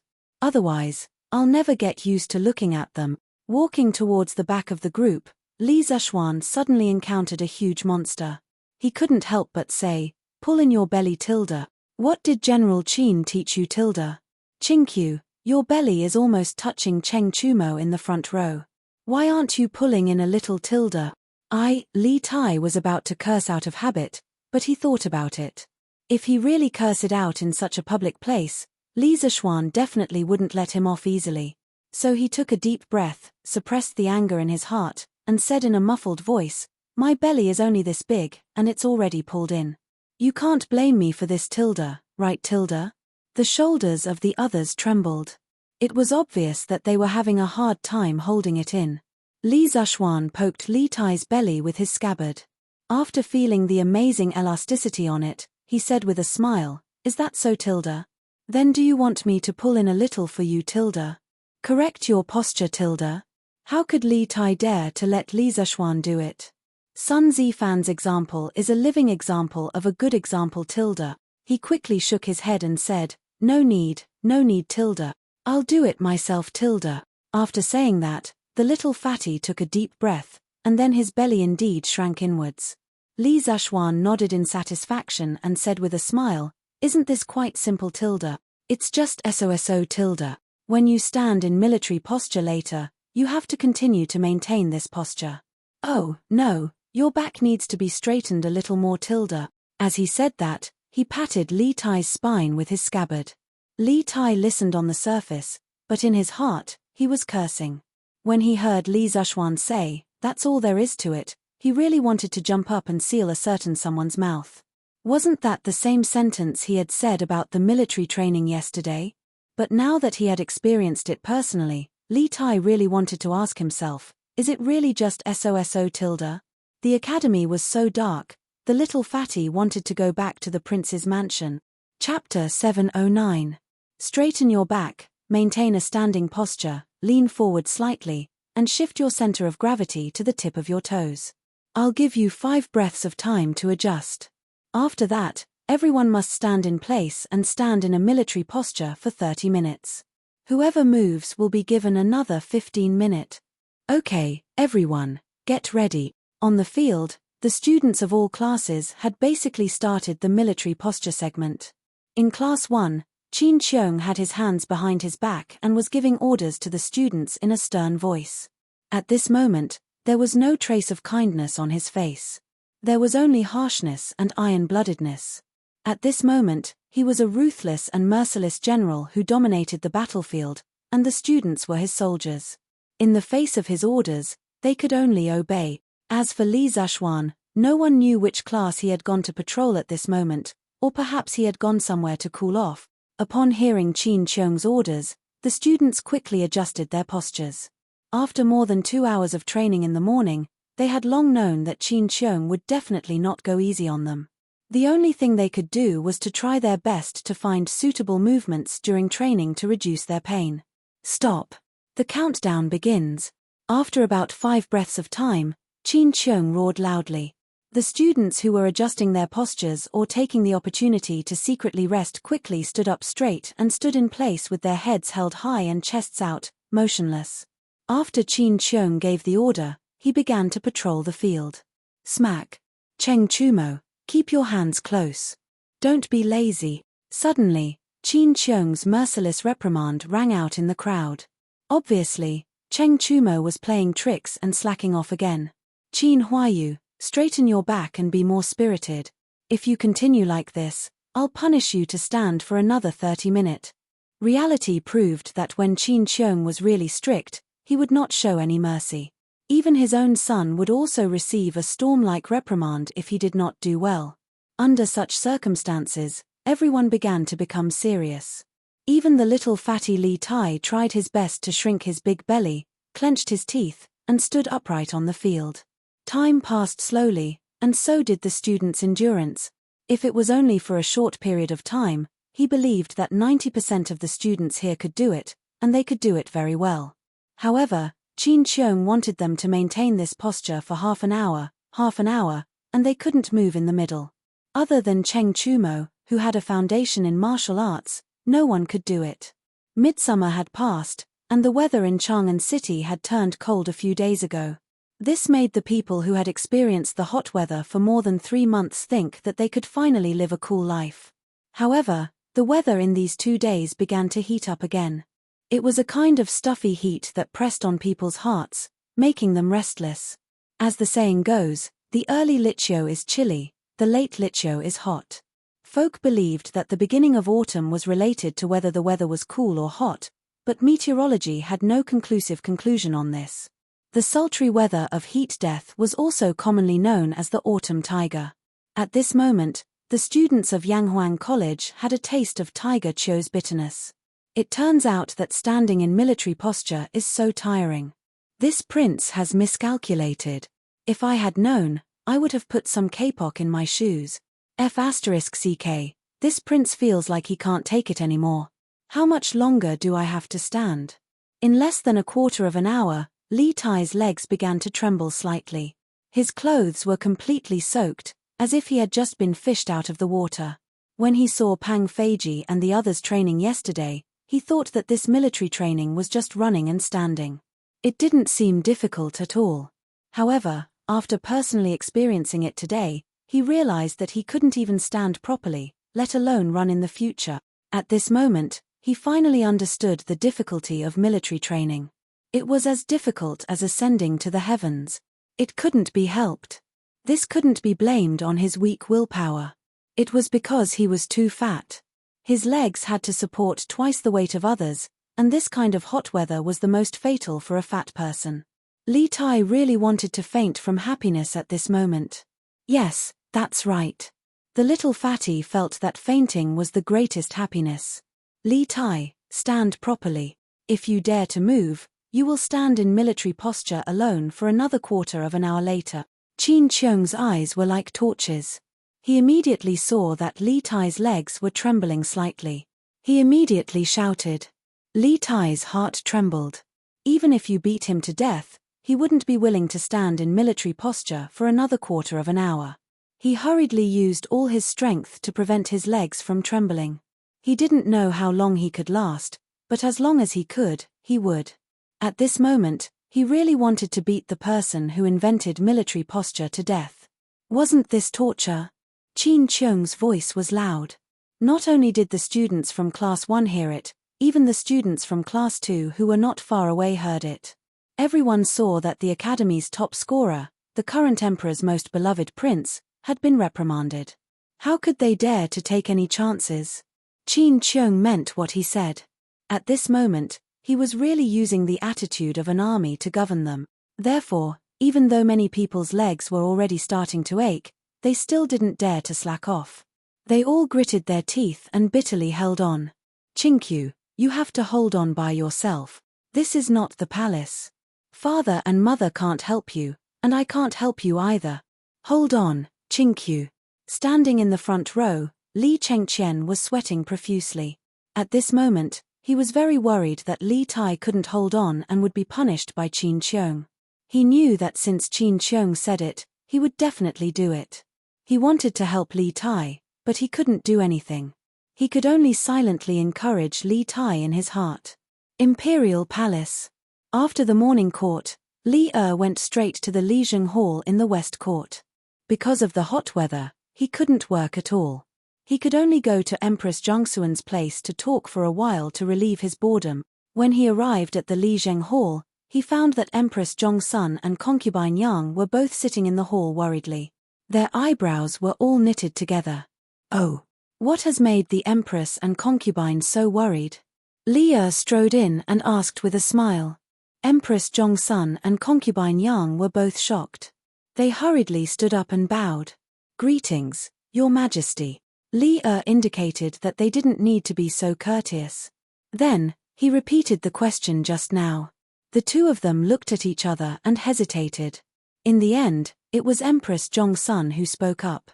Your Majesty, my sister and I are worried about Chengqian, Qingqiu, and Ku. We thought that the weather would cool down after autumn, but we didn't expect that it would become hot again recently. I just sent someone to the imperial astronomer and learned that it will be the same for the next few days. However, Chengqian and the others still have military training. What should we do? If they get heat stroke, then. Chapter 710. A mother's love was innate. Facts had proven that even though Empress Zhongxun was the mother of a country, she was not exempt from this. She would also worry about her son. Concubine Yang was the same.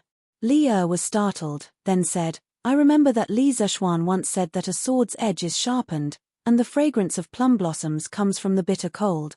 This military training might be a very good training for Qingqiu, Chengqian, and Ku. Besides, Li Zishuan is very prudent in his actions. He definitely won't let Chengqian and the others get heat stroke. Empress and concubine Yang, don't worry. Although Li couldn't bear to see his three sons train hard under the hot sun, as an emperor who was about to take over the world, he understood the meaning behind military training very well. Therefore, he could only comfort Empress Zhongxun and concubine Yang in front of him. My sister and I are not unreasonable people. We know that Yanghuang College's military training this time is very beneficial to Chengqian and the others, but we still can't help but worry Tilda. Empress Zhongxun stroked the hair in front of her forehead and said worriedly. Li hugged the two beauties and said with a smile, Don't worry. When I have time in 2 days, I will bring the Empress and concubine Yang to Yanghuang College to see with your own eyes. At that time, you will be at ease Tilda. The two were overjoyed and quickly broke free from Li's embrace. They bowed and said, Thank you, Your Majesty Tilda. Yanghuang College, on the sports field. Half an hour passed, but Li Tai felt as long as 100 years. Right now, he was completely relying on his will to support himself. A will that was unwilling to be punished for increasing the time. The little fatty felt that his 2 legs no longer belonged to him. Just as his head was dizzy and he was about to faint, Qin Xiong's voice sounded beside him. Okay, Tilda.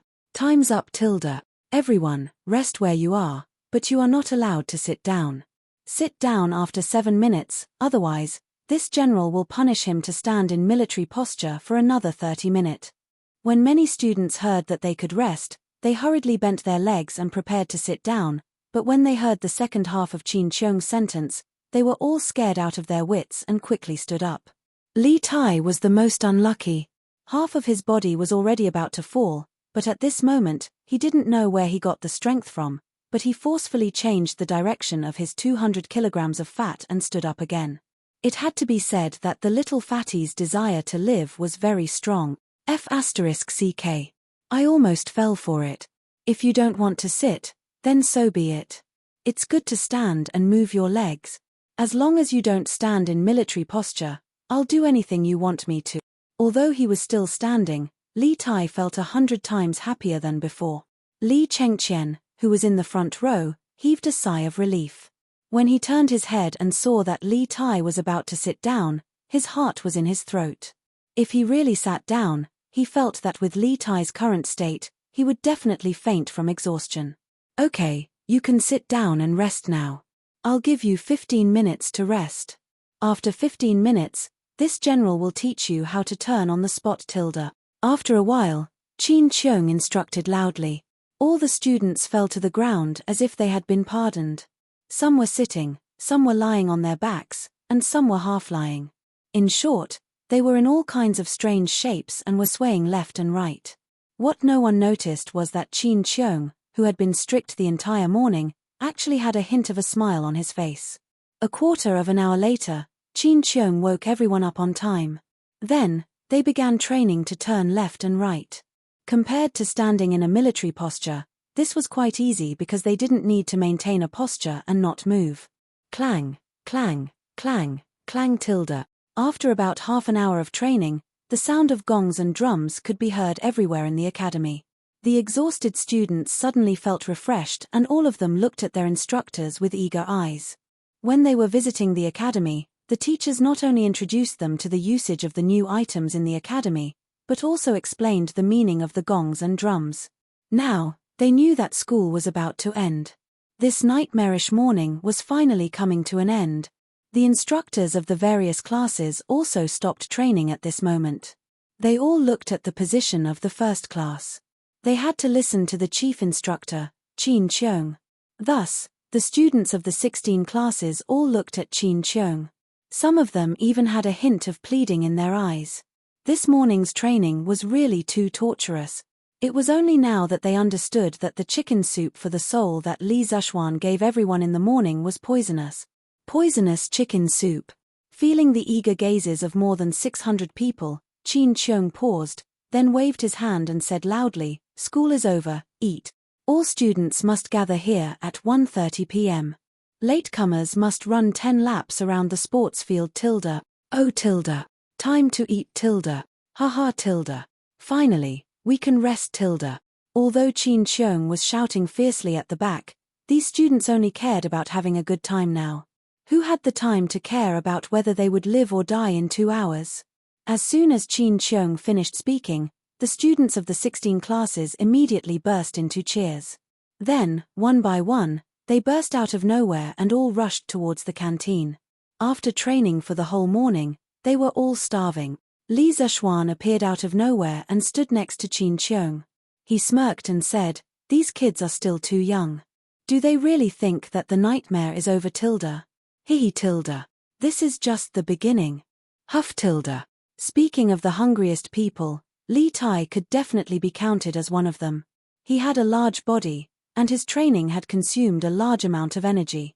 His appetite was even larger. At this moment, he felt that he could eat an entire cow. Oh, if he couldn't eat a cow, then he could eat a pig. He wanted to eat as soon as possible, so he could only run forward. Otherwise, He would have to line up with an empty stomach and watch others eat. That would be terrible. When he thought of the delicious chicken and dongpa meat in the canteen, Li Tai felt that even if he was tired from running now, it was worth it. Quick tilde. Give me 5 plates of chicken, 5 plates of dongpa meat, and 5 bowls of rice tilde. Li Tai ran to the cafeteria while gasping for breath. He went straight to the most expensive food window and ordered the middle-aged man who was in charge of the food. Thinking that he would be able to eat delicious food soon, Li Tai was almost drooling. Yamacho has a rule that all students in the academy have a uniform meal this month.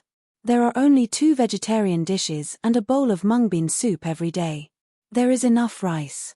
Student, do you want more tilde?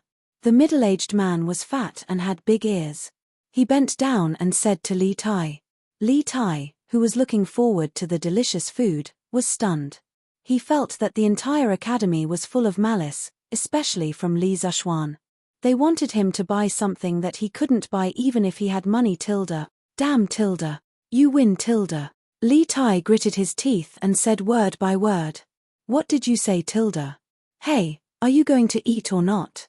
There are still people lining up behind you. The middle-aged man urged. Eat tilde. Give me 2 plates of vegetables and 5 bowls of rice tilde. Li Tai said fiercely as if the person in front of him had a deep hatred for him. Chapter 711. Yanghuang College, Cafeteria. Chinkyu, why are you eating so much? And there are only 2 servings of vegetables, you. Li Chengqian arrived late. By the time he arrived, there were more than 10 people at each window in the cafeteria.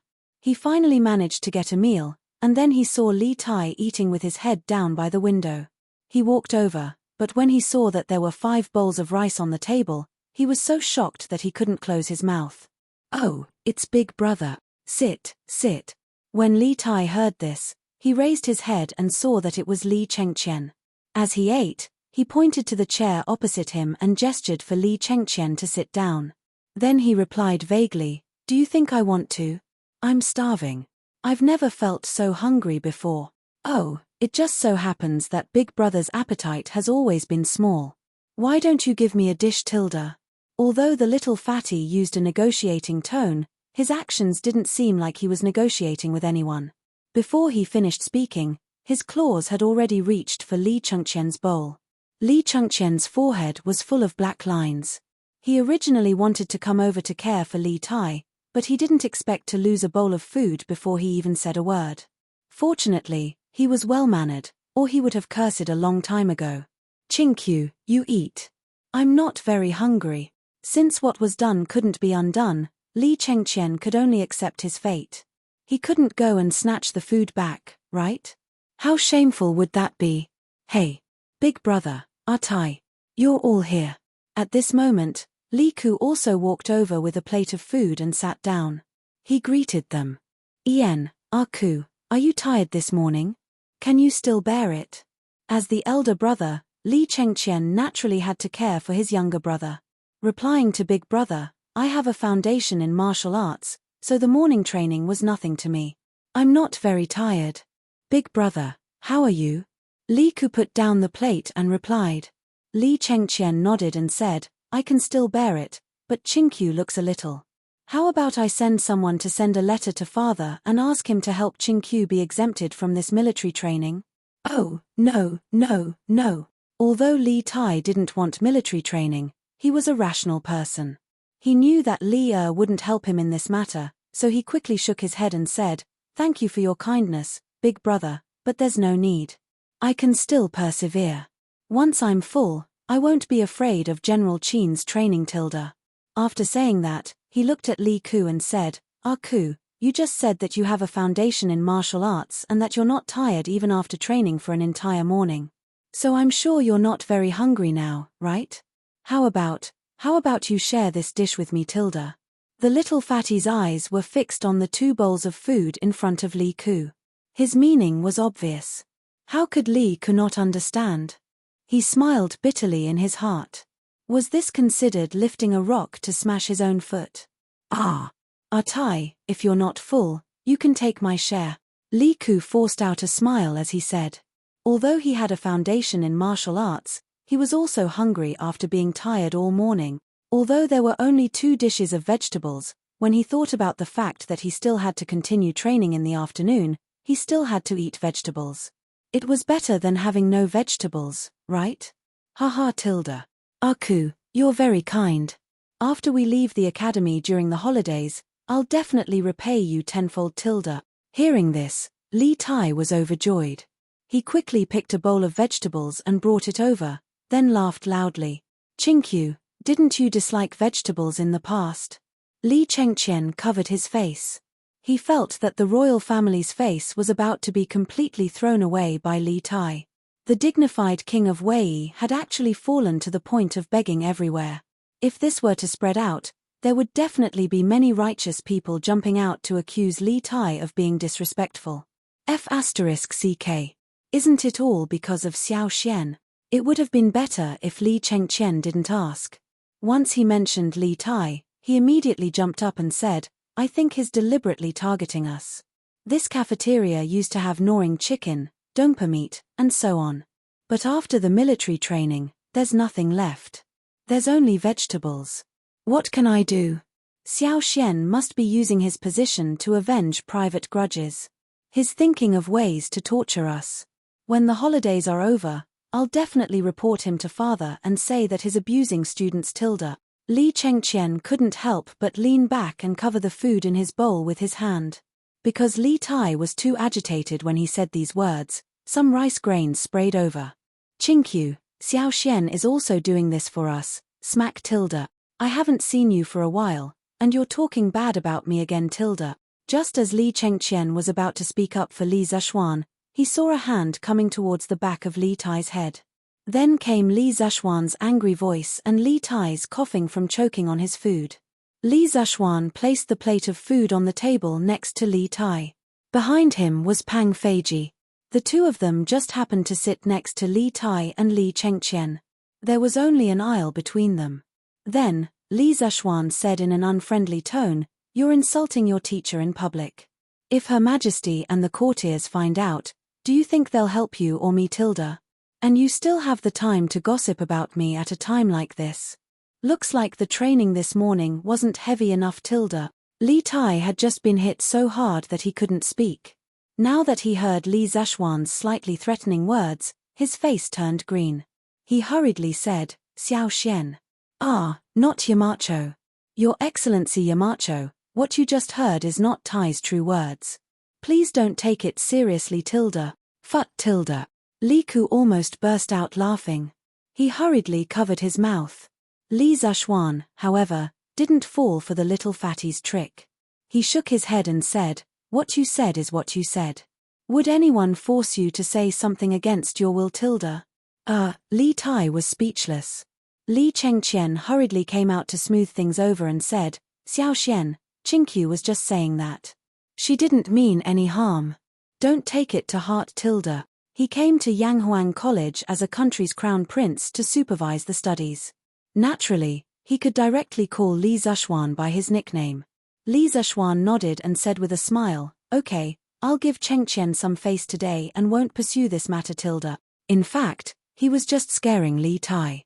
He didn't have any intention of delving into the matter. Hee Tilda. Thank you, big brother. Thank you, Yamacho Tilda. Li Tai chuckled and then continued to bury his head in eating. The 4 servings of vegetables were quickly swept clean by him.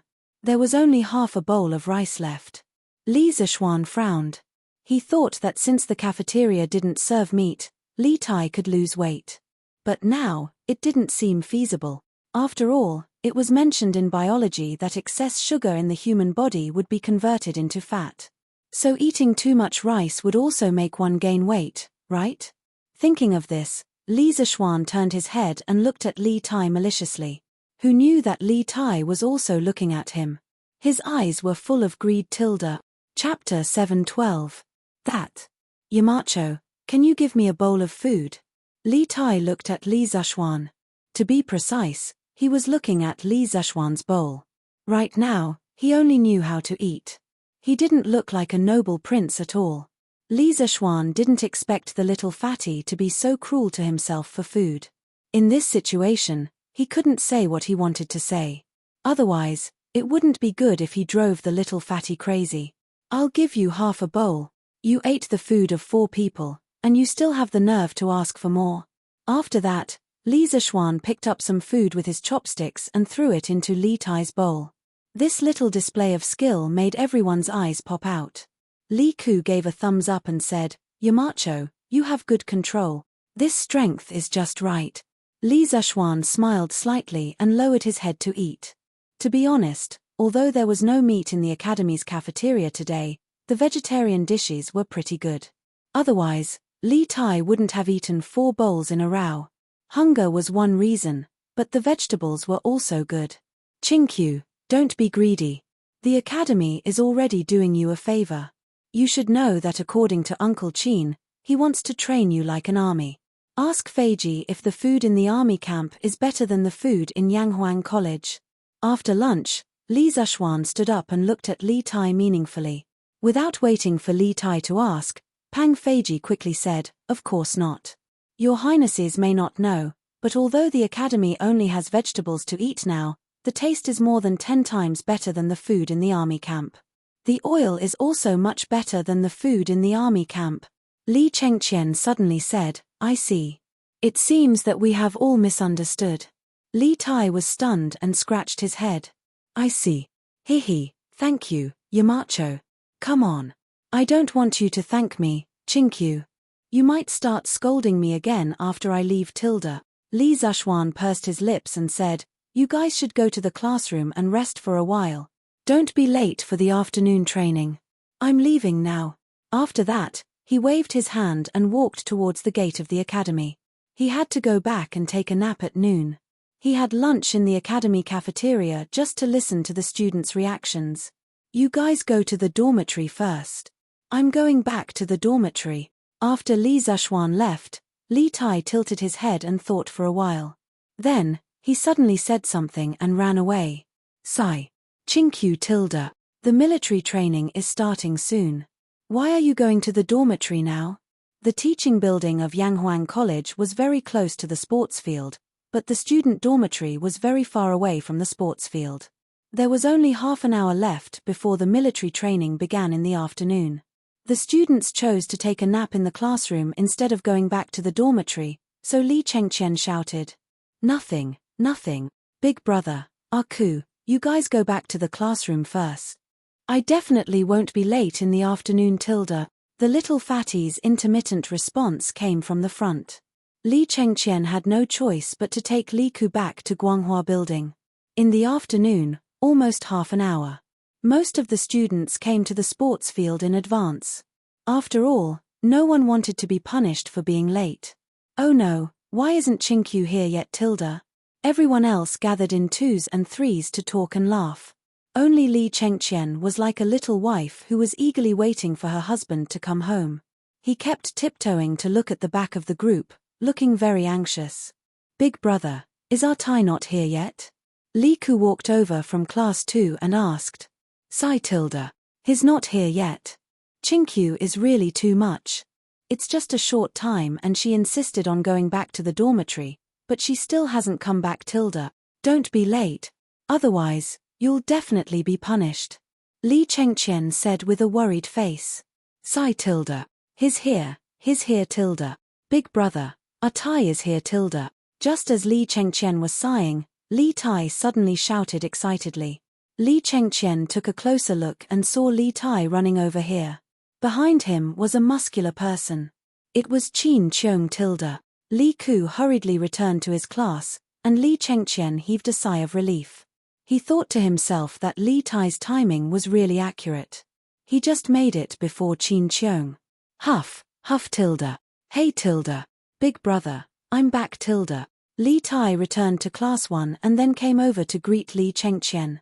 Li Chengqian nodded and said, It's good that you're back." He didn't know if it was an illusion, but he felt that Li Tai seemed to have become taller. Very good. "No one is late Tilda. Military training will begin now. Everyone will stand in military posture for half an hour. Like before, you will have 5 breaths to adjust your posture. Start preparing Tilda." After a while, Qin Qiong came to the front of the team. He glanced at the students of Class 1 and said in a deep voice. Li Chengqian looked back worriedly at Li Tai before starting to prepare. However, he was destined to be worried for nothing because the little fatty's face was full of relaxation at this moment. He was completely different from the person in the morning. Everyone stop. The time starts now. After a while, Qin Qiong shouted loudly. The students all perked up and stood in military posture with their heads held high. Qin Qiong began to enter the team to patrol as usual. Not bad, not bad. Qingqiu, continue to maintain it. When he passed by Li Tai's position, Qin Qiong noticed that something was different. At this moment, Li Tai's legs were straight and not as loose as they were in the morning. Thus, he praised him with relief. Yes, General Qin. The little fatty shouted loudly, full of vigor. The students were puzzled. Was this still that Li Tai who couldn't even stand properly in the morning? Or was Li Tai's current state just forcing himself? They weren't the only ones who thought so. Qin Qiong also thought so. However, what happened next made everyone doubt life. After a quarter of an hour, Li Tai didn't show any fatigue on his face and was still very relaxed. After a quarter of an hour, Li Tai didn't stagger and was still motionless. After half an hour, Li Tai only pursed his lips and didn't show any signs of collapse. Qin Qiong stared suspiciously at Li Tai for a long time, but he couldn't find any clues. He could only return to the front of the team and say loudly, "Okay, everyone rest where you are. The rules are the same as in the morning. Here, I'll focus on praising Li Tai. He has improved a lot. The students of Class 1 immediately cast their gazes on Li Tai. The little fatty smiled as he raised his head and thought to himself, "You're so arrogant." Fortunately, this king was quick-witted and stuffed cotton in my shoes during the lunch break. This way, standing in military posture will be much easier. It had to be said that the little fatty was really the king of points. Chapter 7:13. Qingqiu, you're good. The amount of training in the afternoon wasn't any less than in the morning, but you look much more relaxed now. In the afternoon, taking advantage of the free break, Li Chengqian came to Li Tai's side and said happily. He had been worried that Li Tai wouldn't be able to hold on and faint midway, but now Li Tai's face was only a little red and his body was sweating a lot. He still looked very energetic, which made Li Chengqian heave a sigh of relief. The little fatty, who was obsessed with cleanliness before, couldn't be particular about it now. Seeing him lying on the grass, not only did he not dislike it, but he was also extremely satisfied. After hearing Li Chengqian's words, Li Tai smiled proudly and said, "Hehe, thanks to Big Brother, now I'm not afraid of standing in military posture at all." Li Chengqian didn't care about his image as a crown prince and sat down beside Li Tai, then asked in a low voice, "Qingqiu, do you have some secret to standing in military posture? Can you tell me about it?" With his understanding of Li Tai, how could he not know that there was something fishy about it? The reason why he didn't show it was completely to cooperate with Li Tai's acting. But standing in military posture was also a big challenge for Li Chengqian, so he really wanted to know the secret of Li Tai's sudden ease in standing in military posture. Li Tai thought for a while and said, "I'll tell you when we go back to the dorm tonight. Even if I tell you now, you can't do it. But Big Brother, don't tell anyone else. Otherwise, if Juki knows, he'll definitely increase the training volume again." If it was in the past, Li Tai would definitely not share this kind of thing with Li Chengqian. But after hanging out with Li Zhuan for so long, he found that his interest wasn't in palace politics. And this time, Li Chengqian came to Yanghuang College to accompany him in military training, which made him have a much better impression of this big brother that he didn't like before. Seeing that Li Tai agreed, Li Chengqian smiled and hurriedly said, "Qingqiu, don't worry, Big Brother definitely won't tell anyone." But shouldn't we tell little Ku? Li Tai shook his head and said, "No need, no need. Xiao Ku's foundation in martial arts is even better than Cho Ox's. Why would he need to use these unorthodox methods? Who knows, with more training, his martial arts might even improve." Li Tai thought about it and also felt that what Li Tai said made sense. He nodded and said, "I got it. Hey, What are you two talking about? What is it that you can't let others know, Tilda? When the two of them were talking about the main topic, suddenly, Cheng Chumo's head popped out from behind them, giving the two of them a fright. Damn it. Ugly bull, do you know that you can scare someone to death? Li Tai reacted and was furious. He flipped over and was about to fight Cheng Chumo to the death. Sigh. Chinkyu, you haven't told me what you were discussing. Discuss your sister. I just want to beat someone up right now. Clang, clang, clang tilde. With the sound of gongs and drums, the students who had been tortured for the whole day heaved a sigh of relief. Qin Qiong didn't make things difficult for them and decisively announced that school was dismissed. Compared to noon, there was more time at night. Li Tai leisurely went to have dinner with Li Chengqian, Li Ku, and Cheng Chumo before returning to the dormitory. Yanghuang College's dormitory was usually 6 people to a dormitory. Li Chengqian, Li Tai, Cheng Chumo, Qin Huayu, Yuqi Baolin, and Sun Zifan stayed in the same dormitory. Chinkyu, let's go. Let's go to the bathhouse and then we can rest. Back in the dormitory, Li Chengqian said to Li Tai, who was sitting on the bed. The little fatty had a strong physique, so of course, he slept on the bottom bunk. Otherwise, he would definitely flip over. At this moment, he leaned against the wall and waved. Big brother, go ahead. I'll just take a bath in the dormitory. Haha. Chinkyu, you're afraid of being naked with everyone, aren't you? Cheng Chumo, who was opposite him, laughed loudly. Cheng Chumo, you're bullshitting. I'm just tired and don't want to go to the bathhouse. Li Tai seemed to have been poked in his sore spot. He straightened his body and scolded angrily. Hee. Is that so? Then, Chinkyu, if you're not afraid, why don't you come to the bathhouse with us to take a bath now? Cheng Chumo said with a smile. Li Chengqian saw Li Tai's embarrassed face and hurriedly helped him out. Cough, cough. Cho Nyo, if Chinkyu doesn't want to go, then forget it. Let's go first. Baolin, Huayu, Zifan, let's go. No. I'm not going either. You guys go ahead. Sun Zifan also shouted. When he thought of so many people standing together to take a bath naked, he panicked a little. In the end, he was still not used to this kind of public bathhouse that had never appeared in the Tang Empire before. Cheng Chumo immediately laughed loudly and said, haha, looks like it's not just Chinkyu who's afraid. Zifan, you're also afraid. TSK, could it be that all fatties are afraid of being naked in front of others? At this point, Cheng Chumo's eyes and expression suddenly became extremely wretched. Scram. The two fatties let out angry roars at the same time, so loud that it hurt the eardrums of others. Seeing that he was about to be beaten, Cheng Chumo hurriedly pulled Qin Huayu and Yuqi Baolin and fled. Li Chengqian thought for a moment and said, Chinkyu, Zifan, you guys can't be like this in the long run. It's fine if the weather is hot now, but what will you guys do when the weather turns cold? Although they could take a bath in the academy's dormitory, they could only take a cold bath. That was why Li Chengqian advised them to take a cold bath.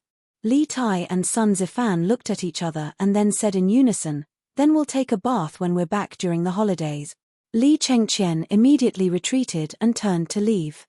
Then, the two fatties in the dormitory, one big and one small, stared at each other. After a while, Li Tai said, I'll take a bath first. Zifan, you're not allowed to peek.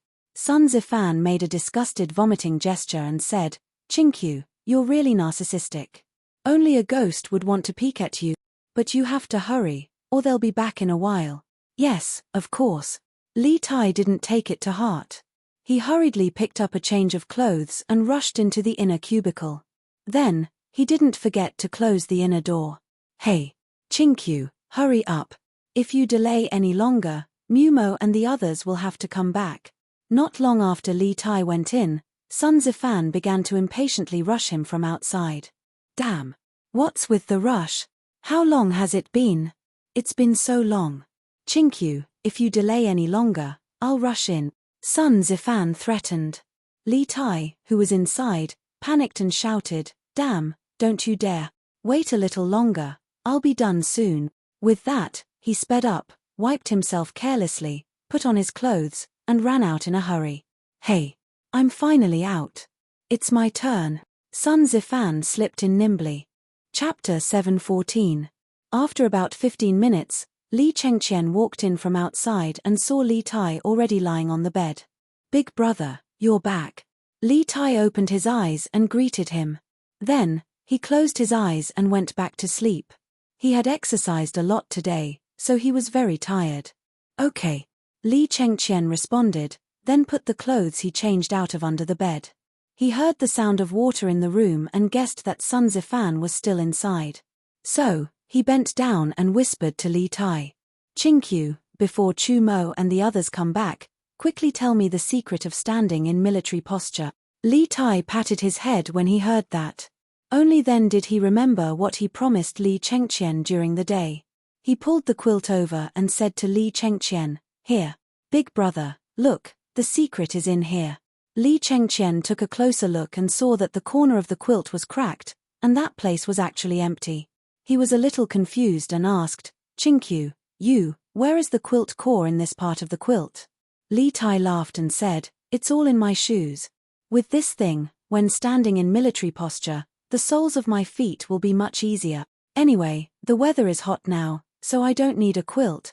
Li Chengqian suddenly understood, but at the same time, he was very speechless.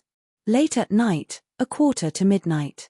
Yanghuang College, which had been noisy all day, finally returned to silence. Oh, it could not be said that there was no sound at all, because there were still sounds of snoring in the student dormitory. Obviously, the students were very tired tonight. Many of them had never been so tired since they were born, so naturally, they slept soundly. Beep, beep, beep, beep. At this moment, there was a sudden and sharp sound in front of the student dormitory door. It sounded like the cry of an ape eagle at night, but also like the scream of a ghost. The first to wake up was naturally the military training instructor, led by Pang Feiji. Lord Zhu, why are you here? In order to facilitate the military training, Li Zishuan's team of personal guards stayed in the student dormitory at night.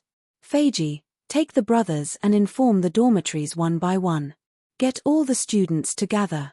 Whoever doesn't show up in 15 minutes will be punished by running 10 laps. Li Zishuan did not answer Pang Feiji's question. Instead, he ordered in a deep voice.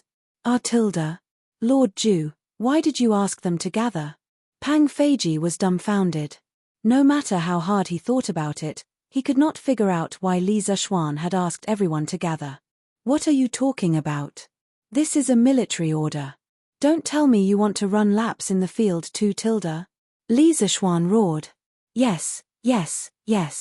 Please wait for a moment, Lord Zhu. I'll go now. Pang Feiji shuddered and immediately woke up. He quickly turned around and called for the rest of the guards to rush into the dormitory and wake the students up. Their shouts immediately rang out in the dormitory corridor. All students, come out and gather immediately. Those who don't arrive in a quarter of an hour will be punished with 10 lap. All students, come out and gather immediately. Those who don't arrive in a quarter of an hour will be punished with 10 lap. Li Zishuan continued to blow the bamboo whistle outside, and the quiet Yanghuang Academy suddenly became noisy. Even the teacher's dormitory not far away lit up at this moment. What? Gathering everyone at this time? Are you kidding me? That's right. I'm so sleepy. We've all taken off our clothes.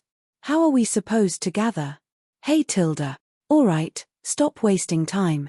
If you don't go down, you'll be punished with running. Hurry up and put on your clothes. All right, hurry up and get up. Jishuan, stop sleeping. At first, the students subconsciously resisted. However, when they thought about the harsh military training instructors during the day, they began to accept reality and quickly got up to put on their clothes. F***CK. Who the F***CK is making noise in the middle of the night? Are they immoral? Li Tai was furious when he was woken up. He had been sleeping comfortably. He had never been so comfortable before. However, he was woken up by someone. One could imagine the anger in his heart. Qingqiu, don't say any more. Hurry up and get up, or you'll be punished later. Li Chengqian wished he could cover Li Tai's mouth. If the instructors outside heard what he said, there would definitely be new problems.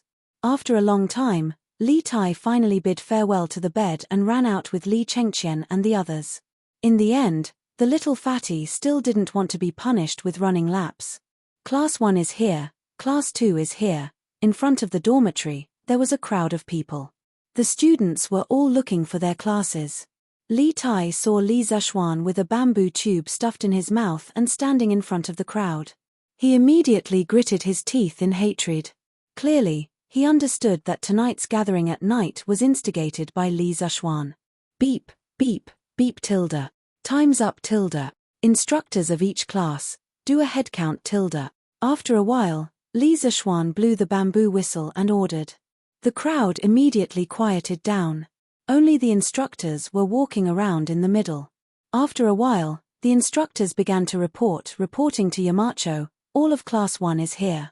No one is late tilde. Reporting to Yamacho, all of Class 2 is here.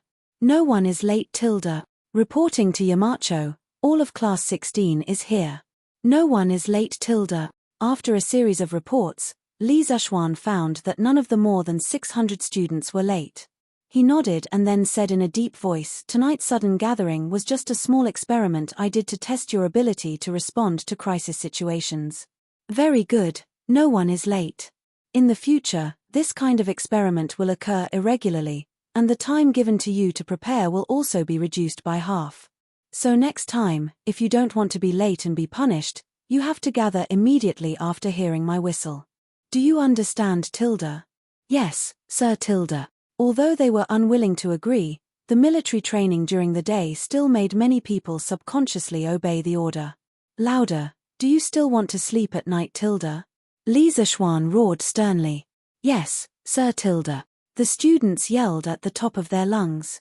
Li Zexuan nodded with satisfaction and said, "Well, okay, everyone is dismissed. Go back to the dormitory to rest tilde." Dismissed. The students were a little confused.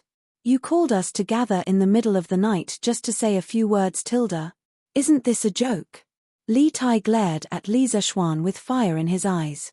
At this moment, the little fatty really wished that his eyes could kill. If it weren't for the fact that he couldn't beat Li Zexuan, he would definitely go up and fight it out with Li Zexuan right now. Let's go tilde. Chinkyu. Go back to sleep quickly. We still have to wake up early tomorrow. Afraid that Li Tai would do something stupid, Li Chengqian quickly came over and pulled him back and said. The two brothers followed the army of students and walked back to the dormitory. Li Zexuan, who was a little mischievous, patted his butt and turned around to go home and sleep. What he didn't expect was that there was also a surprise attack thousands of miles away on the sea tonight. Chapter 7:15. In the middle of the vast sea, a nameless island that had been lonely for countless years welcomed a large group of guests tonight. Your Highness, there's a small island up ahead. Should we approach it? In the southern direction of the small island, there was an unusually large fleet of ships. There were at least 1,000 of them. Their sails fluttered in the wind, whistling as they faced the sea breeze. On the deck of the largest ship at the front of the fleet, a soldier bowed to a middle-aged man. Let's approach it first. Have the 6 soldiers rest on the island for the night. At the same time, send someone up to see if there's any fresh water or fresh fruit. The middle-aged man was none other than Li Xiaogong, and this fleet was the Great Tang fleet that had sailed south for more than 4 months. In truth, this fleet had begun to return 10 some days ago, and the closer it got to the Great Tang, the faster it moved. Everyone couldn't suppress their homesickness, and after drifting for so long, quite a few people in the fleet had fallen ill. Most of them were dizziness and vomiting. Although it wasn't fatal, it was still a major problem if dragged on for too long. Thus, in the last few days, the fleet had begun to sail at night under the moonlight. As they entered the inland waters, they would often encounter small islands. Li Xiaogong would also order his soldiers to collect fresh water and fruit from these islands. With more than 4 months of experience at sea, he was well aware of the importance of these things. They could save lives at sea. As for whether or not there was fresh water on these islands, it was naturally possible. On some larger islands, there would be precipitation, whether in the form of rain or snow, that would form ponds. However, not all large islands had such ponds. This was a matter of probability. Yes, Your Highness. The soldier bowed and then climbed onto the mast to signal the fleet behind him. The massive fleet began to slowly approach the island.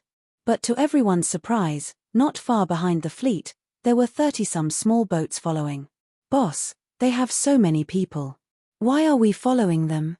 Of course, they weren't speaking in Chinese. On the leading boat, a sloppy man asked the scar-faced man in front of him. The scar-faced man spat and viciously said, "Bah. So what if they have more people? Once they're asleep on the shore, we'll steal a few of their merchant ships and strike it rich. After following us for so many days, we can't let our brothers work for nothing." The sloppy man looked at the fleet in front of him and swallowed his saliva in fear. He said weakly, "Boss, this seems to be a caravan from the Great Tang. If we make a move and anger the Great Tang Emperor, how can we be a match for them?" Barker Tilda. The scar-faced man slapped the sloppy man's head, and then he heard him angrily say, "Coward Tilda. Even if the Great Tang Emperor has a magnificent army, what can he do to us if we hide in the sea? Tell the brothers to buck up and listen to my instructions later. After we finish this job, we can go back to eat and drink and look for beautiful girls Tilda." "Hi Tilda." The sloppy man saw that Scarface was angry and quickly went to inform the rest of the crew. Scarface stood at the bow of the ship and looked at the big ships in front of him. With a greedy face, he muttered to himself, "With these big ships, who on this sea can be a match for me, Nakamura Kowa Yuto? Ha ha ha ha. Your Highness, there is a lot of fresh water and coconuts on the island. There is also a cave. Do you want to go in and rest for a night?" After the fleet docked, Li Xiaogong first sent a group of people to the island to check. After a while, a soldier came to report. "Send the sick soldiers ashore to rest first. Then, let the envoys follow me into the cave Tilda." Li Xiaogong thought for a while and said. This time, he not only brought back a full ship of goods but also the envoys from the Nanyang countries. Compared to when he went, the size of their fleet was now a little bigger. "Yes. Your Highness Tilda." The soldier quickly went to pass the order. Then, he heard Li Xiaogong say, "Wait. Pass down the order. There must be at least 4 guards on each ship and at least 10 guards on the big ship." In this vast dark night, Li Xiaogong had to be careful. He did not want any accidents to happen when they were so close to the Great Tang border. "Yes. Your Highness Tilda." Seeing that Li Xiaogong had nothing else to say, the soldier went to make the arrangements. Li Xiaogong jumped off the big ship and took a small wooden boat ashore. "Oh Tilda. Finally, I can step on the ground Tilda." After a while, a few people with dark skin and different clothes came up. Obviously, they were envoys from other countries. One of them had a big beard and a big mole on his cheek. He stood on the island and sighed happily. After all, sailing the ocean was not a small challenge for many people. Only those who had drifted on the sea could feel how happy it was to stand on the ground.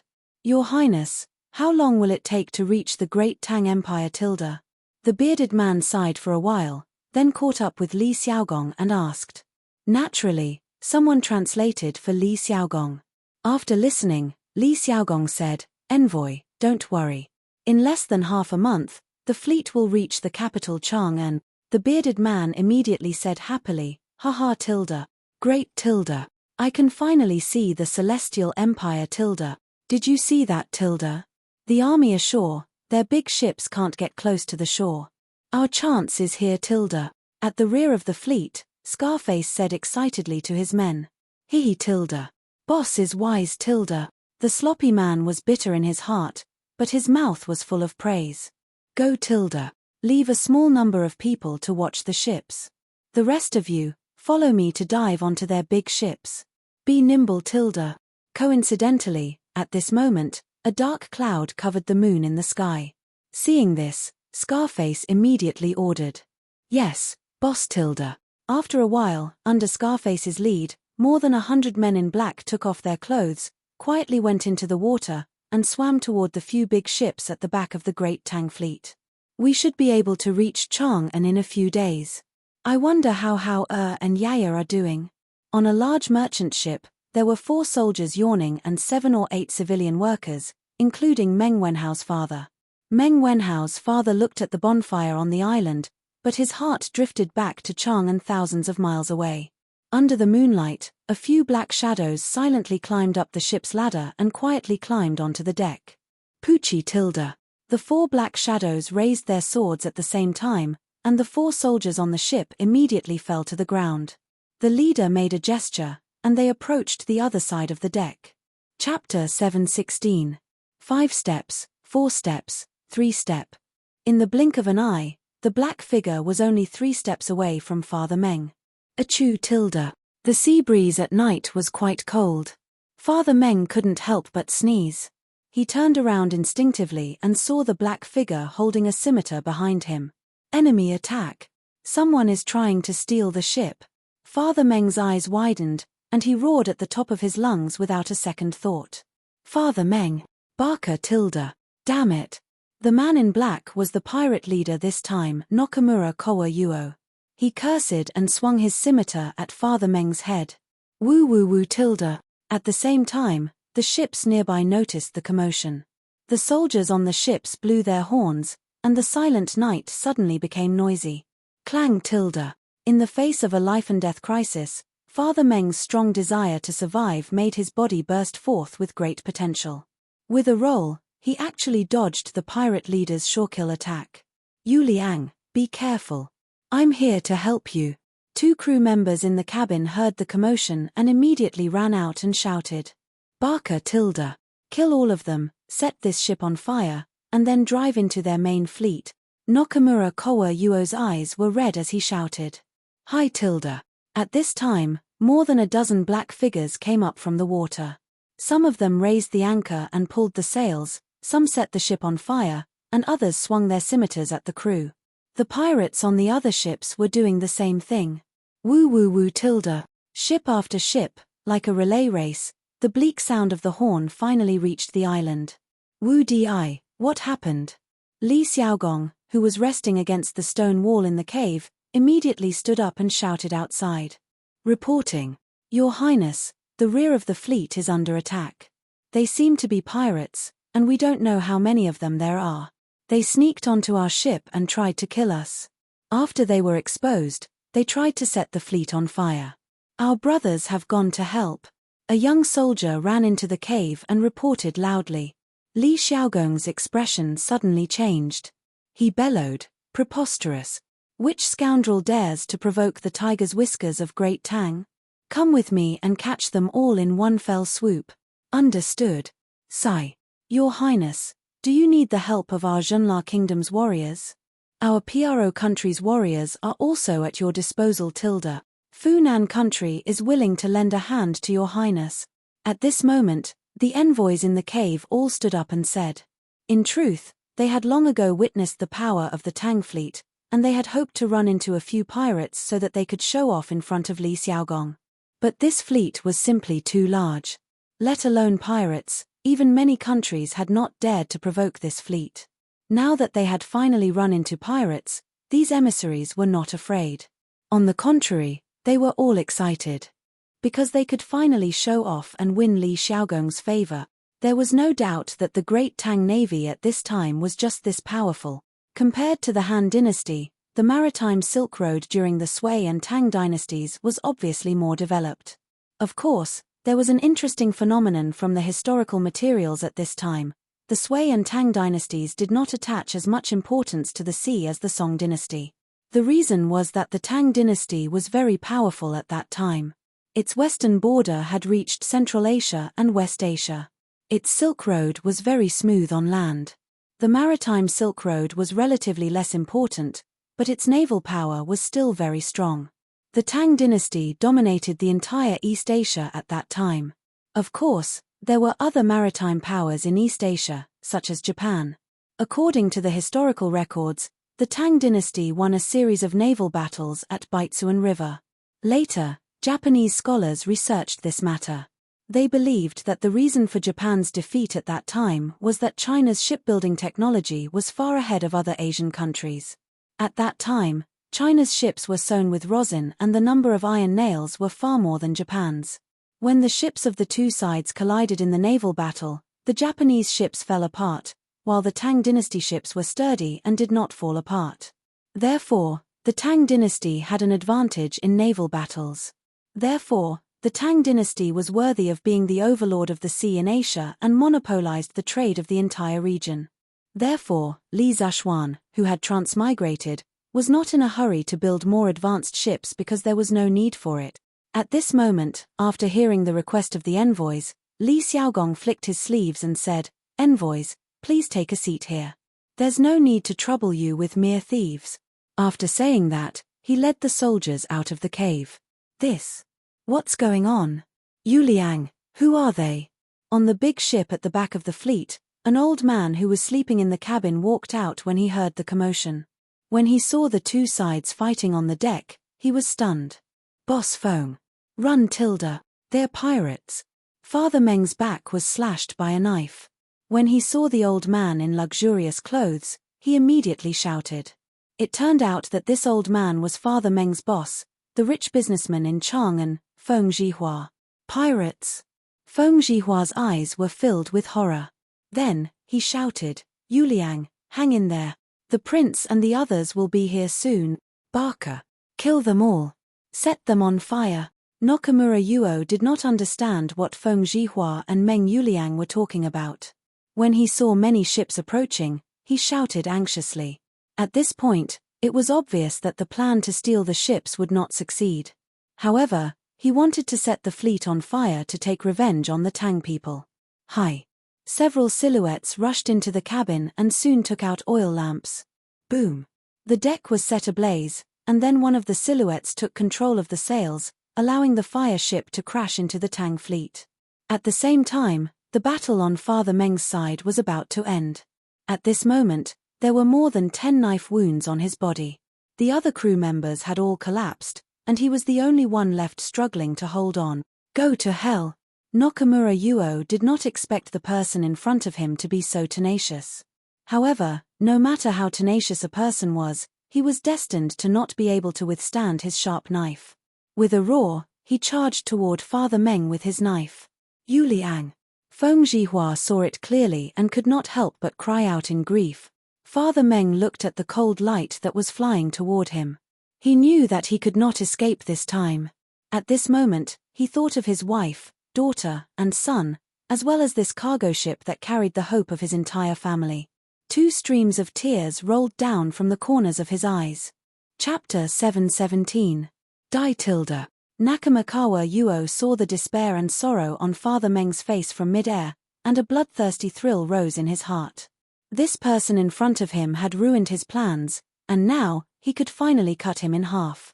At this moment, the dark clouds in the sky were blown away by the wind, and the moon revealed its beautiful face.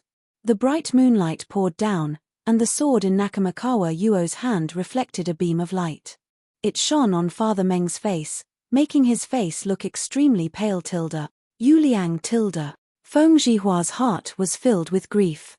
He knew a little about Meng Youliang's family background, and now, the pillar of this family of 4 was going to die on his ship. This made him feel extremely guilty. Farewell. Howa, Yaya, Yulon. Meng Yuliang painfully thought as he felt the wind from the sword on his forehead. He didn't want to die, but he tried his best. Ph. Whoosh whoosh whoosh. At this moment of life and death, a cold snort sounded in the night without warning. 3 arrows suddenly shot from the side of the ship. The arrows were like flowing lights, and the intense friction between the arrowhead and the air made 3 explosive sounds. Upon closer inspection, the bodies of these 3 arrows were actually made of fine iron. Clang. Clang. Clang. The 3 iron arrows were like meteors, carrying a huge amount of energy, and shot on the blade of Nakamikawa Yuo's sword one after another. The sword that was originally moving forward was suddenly stopped in mid-air by these 3 arrows, and a series of clanging sounds were heard, and each sound was louder than the last. Nakamikawa Yuo was suddenly hit by a huge force, and he couldn't help but slow down. When the 3rd arrow hit the blade, he could no longer control his body, and his whole body was directly shaken and sent flying. Phut. Nakamikawa Yuo knelt on the deck with one knee. His hair was disheveled, and he looked like a crazy demon. Suddenly, he felt his chi and blood surging, and he couldn't help but spit out a mouthful of blood. 3 arrows, Just 3 arrows, and they were only on the blade. The impact from the sword alone was enough to make him spit out blood. The power of these 3 arrows was obvious. Master. Nakamikawa Yuo instantly understood that he had met a master that he had never met in his life. Without hesitation, he turned around and jumped into the sea. Retreat. Before he fell into the water, he remembered the rest of the people on the ship, so he shouted loudly, "Me. You want to run?" Whoosh. A bone-chilling voice came from the night sky, followed by another sharp arrow, aiming straight for Nakakawa Yuto's back. Fut. This was the sound of an arrow piercing into flesh, followed by Nakamura Yuo's miserable cry. From the moment he raised his blade to kill Meng Yuliang to the moment he was hit by the arrow and fell into the water, it took less than 10 breaths of time. At this moment, hearing his screams, the rest of the pirates on the ship immediately reacted and were scared out of their wits. Hurry up and run. Boss is injured, and the Tang Empire's army is chasing us. Don't kill me. The pirates on the deck immediately fled in all directions. They wanted to jump into the sea to escape, but they heard the voice of the person from before coming from the side of the ship. Heh. These bastards still want to run. Release the arrows. Leave no one alive. Look carefully and shoot. Don't accidentally hurt the people on the boat. Yes, Island Master. There were dozens of people shouting in unison, and they were actually speaking Chinese. Whoosh, whoosh, whoosh. Following that, arrows rained down on the pirates on the ship. Fut. In the blink of an eye, more than 10 pirates fell one after another. Lying on the deck, Meng Yuliang finally had the time to turn over and look in the direction of the sound just now. He saw that there were actually more than 10 ships about 50 steps away from the merchant ship. The leading ship was only slightly smaller than the merchant ship he was on. He saw dozens of strong men standing on it. The leader was a burly man close to 7 feet tall with a face full of beard. As for his appearance, Meng Yuliang couldn't see it clearly because he was too far away. This isn't the Imperial Court's army. Meng Yuliang was shocked because he saw that these people were wearing tattered clothes and looked even more like bandits than the group of people just now. Meng Yuliang, who had just escaped from the tiger's den, felt as though he had fallen into the wolf's den at this moment. However, the other ships were already approaching. Before this group of bandits next to him arrived, the Imperial Court's army should also be able to arrive. This is bad. Meng Yuliang suddenly caught a glimpse of the blazing fire on the ship. He used all his strength to prop up his body and shouted at Feng Zhihua, who was beside him in a daze, "Boss Feng, quickly help me change the course, we can't let this fire ship crash into the fleet." After saying that, he gritted his teeth, stood up, and then staggered toward the sails of the merchant ship. The sails that used to be effortless now required him to pull with all his strength. Because he used too much strength, the wound on his back instantly split open, and his already bright red undershirt was now bleeding. "Yuliang, hold on, this old man will help you control the rudder." At this moment, Feng Zhihua had already recovered from his shock. He saw that Father Meng was covered in blood, but he was still controlling the sails. He hurriedly bypassed the fire and rushed to the rudder. After all, the sails only provided the ship with power and controlled the sailing ship's speed. The rudder determined the direction of the merchant ship. This required at least 2 people to cooperate with each other to make this fire ship turn around and leave the main fleet as soon as possible. "Prince, it's not good. The merchant ship in front is on fire, and it's rushing here at full speed." Li Xiaogong took a dozen of his personal guards to a large ship at the back of the fleet in a small boat. After a while, he heard the soldiers on the mast's observation deck anxiously shouting. Li Xiaogong was shocked. He hurriedly went to the stern of the ship and saw a burning merchant ship about 100 feet in front of him. "Prince, this subordinate will escort you to retreat." The general next to him was shocked and quickly bowed with cupped fists. It was only a distance of 100 feet, there was no time to raise the anchor and turn around. Not to mention that they had nowhere to turn because there were endless ships of all sizes behind them. If it weren't for this reason, Li Xiaogong wouldn't have come here in a small boat. Retreat. Retreat to where? If this prince retreats, What will happen to this large fleet? During the Three Kingdoms, Zhuge Liang burned many camps. Today, a few petty thieves want to imitate Zhuge Liang tilde. This prince will not be like Cao Cao tilde. Come, order the ships at the back to turn around and form a line to block the fire ship. Li Xiaogong ordered with a pale face. Prince, you can't tilde. The young general shouted. Bastard tilde. This is a military order. You dare to disobey tilde? Li Xiaogong said coldly as he pulled out the long sword at his waist and placed it on the general's neck. Report tilde. Prince tilde. There are survivors on the merchant ship in front. They seem to be the crew on the ship. They are turning the ship around, and the fire ship has begun to deviate from the course, and there are more than a dozen sailboats beside them. They are not our people tilde. Chapter 7:18. At this critical moment, Li Xiaogong had never thought of running away, nor could he run. 20,000 soldiers, tens of thousands of civilians, and several thousand ships. If such a massive force was burned down by a small band of pirates, Li Xiaogong would forever be nailed to the Great Tang's pillar of shame, and his descendants would never be able to rise again. The first reaction of Li Xiaogong, who was quite experienced in battle, was to turn the merchant ships at the back 90 degrees and form a line to form a strong defense. Then, he ordered the other fleets to move away and increase the distance between them. At the cost of sacrificing a few merchant ships, the survival of the entire fleet could be achieved. But this would also put Li Xiaogong in danger, because the merchant ship he was standing on was in the back row. Just when Li Xiaogong was preparing to make a decisive decision, a messenger came down from the observation deck and ran up to Li Xiaogong to report. Li Xiaogong was taken aback. He looked at the deputy general with a sword at his neck and asked, "Whose ship does that merchant ship belong to?" The young general clasped his fist and said, "Your Highness, that ship belongs to the wealthy merchant of the capital, Feng Zhihua. The ships next to it also belong to him." Feng Zhihua, Li Xiaogong softly muttered, and then his expression flickered as he asked, "Is the Meng Yuliang that this king asked you to keep an eye on that ship?" "Your Highness, he is indeed on that ship." Li Xiaogong's brow furrowed. At this time, he saw that the fire ship had already begun to turn to the right. At this rate, it would definitely not be able to hit the main fleet, so he decisively ordered, "Immediately turn the ship around and sail to our right to rescue the crew."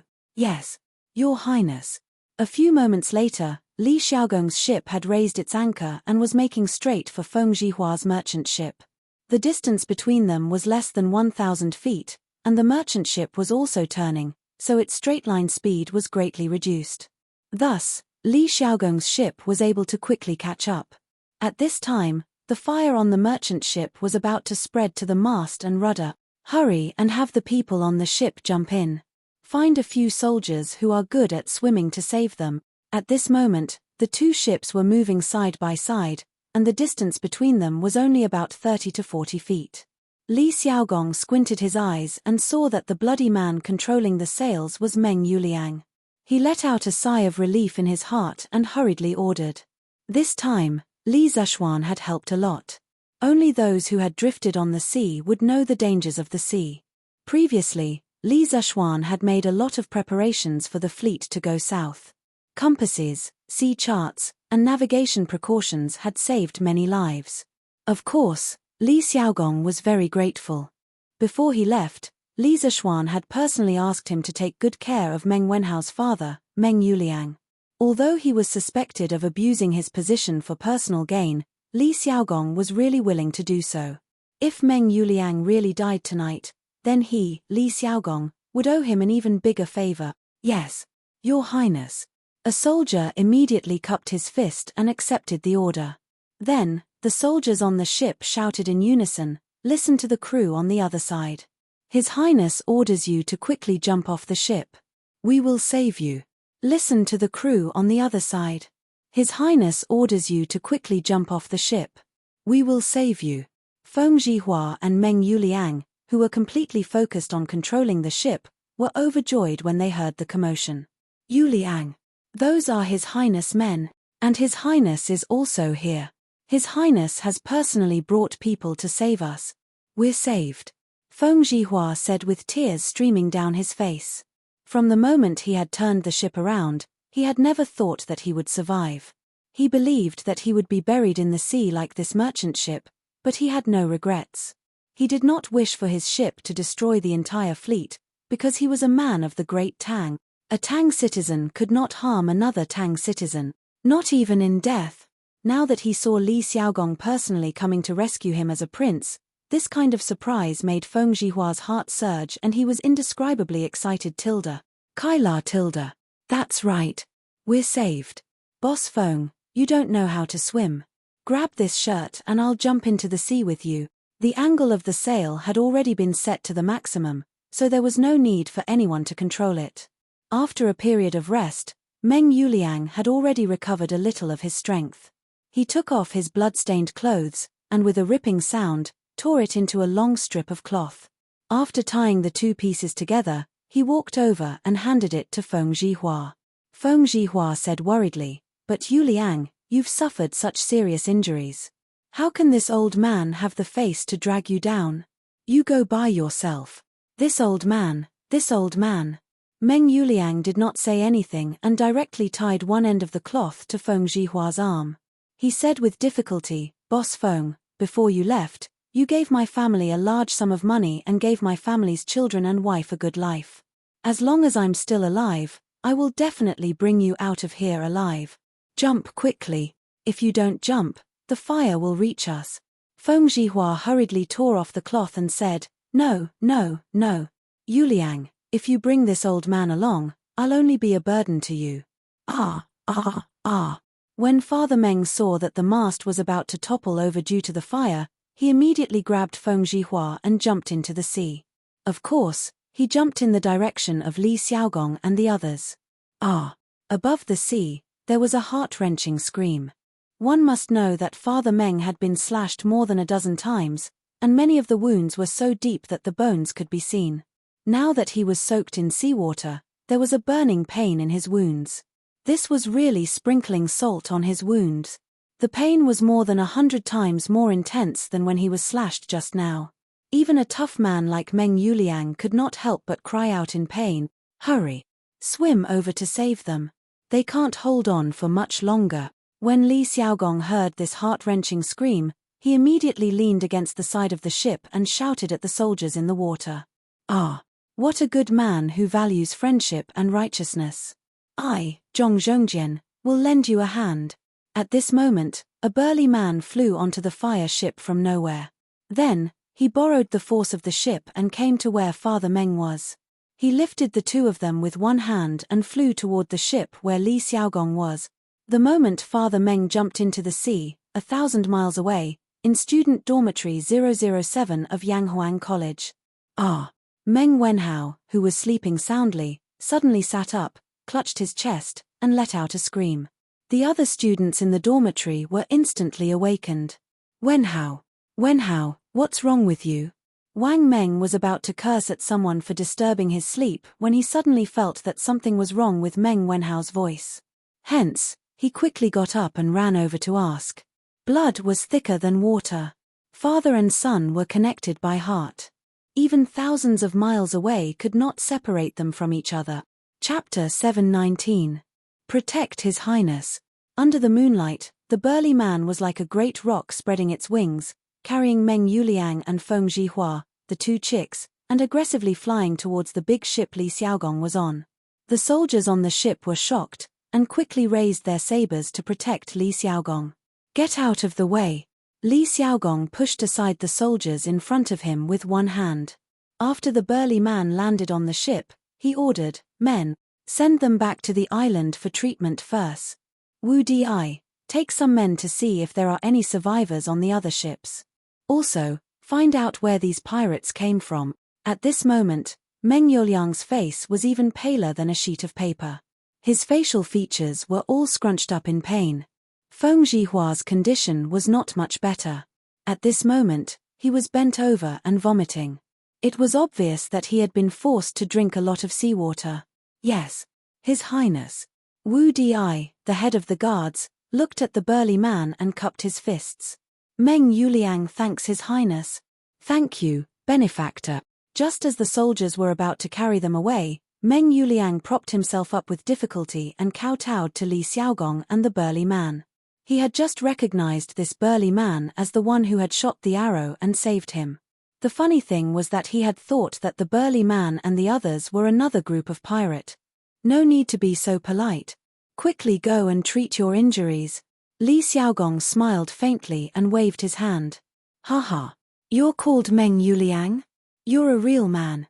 You don't need to thank me. It was only a small matter for me to save you. Quickly go and treat your injuries. The burly man laughed heartily without a care in the world. There were soldiers who carried them to the other ships and sailed towards the island. Zhong Zhongjian. You are Zhong Zhongjian? After Meng Yuliang and Feng Zhihua were carried away, Li Xiaogong asked with narrowed eyes. As a member of the military, he had naturally heard of Zhong Zhongjian's name, but he had never seen him in person. Haha. I am Zhong Zhongjian. Your Highness does not know this one, but this one knows your Highness. Yes, this robust man was Zhong Zhongjian, and his nickname was the Bearded Guest. Together with Li Jing and Hong Funu, they were called the Feng Chen Three Heroes. He was originally the son of Zhong Jiling, the richest man in Yangzhou. When he was born, his father despised him for being ugly and wanted to kill him. He was rescued and became a Kunlun slave. After he succeeded, he wanted to raise an army to conquer the world. When he saw Li Shimin, he was ashamed that his bearing was not as good as Li Shimin's. He firmly believed that the world would belong to Li Shimin. He was interested in Hong Fu. After knowing that Hong Fu had married Li Jing, the three of them became brother and sister. He gave all of his family's property to Li Jing and his wife to help Li Shimin unify the world. He left quietly and later became the ruler of the 72 islands in the Great Tang's Southeast Sea. The Bearded Guest's ending was not a tragedy. It was said that he personally led an army of 100,000 into the country of Fu Yu, killed its master, and proclaimed himself king. The rest of his life was carefree and happy. Later generations believed that the country of Baiyo was located thousands of miles southeast of our country. To a large extent, it was either the Philippines or Thailand. Brother Zhongjian, why are you here so late at night? Hearing Zhong Zhongjian's admission, Li Xiaogong's face flashed with a hint of seriousness. The Bearded Guest's small display of skill was enough to prove that his skill should be above the peak of the Zongsha realm. It was very likely that he had already touched the threshold of the Great Grandmaster realm. Why? Is your Highness suspecting that I have ulterior motives? If I say that I came here by coincidence, would your Highness believe me? Faced with Li Xiaogong's interrogation, the Bearded Guest was not afraid at all. He was the king of this sea region. There was no one here that could make him afraid. Li Xiaogong suddenly smiled and said, "This prince was just casually asking. Since Zhong Jian said that you came here by coincidence, then why should this prince believe you?" The Bearded Guest looked deeply at Li Xiaogong and then laughed heartily. Haha. Your Highness is also a straightforward person. I have something to ask your Highness. Is it convenient for you to do so? Please speak. The Bearded Guest thought for a moment before saying, "Are Medicine Master and Hong Fu doing well?" Hearing this, Li Xiaogong smiled and said, "They are doing well. Medicine Master is now the Minister of War and is highly regarded by His Majesty. How could he not be doing well? As for Hong Fu, if Medicine Master is doing well, she will definitely be doing well too. It's just that this prince heard that they have been inquiring about you, Zhong Jian. If they knew that you were here, Medicine Master and Hong Fu would definitely put aside their work and rush over to see you." Actually, disregarding everything else, Li Xiaogong and Li Jing's personal relationship had always been very good. Later generations said that Li Xiaogong's title as the second meritorious official in the Lingyan Pavilion was undeserved because all of his achievements were won by Li Jing. Li Xiaogong had experienced many great battles, such as eliminating Xiao Xian and capturing Fu Gongfeng. He was the commander while Li Jing was the subordinate. Let's not comment on the truth first. However, Li Jing was willing to be a supporting character at that time, which showed that their relationship was very good. Those who said that Li Xiaogong stole Li Jing's achievements were even more excessive. Looking at the Zhengguan dynasty, Li Xiaogong was a humble person. He did not take credit for himself, did not do anything, and did not seize power. In the imperial family, his character was one of the best. How could he steal a subordinate's achievements? Thus, Li Xiaogong had a very clear understanding of Li Jing's family situation. A hint of warmth flashed across the bearded man's boorish appearance. A moment later, he shook his head and sighed. I'll have to trouble your highness to inform Medicine Master and Hong Fu that they don't need to look for me anymore. When the time comes, they will naturally meet again. Now that the world is at peace, as long as they live their own lives, I, as their big brother, will be satisfied. Zhongjian, why do you have to do this? Li Xiaogong couldn't help but want to persuade him, but the bearded man interrupted him. Your highness, there's no need to persuade me. This one has already made up my mind. This vast sea is where I, Zhongjian, should go. Roaming the 4 seas and being free and unfettered is this Zhong's lifelong wish. Li Xiaogong pursed his lips and did not speak. At this moment, the leader of the personal guards, Wu Di, came up to the deck and bowed. Reporting, Your Highness, the crew of Feng Jihua's other merchant ships are all dead. Not only that, we also lost 28 brothers, all of them killed with a single strike. The air on the deck suddenly froze. Li Xiaogong's face was ashen as he asked, Did you find out where these bandits came from? Wu Di waved his hand. Bring them up.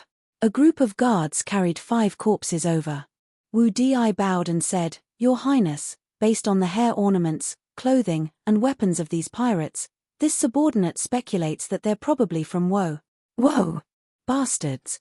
A tiny country dares to provoke the tiger's whiskers of my great Tang? Li Xiaogong's eyes widened, his eyebrows stood up, and veins bulged on his face as he furiously roared. The bearded man interjected, Your Highness, according to this one's knowledge, these people are just pirates roaming the seas.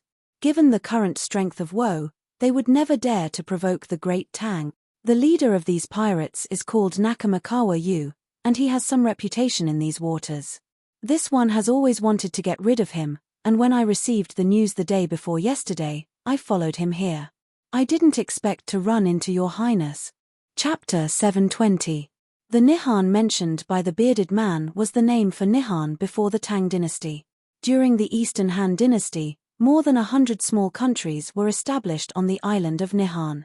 One of them sent envoys to the Han dynasty. Because the envoys were short, thin, and small, Emperor Guangwu of the Eastern Han dynasty, Liu Xiu, granted them the name Nihon, which was a vassal state of China. Therefore, the people were also called Nihon and the emperor was named the King of Nihon. Since then, the Han people called Nihon the slave state of Nihon and the Nihon people were called Nihon until the 3 kingdoms, the 2 Jin dynasties, and the northern and southern dynasties. During the Sui dynasty, Crown Prince Shengde of Nihon wrote in his letter to Emperor Yang of Sui, the Crown Prince of the rising sun to the Crown Prince of the setting sun. This was the prototype of Nihon's name.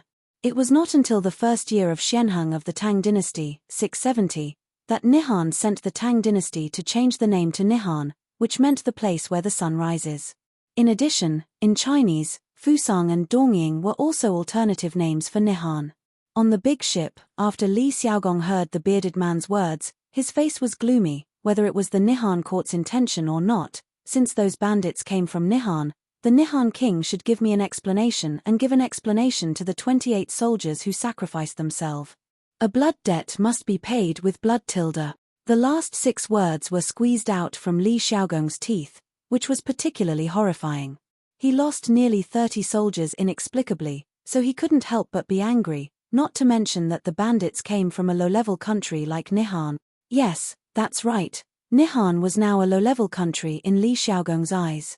It was even inferior to small countries like Zhenla and Piaro, so it was even more impossible for him to call the ruler of Nihon emperor. In fact, the term emperor was first proposed by Crown Prince Shengde. In the letter he sent to Emperor Yang of Sui, he wrote, "The East Emperor respects the West Emperor."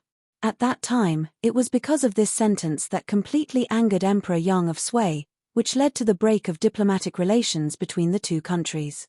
The Celestial Empire was not called for nothing in ancient times. At that time, people would not recognize the so-called emperor, and China called the Emperor of Japan Emperor Nihon Emperor around the end of the Qing dynasty. Prince, are you planning to go to Nihon? The bearded man's eyes lit up as he asked meaningfully. Li Xiaogong replied in a deep voice, "The king of Wo Nation failed to educate his people properly and caused damage to our fleet. Of course, he should be held accountable. However, the most important thing right now is to find those bandits and cut them into pieces to comfort the souls of the soldiers who died in the battle. Zhong Jian, do you know where the nest of those bandits is? Can you take me there?" The bearded man shook his head and replied, "If I knew, I would have brought people to destroy them long ago. I can't stand those wretched Japanese people. Li Xiaogong sighed helplessly. "Wu Di, present. I order you to lead 20 warships and 400 soldiers to search for the whereabouts of those bandits. Regardless of whether you find them or not, you have to gather back here before dawn," Li Xiaogong ordered solemnly. "Understood." Wu Di replied loudly. The bearded man suddenly said, "Your Highness, forgive this one for speaking out of turn, but it's very easy to get lost at night. The people this little brother is leading might not be able to return tomorrow morning." Li Xiaogong waved his hand and had Wu Di make the arrangements. Then, he confidently smiled at the bearded man and said, "Zhong Jian, there's no need to worry. Every ship is equipped with a compass and a sea chart. They won't get lost." The bearded man was taken aback. Then, he asked curiously, "If I may ask, Your Highness, what is a compass? Can I take a look at it?" Li Xiaogong smiled and whispered to the guard beside him. Then, he said, "Why can't I do that? It's not convenient to talk here. Why don't we go to the camp on the island first?" The bearded man laughed and said in a genteel manner, "Of course, I wouldn't dare ask." Then, he waved his hand at the small ship next to him and said, "Set up camp on the island ahead. Behave yourselves and don't cause any trouble. Do you hear me, Tilda?" He had acted like a modest gentleman earlier, but in the blink of an eye, he had reverted to his pirate nature. Li Xiaogong didn't know whether to laugh or cry. This is a compass." In the cave, the bearded man pointed at the small round box that wasn't even 1/3 the size of his palm. Li Xiaogong glanced at the envoys who were staring at the compass in his hand. Then, under everyone's shocked gazes, he handed the compass to the bearded man and smiled. "That's right. This is a compass. No matter where you are, the red end of this needle will always point to the north, and the white end will always point to the south. With this, you won't have to worry about getting lost." The bearded man held the compass in his hand as if he had found a treasure. He found it hard to believe that such a small thing could have such a magical function. What was funny was that he actually held the compass and even spun it around twice on the spot. A 7-foot-tall man with a curly beard was spinning in circles on the spot like a little child. This scene was simply too beautiful. Hissed Tilda. Too miraculous. Unbelievable. "Your Highness, where did you buy this compass?" "It's simply a godly nautical artifact." After a while, the bearded man looked at Li Xiaogong and said excitedly. As for the compass in his hand, he was really reluctant to return it.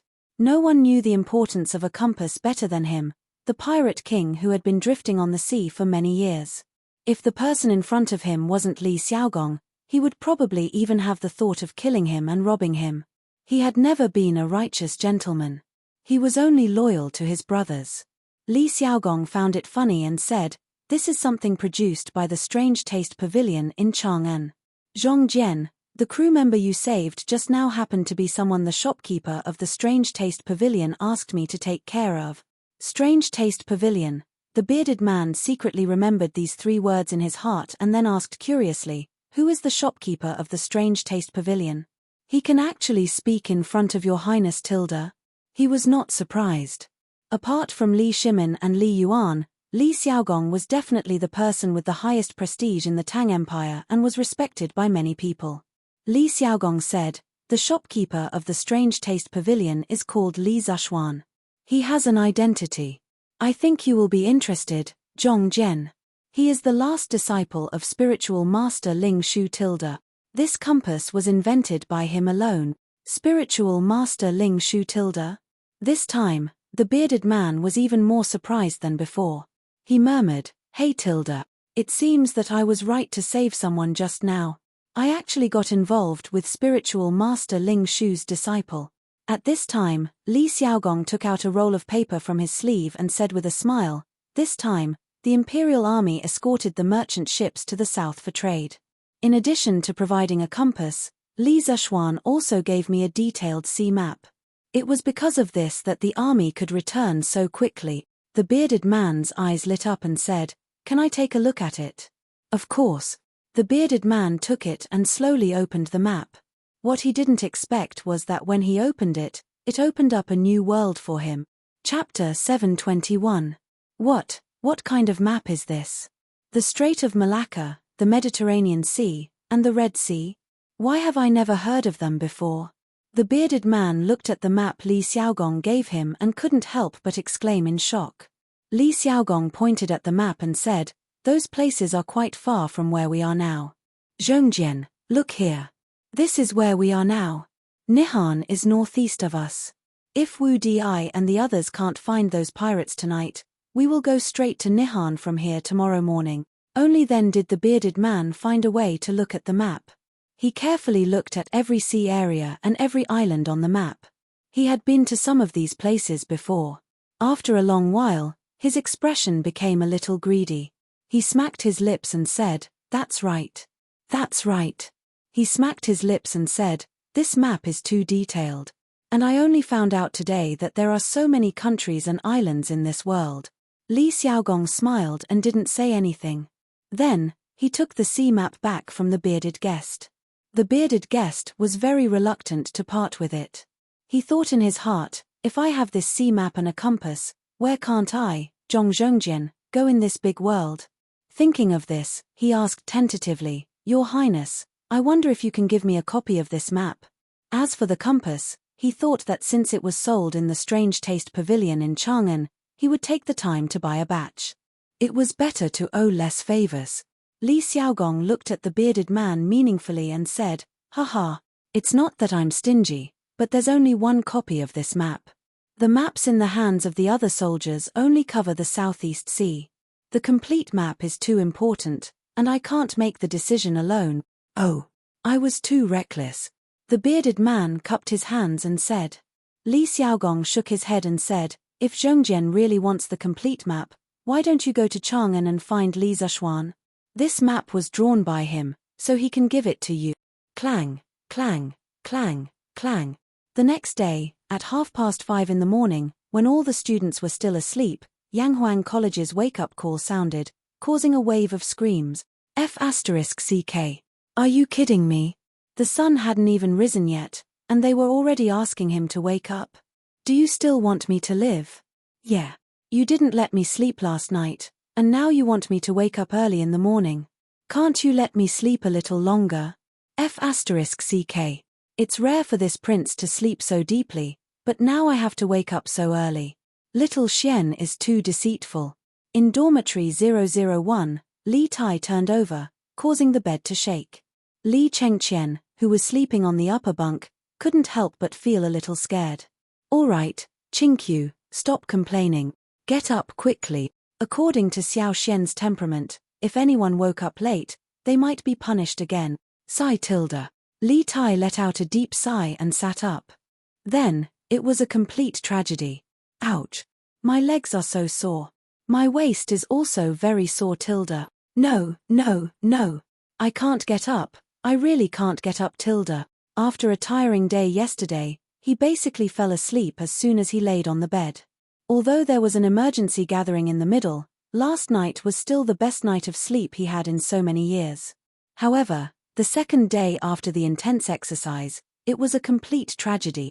The little fatty felt that every part of his body was sore, and he couldn't move at all, let alone get out of bed and gather.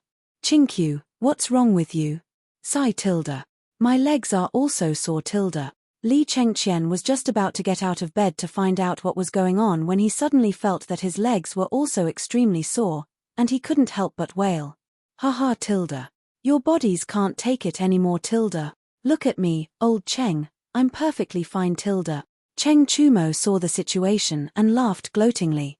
"Get lost tilde." Li Tai was furious. He couldn't wait to go over and fight Cheng Chumo to the death. On the other side, in dormitory 007. "Wenhao, how are you tilde? Does your heart still hurt tilde?" Wang Meng got out of bed and put on his clothes as he looked at Meng Wenhao's bed and asked. Meng Wenhao waved his hand with a pale face and said with a forced smile, "Thank you for your concern, but I'm fine now, Tilda." A hint of gloominess flashed across his eyes. Iron Egg suggested, "Wenhao, why don't I help you apply for a day off? You don't look too good, so don't force yourself." Meng Wenhao quickly shook his head and said, No, I'm really fine now. Let's quickly wash up and gather. Don't delay you guys because of me." Wang Meng said unhappily, "What are you saying, Wenhao Tilda? Even if we're late, we can't leave you alone." The rest of the people in the dormitory nodded in agreement. "Yes, that's right. Since we're in the same dormitory, we should take care of each other. Yes, we can't leave anyone behind, Tilda." Meng Wenhao's heart warmed. He paused for a moment and said solemnly, "It's my fault, but I'm really fine now. Let's quickly get ready to gather outside, Tilda." Iron Egg smiled and said, "That's fine, Tilda. But Wenhao, if you can't take it, you have to say so anytime, Tilda. Gather, Tilda. Class as a unit. Run 5 laps around the sports field. You can only have breakfast after you're done, Tilda. 3:45, 6 in the morning." All the students gathered outside the dormitory building. Qin Qiong was personally commanding. He looked at the 16 classes lined up neatly and shouted loudly. These were the morning running tasks that Li Zishuan had arranged long ago. As time passed, the distance would gradually increase. Not only the morning running, but the other training activities in the military training would also increase in the future. The students were all dumbfounded.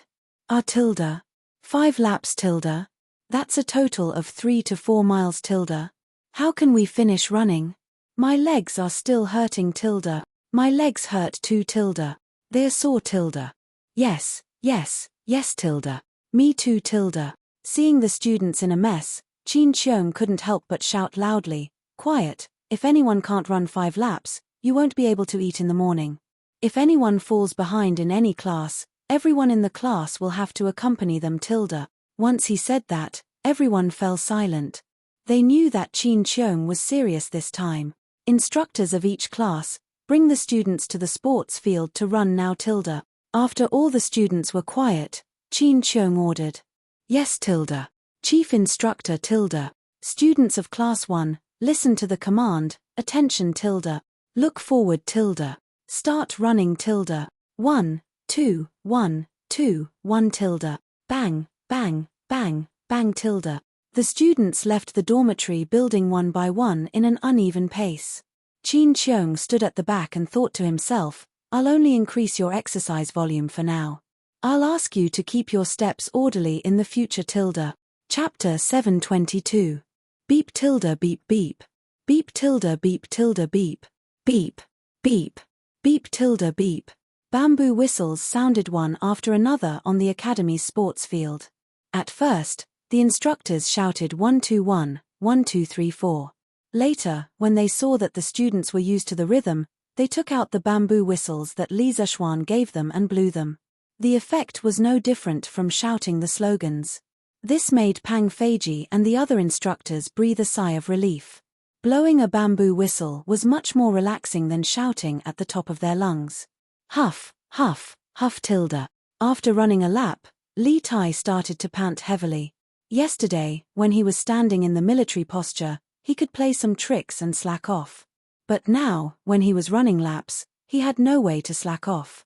Moreover, because of the cotton padding in his shoes, running became a burden. What was worse was that his whole body was sore today. He was too lazy to even move his fingers. Running was simply killing him. Now, with every step he took, he was enduring immense pain. On the second lap, Li Tai gritted his teeth and barely managed to keep up with the speed of the team. On the third lap, he had already fallen from the middle to the back of the team. Large beads of sweat dripped down his face. Huff, huff, huff, Tilda. The little fatty felt that his blood was burning, and his heart was about to jump out of his chest. Chinkyu, Tilda. How are you? There are only 2 laps left. Hang in there, Tilda. Li Chengqian sensed that something was wrong with Li Tai. He deliberately fell behind the team and encouraged Li Tai as he ran. I can't. Big brother, Tilda. You go first, Tilda. I'll stop and rest for a while tilde. Huff, huff. I feel like I'm going to die if I continue running tilde. Li Tai gritted his teeth and held on for a while before he finally stopped and said helplessly. Li Chengqian panicked. He came over and pulled Li Tai and said, "No, we're brothers.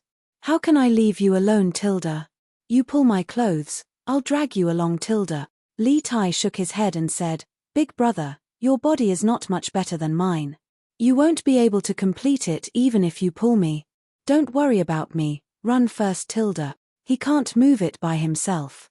What if I, old Cheng, am included?" After running for a while, Cheng Chumo realized that Li Chengqian and Li Tai had disappeared. He hurriedly ran over. "And me. Chinkyu, I'm strong. Why don't I carry you and run?"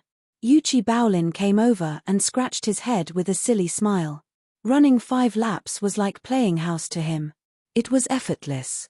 The few of them broke out in a sweat, inwardly thinking that the Yuchi family's children were still fierce tilde. In the end, the 3 of them grabbed a strip of cloth and pulled Li Tai along as they ran forward. The 4th round tilde. The 5th round tilde. Phew tilde. I'm finally done. Alright. You guys can go and eat tilde. Gather at the sports field at 7:30 a.m. sharp tilde. Pang Feiji did a head count and announced loudly. Of course, there was no need for Qin Qiong to personally lead the morning exercises. Phew tilde. I'm so tired tilde. After hearing that, Li Tai sat on the grass and said to Li Chengqian, Cheng Chumo, and the others, "Big brother, Chumo, Bao Lin, you guys go and eat first tilde. I'll rest for a while before going tilde." Through this run, Li Tai felt that something was different. He felt a tinge of warmth in his heart, and he started to think for others. Then, "Chinkyu, hurry up. Don't be late tilde." Li Chengqian saw that Li Tai looked like he was about to collapse, so he did not try to persuade him anymore. Instead, he reminded him. "Okay tilde. I got it tilde. Wenhao. Come over here. Come to my office tilde." Meng Wenhao left the canteen after breakfast and did not expect to bump into Li Zishuan. He saw Li Zishuan waving at him and instructing him. "Yes tilde. Yamacho tilde." Meng Wenhao did not know why Li Zishuan was looking for him, but he saw that there was still about half an hour before the military training began, so he agreed. After a while, the 2 of them arrived at the principal's office on the 10th floor of Guanghua Building. "Have a seat tilde." Li Zishuan pointed at the sofa opposite him and smiled. "Thank you, Yamacho tilde." Meng Wenhao walked over and carefully sat down as he said. "I heard that you had chest pains last night, Wenhao? Are you alright tilde? Although military training is important, don't force yourself when there's something wrong with your body." Li Zishuan smiled slightly. Meng Wenhao was stunned. After a while, he smiled bitterly and said, "Iron Egg was the one who told Yamacho tilde, right tilde? Iron Egg was just being nice, don't have any other thoughts tilde." Li Zishuan could not help but say. This matter was indeed told to him by Bruiser after he finished his morning exercise. Li Zishuan still valued Meng Wenhao as a student. Moreover, symptoms like angina could be serious or minor. If it wasn't handled properly, it could be fatal. Li Zishuan had no choice but to pay attention to it. Meng Wenhao hurriedly waved his hand and said, "Yamacho, you misunderstood. I know that Iron Egg was being nice, and I don't have any other thought." "Then how are you now? Do you want me to give you 2 days off and let you go back to Chang'an to see a doctor tilde?" If it were Li Tai, hearing this, he would definitely nod and even shamelessly ask Li Zishuan for a few more days off. But Meng Wenhao was not Li Tai. "No, thank you, Yamacho, for your kindness. I just had chest pains last night, but it's nothing serious now tilde." "Are you really okay tilde?" Li Zishuan asked suspiciously. Meng Wenhao said with a serious face, "I'm really okay tilde." "Okay then. If there's anything, you can tell me at any time. Don't force yourself tilde." "Okay tilde." Meng Wenhao nodded and got up to leave. He hesitated for a moment and said, "Yamacho, I have something to ask. I don't know if it's convenient for you to tell me tilde." Li Zishuan said without thinking, "Ask tilde." I want to know, Yamacho, do you know the latest news of the fleet going south tilde?" Li Zishuan suddenly said, "Wenhao, Are you worried about your father, Tilda?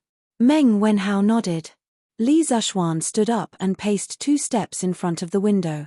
He said, as far as I know, half a month ago, the imperial court did receive news from the fleet going south. The letter said that the fleet had arrived in Junla and would return in a few days. Moreover, there were very few casualties in the fleet this time. Wenhao, you don't have to worry. It's estimated that in half a month, the prince and the others will be back. Meng Wenhao bit his lips and suddenly said, But last night, I dreamed that my father was covered in blood. I always have a bad feeling. Yamacho, do you know the latest news of the fleet, Tilda? I'm very worried, Tilda. Looking at Meng Wenhao, who was holding back his tears, Li Zexuan felt a little uncomfortable. At the same time, he felt a sense of foreboding in his heart. He secretly hoped that the fleet going south did not have any accidents, Tilda. As the saying goes, dreams and reality are the opposite.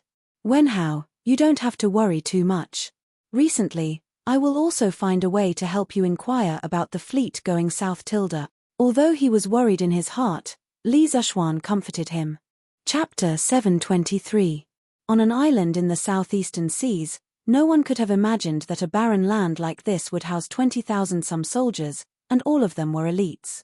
Many of the smaller Nanyang kingdoms probably couldn't even gather so many well-trained soldiers even if they worked together. Moreover, the amount of food and resources these soldiers had brought with them was astronomical.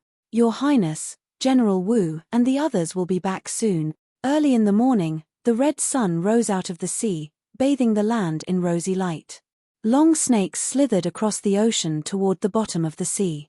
A golden wave of snow more than 20 feet high rose up from the shore of the island. A soldier hurriedly ran towards the entrance of the cave on the island and reported in a low voice. This king will go and take a look. Li Xiaogong responded indifferently. After a short while, he walked out with majestic steps, followed by the envoys of various countries. The group went to the shore and stood on a boulder to look out. A fleet of ships had appeared on the horizon and was slowly approaching. As they got closer, they could even see the large Tang character on their sails. They were clearly allies. Li Xiao, how are Meng Youliang's injuries? What did the military doctor say? Li Xiaogong asked the guard at his side when he saw that the fleet had yet to reach the shore. The guard's name was Li Xiao, and he was the vice-captain of Li Xiaogong's personal guard, second only to Wu Di. He hurriedly replied. Replying to General, Meng Youliang has more than 10 large and small knife wounds on his body. Fortunately, none of them hit his vital parts. However, he lost too much blood last night and is still in a coma. The military doctor said that his body's recovery ability is very strong. As long as he recuperates for a few days, he will be fine, Tilda. Yes, the Tang dynasty had military doctors, and not just military doctors, but also a relatively complete medical system. One of the main reasons the Tang dynasty was able to consolidate its vast territory and long border defenses was that the prefectural armies had created the powerful Tang Empire army. And the strength of an army was naturally inseparable from logistics and medical care. At this time, there would usually be a special inspection officer in the army, who would inspect the condition of the sick and the condition of the sick and the food and shelter every day, so as to arrange medical treatment and evacuation. If a new sick or critically ill soldier was found, it must be reported to the general manager, so that the doctor could patrol the camp and give the appropriate treatment. That's good. Have the military doctor use the best medicine and treat Meng Youliang as quickly as possible. Li Xiaogong pondered for a moment before instructing. He was about to return to Chang'an. He didn't want Meng Youliang to still be sick at that time. That would make him feel that he owed Li Zexuan a favor. Yes, General. Li Xiao cupped his fists and replied. While the two of them were talking, the fleet was getting closer and closer. The bearded man beside them sighed and said, "This compass and nautical chart are simply divine tools for ocean voyages. If I wasn't familiar with this area, I might not have been able to find my way back if I went out at night." For some unknown reason, the bearded man didn't leave last night. Instead, he stayed with Li Xiaogong's army. Since ancient times, the government and the bandits couldn't coexist. He didn't expect that the regular army of the imperial court would one day live with a group of pirates. The picture was a bit strange. Li Xiaogong smiled and said, Zhongjian, why don't you cooperate with the imperial court? When the time comes, not only will you have a compass and a sea map, you can also have the imperial court's newest ship. I reckon that this year, His Majesty will send a few more fleets out to sea. Furthermore, with Li Zexuan around, I believe that my Tang Empire's fleet will definitely not just wander around the South China Sea. There are endless possibilities in the future. The bearded man's personal strength was definitely one of the best among the generals of the Tang Empire. Li Xiaogong had always been unconventional when it came to talents. Previously, he had even recommended many Sui or Wagang generals who had surrendered to the Tang Empire to Li Er. Thus, more than half of the court officials were willing to submit to him. This was also one of the reasons why Li Xiaogong's reputation in the imperial court was so high. Furthermore, Li Xiaogong had a very accurate grasp of the human heart. Clearly, he could see that the bearded man's blood was filled with adventurous genes. Thus, he didn't promise him a high position or endless wealth. Instead, he used the vast ocean as a temptation to make the bearded man accept his olive branch. Oh, the bearded man's eyes lit up. He thought for a long time before finally shaking his head and said, "Thank you for your kind intentions, Your Highness. However, I am used to being free and unfettered. I can't stand those rules and can't stand being controlled by others, so, hey, Zhongjian, don't be in such a hurry to come to a conclusion. His Majesty is a wise sovereign and will definitely give you the greatest freedom. His Majesty has always been the most tolerant of talents. Haven't you seen how Wei Shencheng often bluntly admonishes His Majesty and makes him flee?"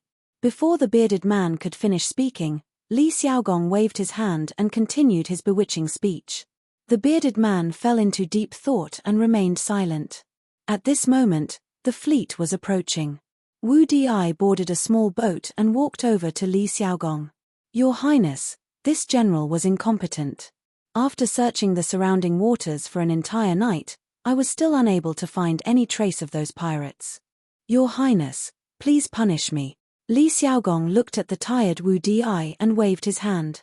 "It's not your fault. It's inconvenient to search at night, and there's also too much time between searches. It's understandable that you weren't able to find them. Take them back to the boat to rest." "Thank you, Your Highness, for your leniency." Wu Di hurriedly thanked him and then slowly left.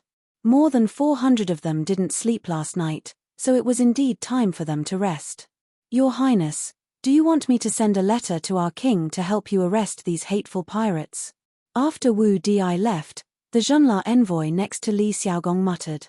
After listening to the translation, Li Xiaogong was about to refuse when the envoys of other countries rushed to shout, "Funan country is willing to help the Tang Empire eliminate the pirate. Piaro country is also willing to help the Tang Empire. Dandan country is also willing. Liu country is also willing." Seeing how excited these people were, Li Xiaogong knew what they wanted to say even if he didn't need someone to translate for him. He said loudly, "Thank you for your kind intentions, but this is a matter of the Tang Empire. Let's just wait for the news." After understanding Li Xiaogong's meaning, the envoys quieted down. Li Xiaogong shouted in a deep voice, "Li Xiao, this general is here.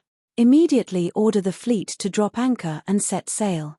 Destination: Wo Nation. Li Xiao was dumbfounded. He didn't expect Li Xiaogong to be so bold. Although a general might not obey military orders in a foreign country, Wo Nation was currently a vassal state of the Tang Empire. How could one use one's own army to attack a vassal state? If news of this got out, wouldn't the other vassal states of the Tang Empire fall into chaos? Chapter 724. Seeing Li Xiao's hesitation, Li Xiaogong immediately shot him a cold look. Li Xiao hurriedly replied, "Understood. Ayo. Your Highness. You can't. Just as Li Xiao turned around and was about to pass on the order, a sharp voice came from the side. A eunuch in light red clothes ran over. He was the supervisor of the fleet heading south this time, Imperial Eunuch Sun Yud. "The fleet is heading south to trade with other countries. Your Highness, please don't use your weapons. Furthermore, the Wo Nation has always been paying tribute to the imperial court. They can be considered a vassal state of the Great Tang. Sun Yud raised his finger and said weakly to Li Xiaogong. From a certain perspective, he was the weakest supervisor in history. After all, the commander of this fleet was Li Xiaogong. In the entire Great Tang, only Li Er had the right to criticize Li Xiaogong. In the TV series The Legend of Wu Meinyang, Emperor Taizong's trusted eunuch Wang De often wore purple clothes. Actually, this was not accurate. China's ancient official uniform system was formed in the Sui dynasty and was custom-made in the Tang dynasty. Generally speaking, rank 3 and above wore purple robes, rank 4 dark red robes, rank 5 light red robes, rank 6 dark green robes, rank 7 light green robes, rank 8 dark green robes, and rank 9 light blue robes. Eunuchs were the same as other officials. They wore uniforms of appropriate colors according to their rank. However, there was a problem. During the Zhongguan era, Li Er issued an edict that there would be no rank 3 officials in the imperial eunuch province. Rank 4 eunuchs were the highest. Thus, the old Book of Tang said, at the end of Yongchun, 70 years to the end, the power was still in the hands of the eunuchs. It was only during the Kaiyuan era that Emperor Xuanzong gave eunuchs a rank 3 official position if he liked them slightly. Only then did eunuchs wearing purple clothes appear. Eunuch son, did you forget what His Majesty said before we left? Li Xiaogong replied with a faint hum and then shouted, You may have forgotten, but I haven't forgotten a single word. At that time, His Majesty said, outside the borders of the Great Tang, as soldiers of the Great Tang, we must ensure the safety of the people of the Great Tang traveling with the fleet. The people of the Great Tang must not be bullied anywhere. If we encounter an enemy, we must destroy them with all our strength. Chamberlain's son, last night, the fleet lost 28 soldiers, 12 sailors, and 2 heavily injured. Tell me, don't you think this prince has a good reason to attack? Sun Yud was speechless. Li Xiaogong turned around, faced the fleet on the sea, and said loudly, as the saying goes, blood for blood. I am going to attack Nihan under the imperial order to avenge the soldiers and sailors who died last night. Are you willing to follow my orders? As a Grandmaster expert, Li Xiaogong's roar was not soft at all. Basically, every ship could hear his voice. Yes, Your Highness. By the decree of the Emperor, we will send troops to the Wo nation. Blood for blood tilde. Yes, Your Highness. By the decree of the Emperor, we will send troops to the Wo nation. Blood for blood tilde. As soon as Li Xiaogong's voice fell, he immediately received a tsunami-like response. They had been inexplicably attacked by a group of pirates, and so many of their fellow soldiers had died. The soldiers were suppressing a wave of anger in their hearts. The Tangs were proud, and the Tang army was inviolable. Li Xiaogong smiled slightly, looked back at Sun Yud, and then said lightly, although this group of pirates may not have anything to do with the Nihan imperial court, we have lost so many soldiers and crew members, and I can't go back empty-handed. Even if I go back, I won't be able to explain it to their families. So, this time, I will definitely go to Nihan. After that, he pulled out the long sword at his waist, pointed it to the sky with a clang, and said loudly, Let's go to Nihan. Sun Yud's face turned red. He wanted to refute, but there was nothing he could do. He didn't dare to refute. The soldiers in front of him were blinded by hatred. They only had revenge and killing in their eyes. At this time, whoever dared to jump out would definitely become the target of public criticism. Sun Yud said that he and the Nihan people had not reached the point where they could risk their lives for him. Woo woo woo. Suddenly, a bleak and distant horn sounded on the sea. Li Xiaogong led the people on the island and began to board the ship. The envoys next to him all had different expressions. Some were afraid, and some were worried. Obviously, they were worried that their countries would be attacked by the Tang Empire one day, just like Nihan. Looking at the powerful army of the Tang Empire, they felt that their countries couldn't stop it. Envoys, don't worry. The king of Nihan is not good at educating people. He allowed the pirates to run rampant and attack the Tang Empire's fleet. That's why I gave him a warning. As the saying goes, if others don't offend me, I won't offend them. The Tang Empire's army will never take the initiative to provoke trouble. Who was Li Xiaogong? How could he not know what the envoys were thinking? As he walked, he comforted them warmly. After the envoys understood Li Xiaogong's words, they felt more or less at ease. Tang Empire is mighty. Shang Empire is mighty. Your Royal Highness is mighty. Ranbiao, I came here this time because I have something to ask of you. Late in the morning, Li Zishuan assigned training tasks to the personal guards who were not instructors today.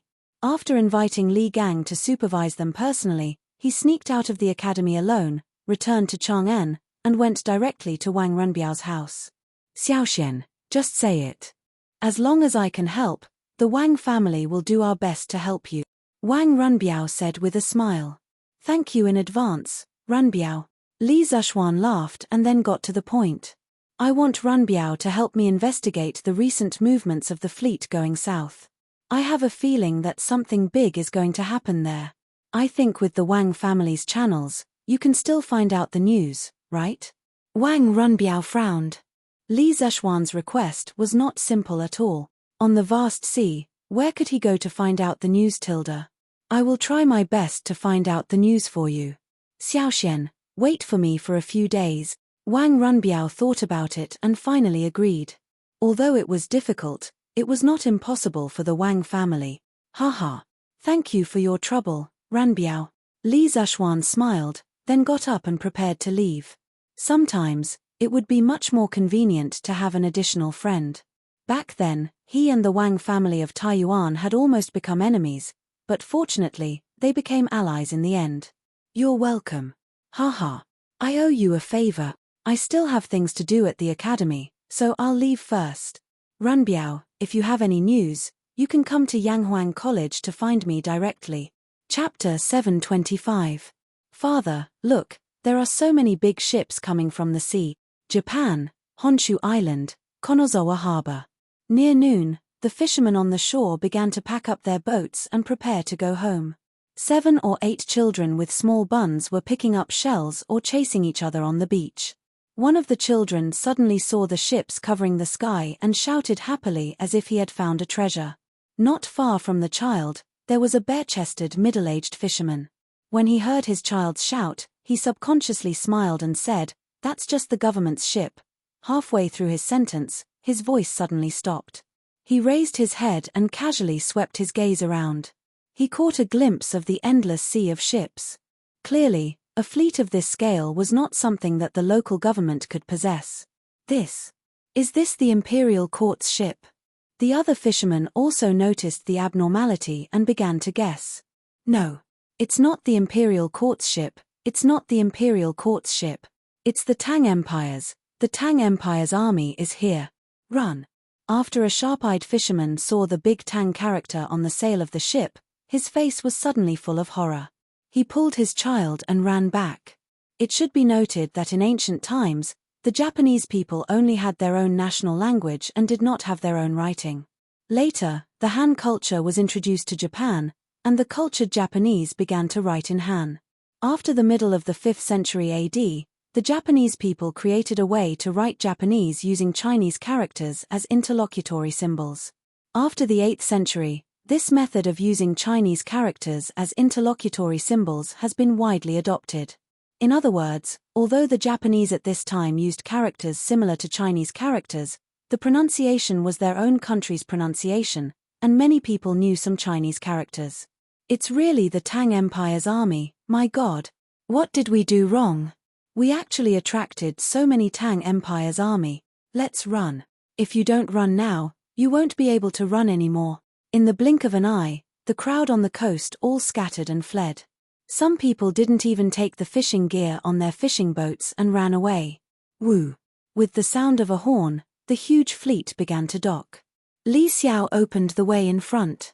After Li Xiaogong got off the boat, he quickly bowed and said, "Your Highness, we'll reach Feiniao City, the capital of Wo Nation, 80 miles east from here. However, there are so many of us. We'll definitely meet the local armies of Wo Nation on the way." Li Xiaogong sneered. A mantis trying to stop a chariot, what's the point? How's Wu Di doing? Your Highness, I'm fine. Wu Di hurriedly ran over and cupped his fists. I will leave you with 8,000 elites to guard the ships at the harbor. If anything happens to the ships, You will be punished according to military law. Li Xiaogong ordered solemnly with a straight face. Other than the possibility that he would be impeached, he was also taking other risks. His fleet was carrying a large amount of supplies, including the Great Tang's future food supplies. If they were stolen, the fleet that had mobilized the entire country to send south would truly end up empty-handed. Li Xiaogong could not tolerate such a situation. This general obeys. Your Highness, please be at ease. This general swears to hand over the goods on the ship Tilda. However, this general feels that 5,000 soldiers will be enough. Your Highness is precious, and you must be careful in Wo Nation Tilda. Although Wu Di was somewhat regretful that he had been assigned to guard the fleet, he still cupped his fists and accepted the order. Li Xiaogong waved his hand and said, 8,000 it is. Even if this king doesn't bring a single soldier, I'd like to see if the Wo Nation dares to attack this King Tilda. All you need to do is lead the army here and guard the supplies Tilda. After saying this, he turned to Li Xiao and sternly ordered, organize the army and set out for Feiniao City Tilda. This general obeys Tilda. All soldiers of the three armies, assemble Tilda. The construction of Japan's capital had begun during the Feiniao era. When Emperor Goku was elected, the capital was set at Feiniao City, located in the southern part of the Noro Basin. Emperor Tenji's capital was moved to Darjin City, located about 40 kilometers north of Feiniao City. When the Chu were burned, the pitiful land was scorched. During the rebellion of Ren and Shen, Darjin City was destroyed in the flames of war. When Emperor Tokita was on the throne, the capital was moved to Fujiwara City, located in the Noro Basin, surrounded by the three mountains of Yamato. Fujiwara City adopted the chessboard-like neighborhood structure of China's ancient cities for the first time. It was considered the first capital city in Japan's history.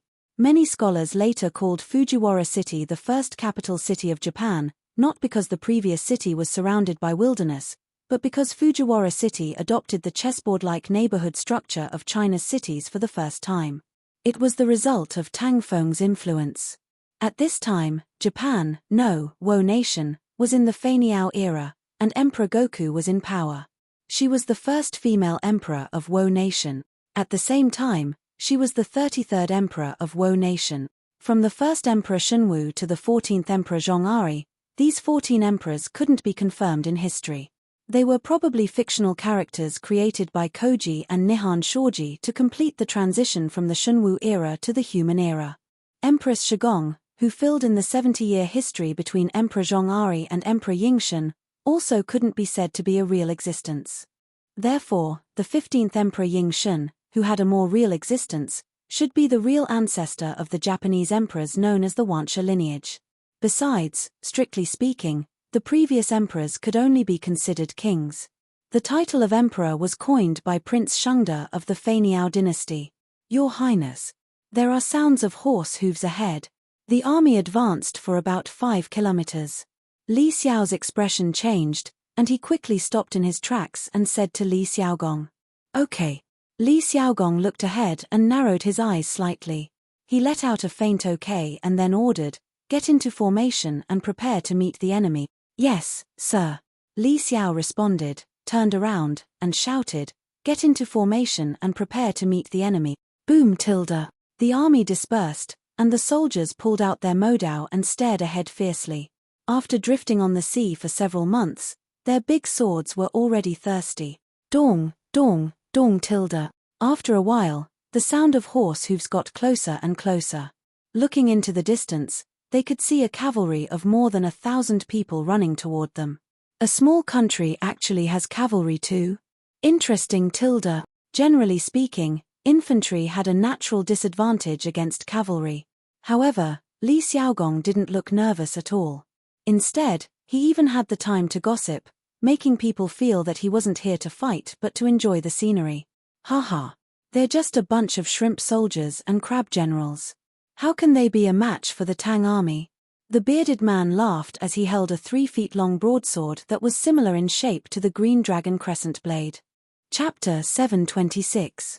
Harumph tilde. I am the county magistrate of Sichuan County, Hino Akai. May I ask what is the purpose of your visit? More than 1,000 cavalrymen galloped over. Then, a mustached Japanese man in an official uniform jumped off the horse. He saw that Li Xiaogong was the leader of the army, so he came over and saluted him. Li Xiaogong narrowed his eyes and listened to his subordinate's translation. He said lightly, "I am the county magistrate of Hejian of the Tang Empire. I have something to discuss with the Queen of Higu. You are just a little county magistrate. Do you think you can stop me?" The county magistrate in Japan was called a county magistrate, which was similar to the county magistrate of the Tang Empire. 10 years ago, Crown Prince Shengde advocated for the Japanese people to call their ruler the emperor. Hino Akai's expression changed when he heard Li Xiaogong call him the Queen of Higu instead of the Emperor of Higu. He gritted his teeth and stepped forward.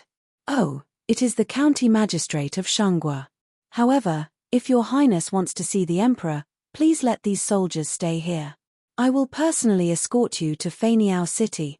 "Me? Bastard. Do I need you to teach me how to do things? Also, who allowed your king to call himself the emperor?" Li Xiaogong was furious and reprimanded him. Hino Akai opened his mouth and his face turned pale. He was both embarrassed and angry. In the end, he clenched his fists and said, "The Wo nation has been paying tribute to the Tang Empire every year.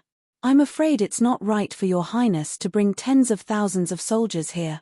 Li Xiaogong clasped his hands behind his back and looked at Hino Akai expressionlessly. A moment later, he said in a deep voice after a while, he said, "So, you want to stop me?" As soon as he said this, the 10,000 soldiers behind him immediately clenched the Mo swords in their hands. The situation in the field became somewhat tense. "Your Highness, this is my duty. I can't let you bring such a large army through Sichuan County." Hino Akai forced himself to bow and said, "Haha. Do you think an old, weak, sick, and disabled person like you can stop me tilde?" Li Xiaogong was so angry that he laughed. He pointed at the army behind Hino Akai and mocked him. Just as Hino Akai was about to retort to save his face, Li Xiaogong waved his hand and ordered, "Continue marching. This king is following the emperor's orders.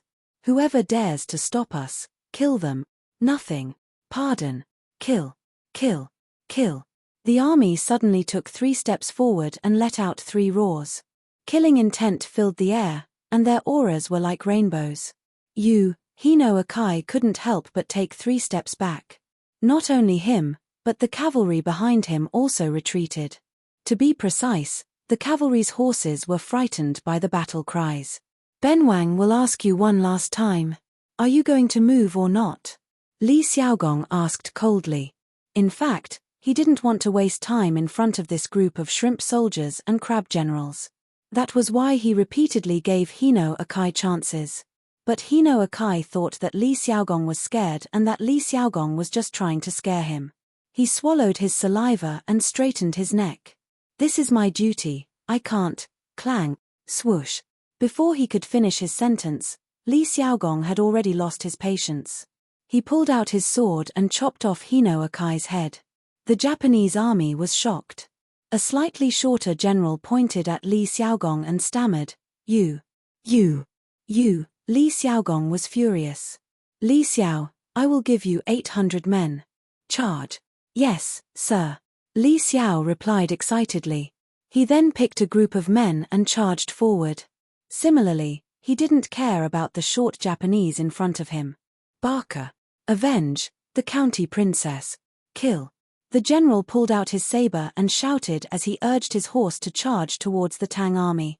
"Chop the horse's legs." In truth, the cavalry that Hino Akai had brought with him were all old war horses. In terms of speed and momentum, there was a world of difference between them and the Turkic Khaganate cavalry. Li Xiao bellowed as he swung his Mo saber at lightning speed toward the warhorse that the general was riding. Hiss! The warhorse let out a whine and fell forward. The general was shocked and quickly got off his horse. Before he could stand firm, Li Xiao's Mo saber was already slashing towards his neck. Difference. This was the difference in strength. As soon as the two armies clashed, the winner was obvious. Even though the Nihon army had the advantage of horses, they were far from a match for the well-trained Tang army. Not to mention 800 Tang soldiers, Even if there were only 500 Tang soldiers, they were enough to beat the thousands of Nihon soldiers and make them flee. Mercy. Ugh, Hino Akai's general begged for mercy at the critical moment. Unfortunately, Li Xiao didn't understand him at all. His sword chopped off his head mercilessly. At the same time, the 800 Tang soldiers behind Li Xiao were also swinging their swords and harvesting lives. Compared to infantrymen, cavalry's greatest advantage was their speed and impact when they clashed with each other. If the Nihon cavalry charged directly, they might cause some trouble for the Tang army. However, Hino Akai had stopped in front of Li Xiaogong and wanted to negotiate. If the Nihon cavalry wanted to charge again, it was no different from a fool's dream. In addition, Li Xiao and the others had broken the formation of the Japanese army. Now, the Japanese army was in a mess. They were like lambs waiting to be slaughtered. They wanted to fight back, but they were no match for the Tang army in terms of strength and speed. Run. The Tang army kills without batting an eye. In less than 15 minutes, more than half of the Japanese army had been killed.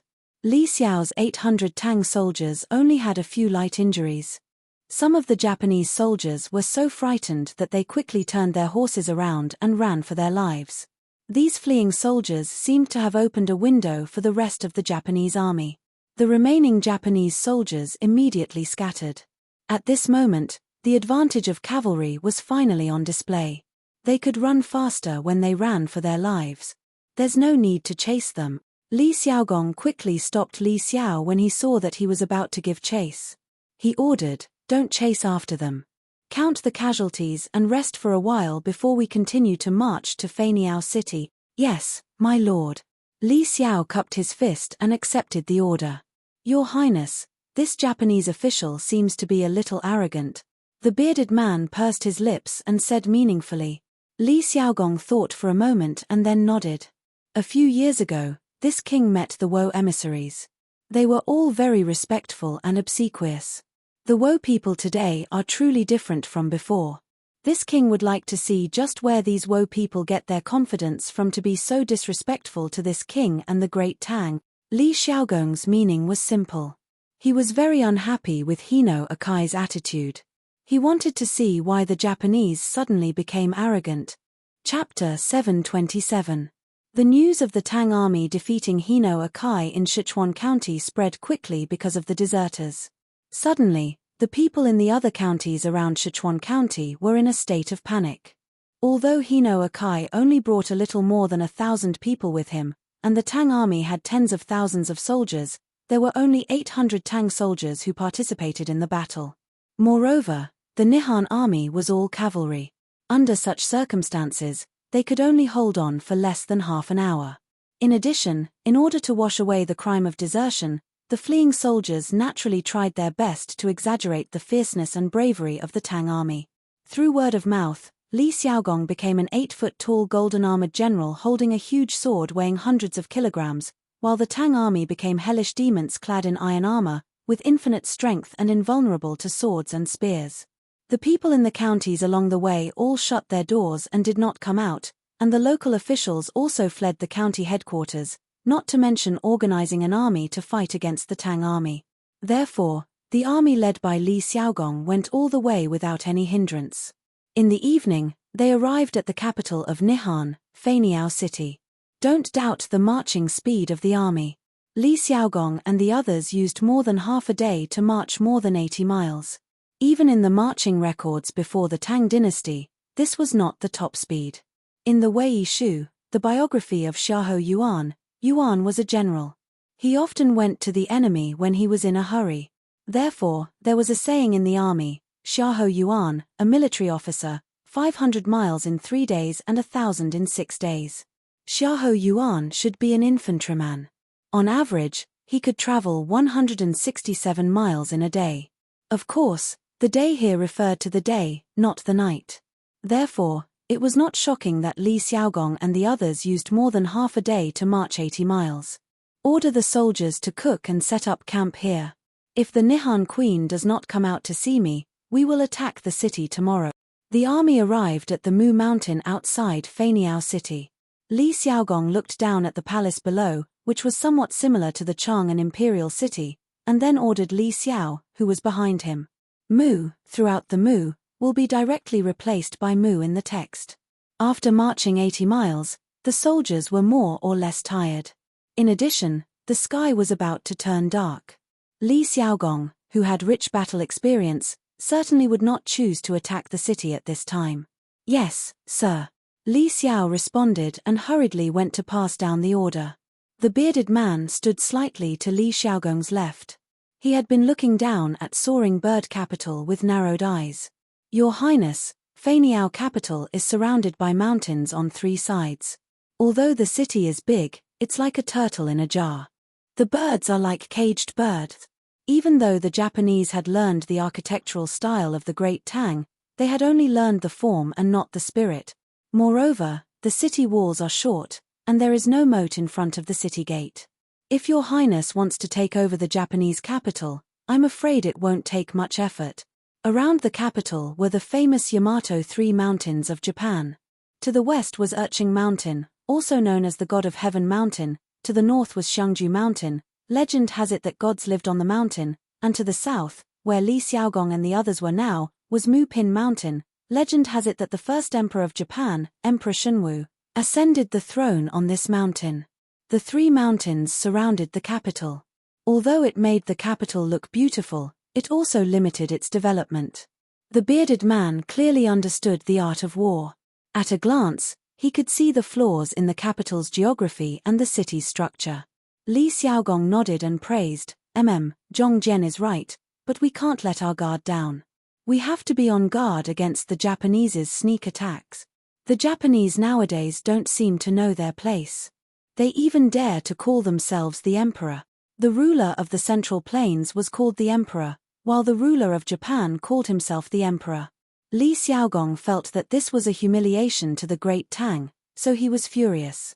The bearded man smiled and said, Indeed, although I have never been to Wo Nation, I have heard many things about it. Previously, Prince Shengde of Wo Nation was the regent and vigorously implemented many new policies, which improved the overall strength of Wo Nation by a lot. In the Imperial Palace of Japan, the news that Li Xiaogong had led his army into the country had long ago reached this place. The officials gathered in the palace were all panicked and fearful, and the mood in the hall was abnormally oppressive. Reporting.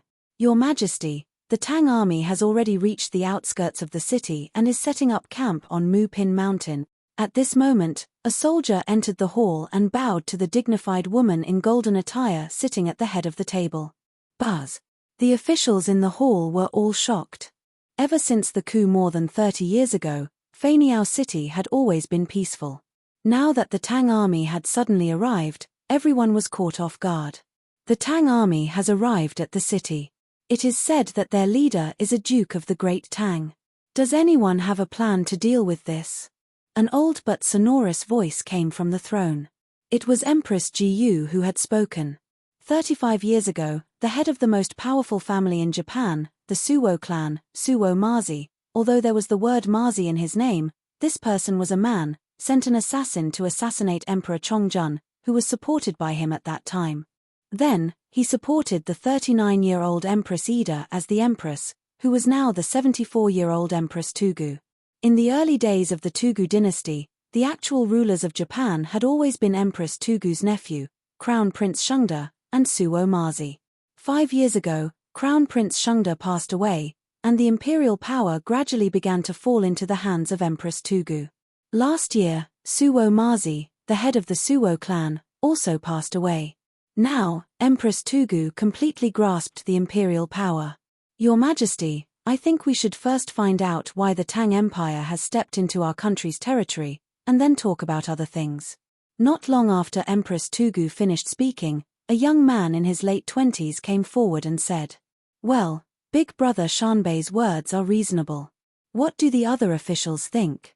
Empress Tugu thought about it and agreed. This young man was Crown Prince Shengde's son, mountain-back elder brother Wang, En. Nihon people's names are so strange. He was also the successor chosen by the Emperor of Japan. His ability and knowledge were naturally outstanding, quite similar to his father's style. Your Majesty, I don't agree with Big Brother Shanbei's opinion. While the officials looked at each other, A short young official with a mustache walked out with an arrogant expression. He slightly leaned forward to Empress Tugu and then said, "I think that Japan has been paying tribute to the Tang Empire before, but the Tang Empire did not abide by the agreement and invaded without authorization. This is not putting us in their eyes. This is a good time for us to contact Beach and Goguryeo to resist the Tang Empire together. If we can destroy more than 10,000 troops from the Tang Empire in one fell swoop, Japan will be the well-deserved king of this sea area." Chapter 728. Feiniao City, Wo Nation Imperial Palace. The person who spoke against it was called Su Wo Xie. He was the current head of the Su family and also the son of Su Wo's wife. He had always been at odds with his brother, the king of Mountain Back. He was also very arrogant. Of course, as the head of the Su family, the richest family in Japan, he had the right to be arrogant. As soon as Su Wo Xie's arrogant words came out, everyone sucked in a breath of cold air. They secretly thought that he was really bold. In the eyes of the Wo nation, the Tang dynasty at this time was the real heavenly empire. The Tang dynasty was also a good race in their eyes. According to historical records, when the Tang dynasty's merchants went to Japan to do business, the local Japanese often warmly entertained the Tang dynasty. At night, they would offer their wives, daughters, and sisters to the Tang dynasty in the hope of giving birth to a son or a daughter. However, this behavior was only done in a small number in the Tang dynasty. In the Song dynasty, borrowing seeds began to become a custom. But now, Su Wo Xie actually wanted to attack the Tang dynasty's army. This made many ministers feel that it was absurd. Absolutely not. The big brother Wang hurriedly stepped forward and said, "Your Majesty, Su Wo Xie's method is simply disregarding the life and death of the Wo nation. Let's not talk about whether we can defeat the more than 10,000 Tang army outside. Even if we do, we will only incur the infinite anger of the Tang emperor. Don't doubt, with the character of the current Tang emperor, once he gets angry, the Wo nation will definitely be in danger of being destroyed. Your Majesty and ministers, please think twice. Ph. You're really greedy for life and afraid of death. The Tang Empire's army is only 10,000, while our Feiniao city has 80,000 elites. How can we not defeat the Tang Empire's army? Su Wo Xie stepped out of the crowd and glanced contemptuously at the big brother Wang. Then, he arrogantly said, "You're afraid before the battle. Big brother Wang, you're not worthy of being the descendant of Crown Prince Shengda. Moreover, according to the intelligence, the Tang Empire not only has an army, but also thousands of warships and countless provisions. If we swallow these warships and provisions, even if the Tang Emperor gets angry in the future and attacks us, will the Wo nation still be afraid of the Tang Empire? As soon as his words fell, the hall fell into silence, but some people's hearts were not calm. Your Majesty, Su Wo Xie is right. I think this plan is feasible. I also think that this plan is feasible. The Su Wo family's influence in the imperial court, coupled with the fact that there was indeed a group of radical ministers, caused many voices of agreement to appear in the main hall. The big brother Wang on the mountain back was anxious and quickly retorted, "Have you all forgotten the confrontation between the Tang army and the local army in Sichuan County? 800 Tang soldiers easily defeated more than 1,000 defenders of Sichuan County at the cost of 0 casualties. With such strength, it would be harder for us to win than to reach the heavens. Even if they win, the Wo nation will be greatly damaged because of this. They will no longer be able to deal with the anger of the emperor of the Tang Empire, so please think twice. Moreover, the current situation has not reached the point where it cannot be eased. As long as we clarify the purpose of the Tang Emperor's visit and make some concessions in some aspects, the Tang Emperor will be willing to withdraw his troops." Eldest brother Wang on mountain back represented the previous Crown Prince Shengda's faction, so there were many officials in the court who supported him. Moreover, his opinion was very much in line with the thoughts of the old conservative officials, so there were immediately echoes of agreement in the court. "Your Majesty, I think what Brother Shanbei said is reasonable. Your Majesty should prioritize the Wo nation and not act on impulse. I second the motion." Of course, there were still many officials who did not speak. They did not help either side. Obviously, even if Crown Prince Shengda and Su Wo's wife had passed away, there were still 3 factions in the court of Wo Nation. However, at this time, the power of the Empress Dowager was greater. After all, the influence of the living was still slightly higher.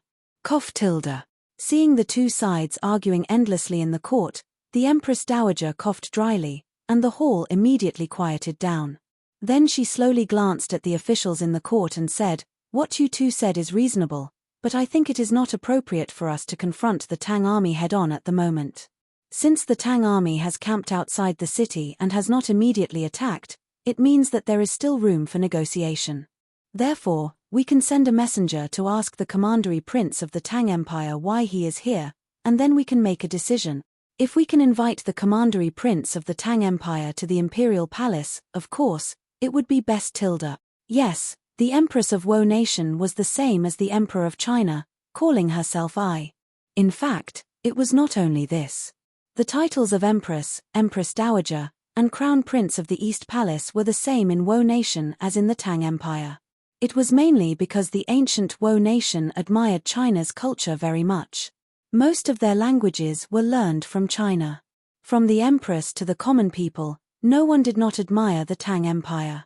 Su Wo's wife sneered and said, "The Commandery Prince of the Tang Empire lives like a prince. How can he have the courage to come to Feiniao City? If he dares to come, I will crawl to the morning court in the future. Yes. How can the Commandery Prince of the Tang Empire risk his life to enter the city? Absolutely impossible. The Empress Dowager frowned, and then she waved her hand and said, "I have made up my mind. Brother Mountainback, recommend someone to go outside the city to negotiate with the Tang army. Brother Mountainback thought for a while, then bowed and said, "Your Majesty, I recommend the son of Sister Ono, Yoko Ono. He is proficient in Chinese and has a good understanding of the customs of the Tang Empire. He is the most suitable. Sister Ono was the person who helped Crown Prince Shengde to submit the letter of credence to the Sui dynasty. He was a very famous diplomat of the Empress Dowager." The Empress Dowager thought for a while and nodded in agreement, approved. I, old Cheng, will tell you another one. It is said that there was a monk who went to 100 Flowers Building one day to find a girl. No, Cho Nyo, you are talking nonsense again. Monks have to abide by the rules and precepts. How can he go to find a prostitute? Listening to the voice, it should be Li Tai's voice. Yanghuang College, the sky had just turned dark. After the students took a bath, they lay on the bed and began to rest. After 2 days of military training, many students had gradually begun to get used to this kind of life. At least they were no longer as tired as last night. Therefore, several second generations in dormitory 001 chatted in a low voice. What was even more excessive was that Cheng Chumo, this smelly and shameless thing, actually told dirty jokes. Hey. How is it impossible? Not all monks will abide by the rules. Hey, no, Ching Q, don't interrupt me. Wait for me to finish telling you, lest I forget. Cheng Chumo muttered, and then continued, "Besides, the monk touched the prostitute's front and back with his hand, and then shouted, 'Strange, strain. The front is like a nun, and the back is like a disciple. Don't you think it's strange?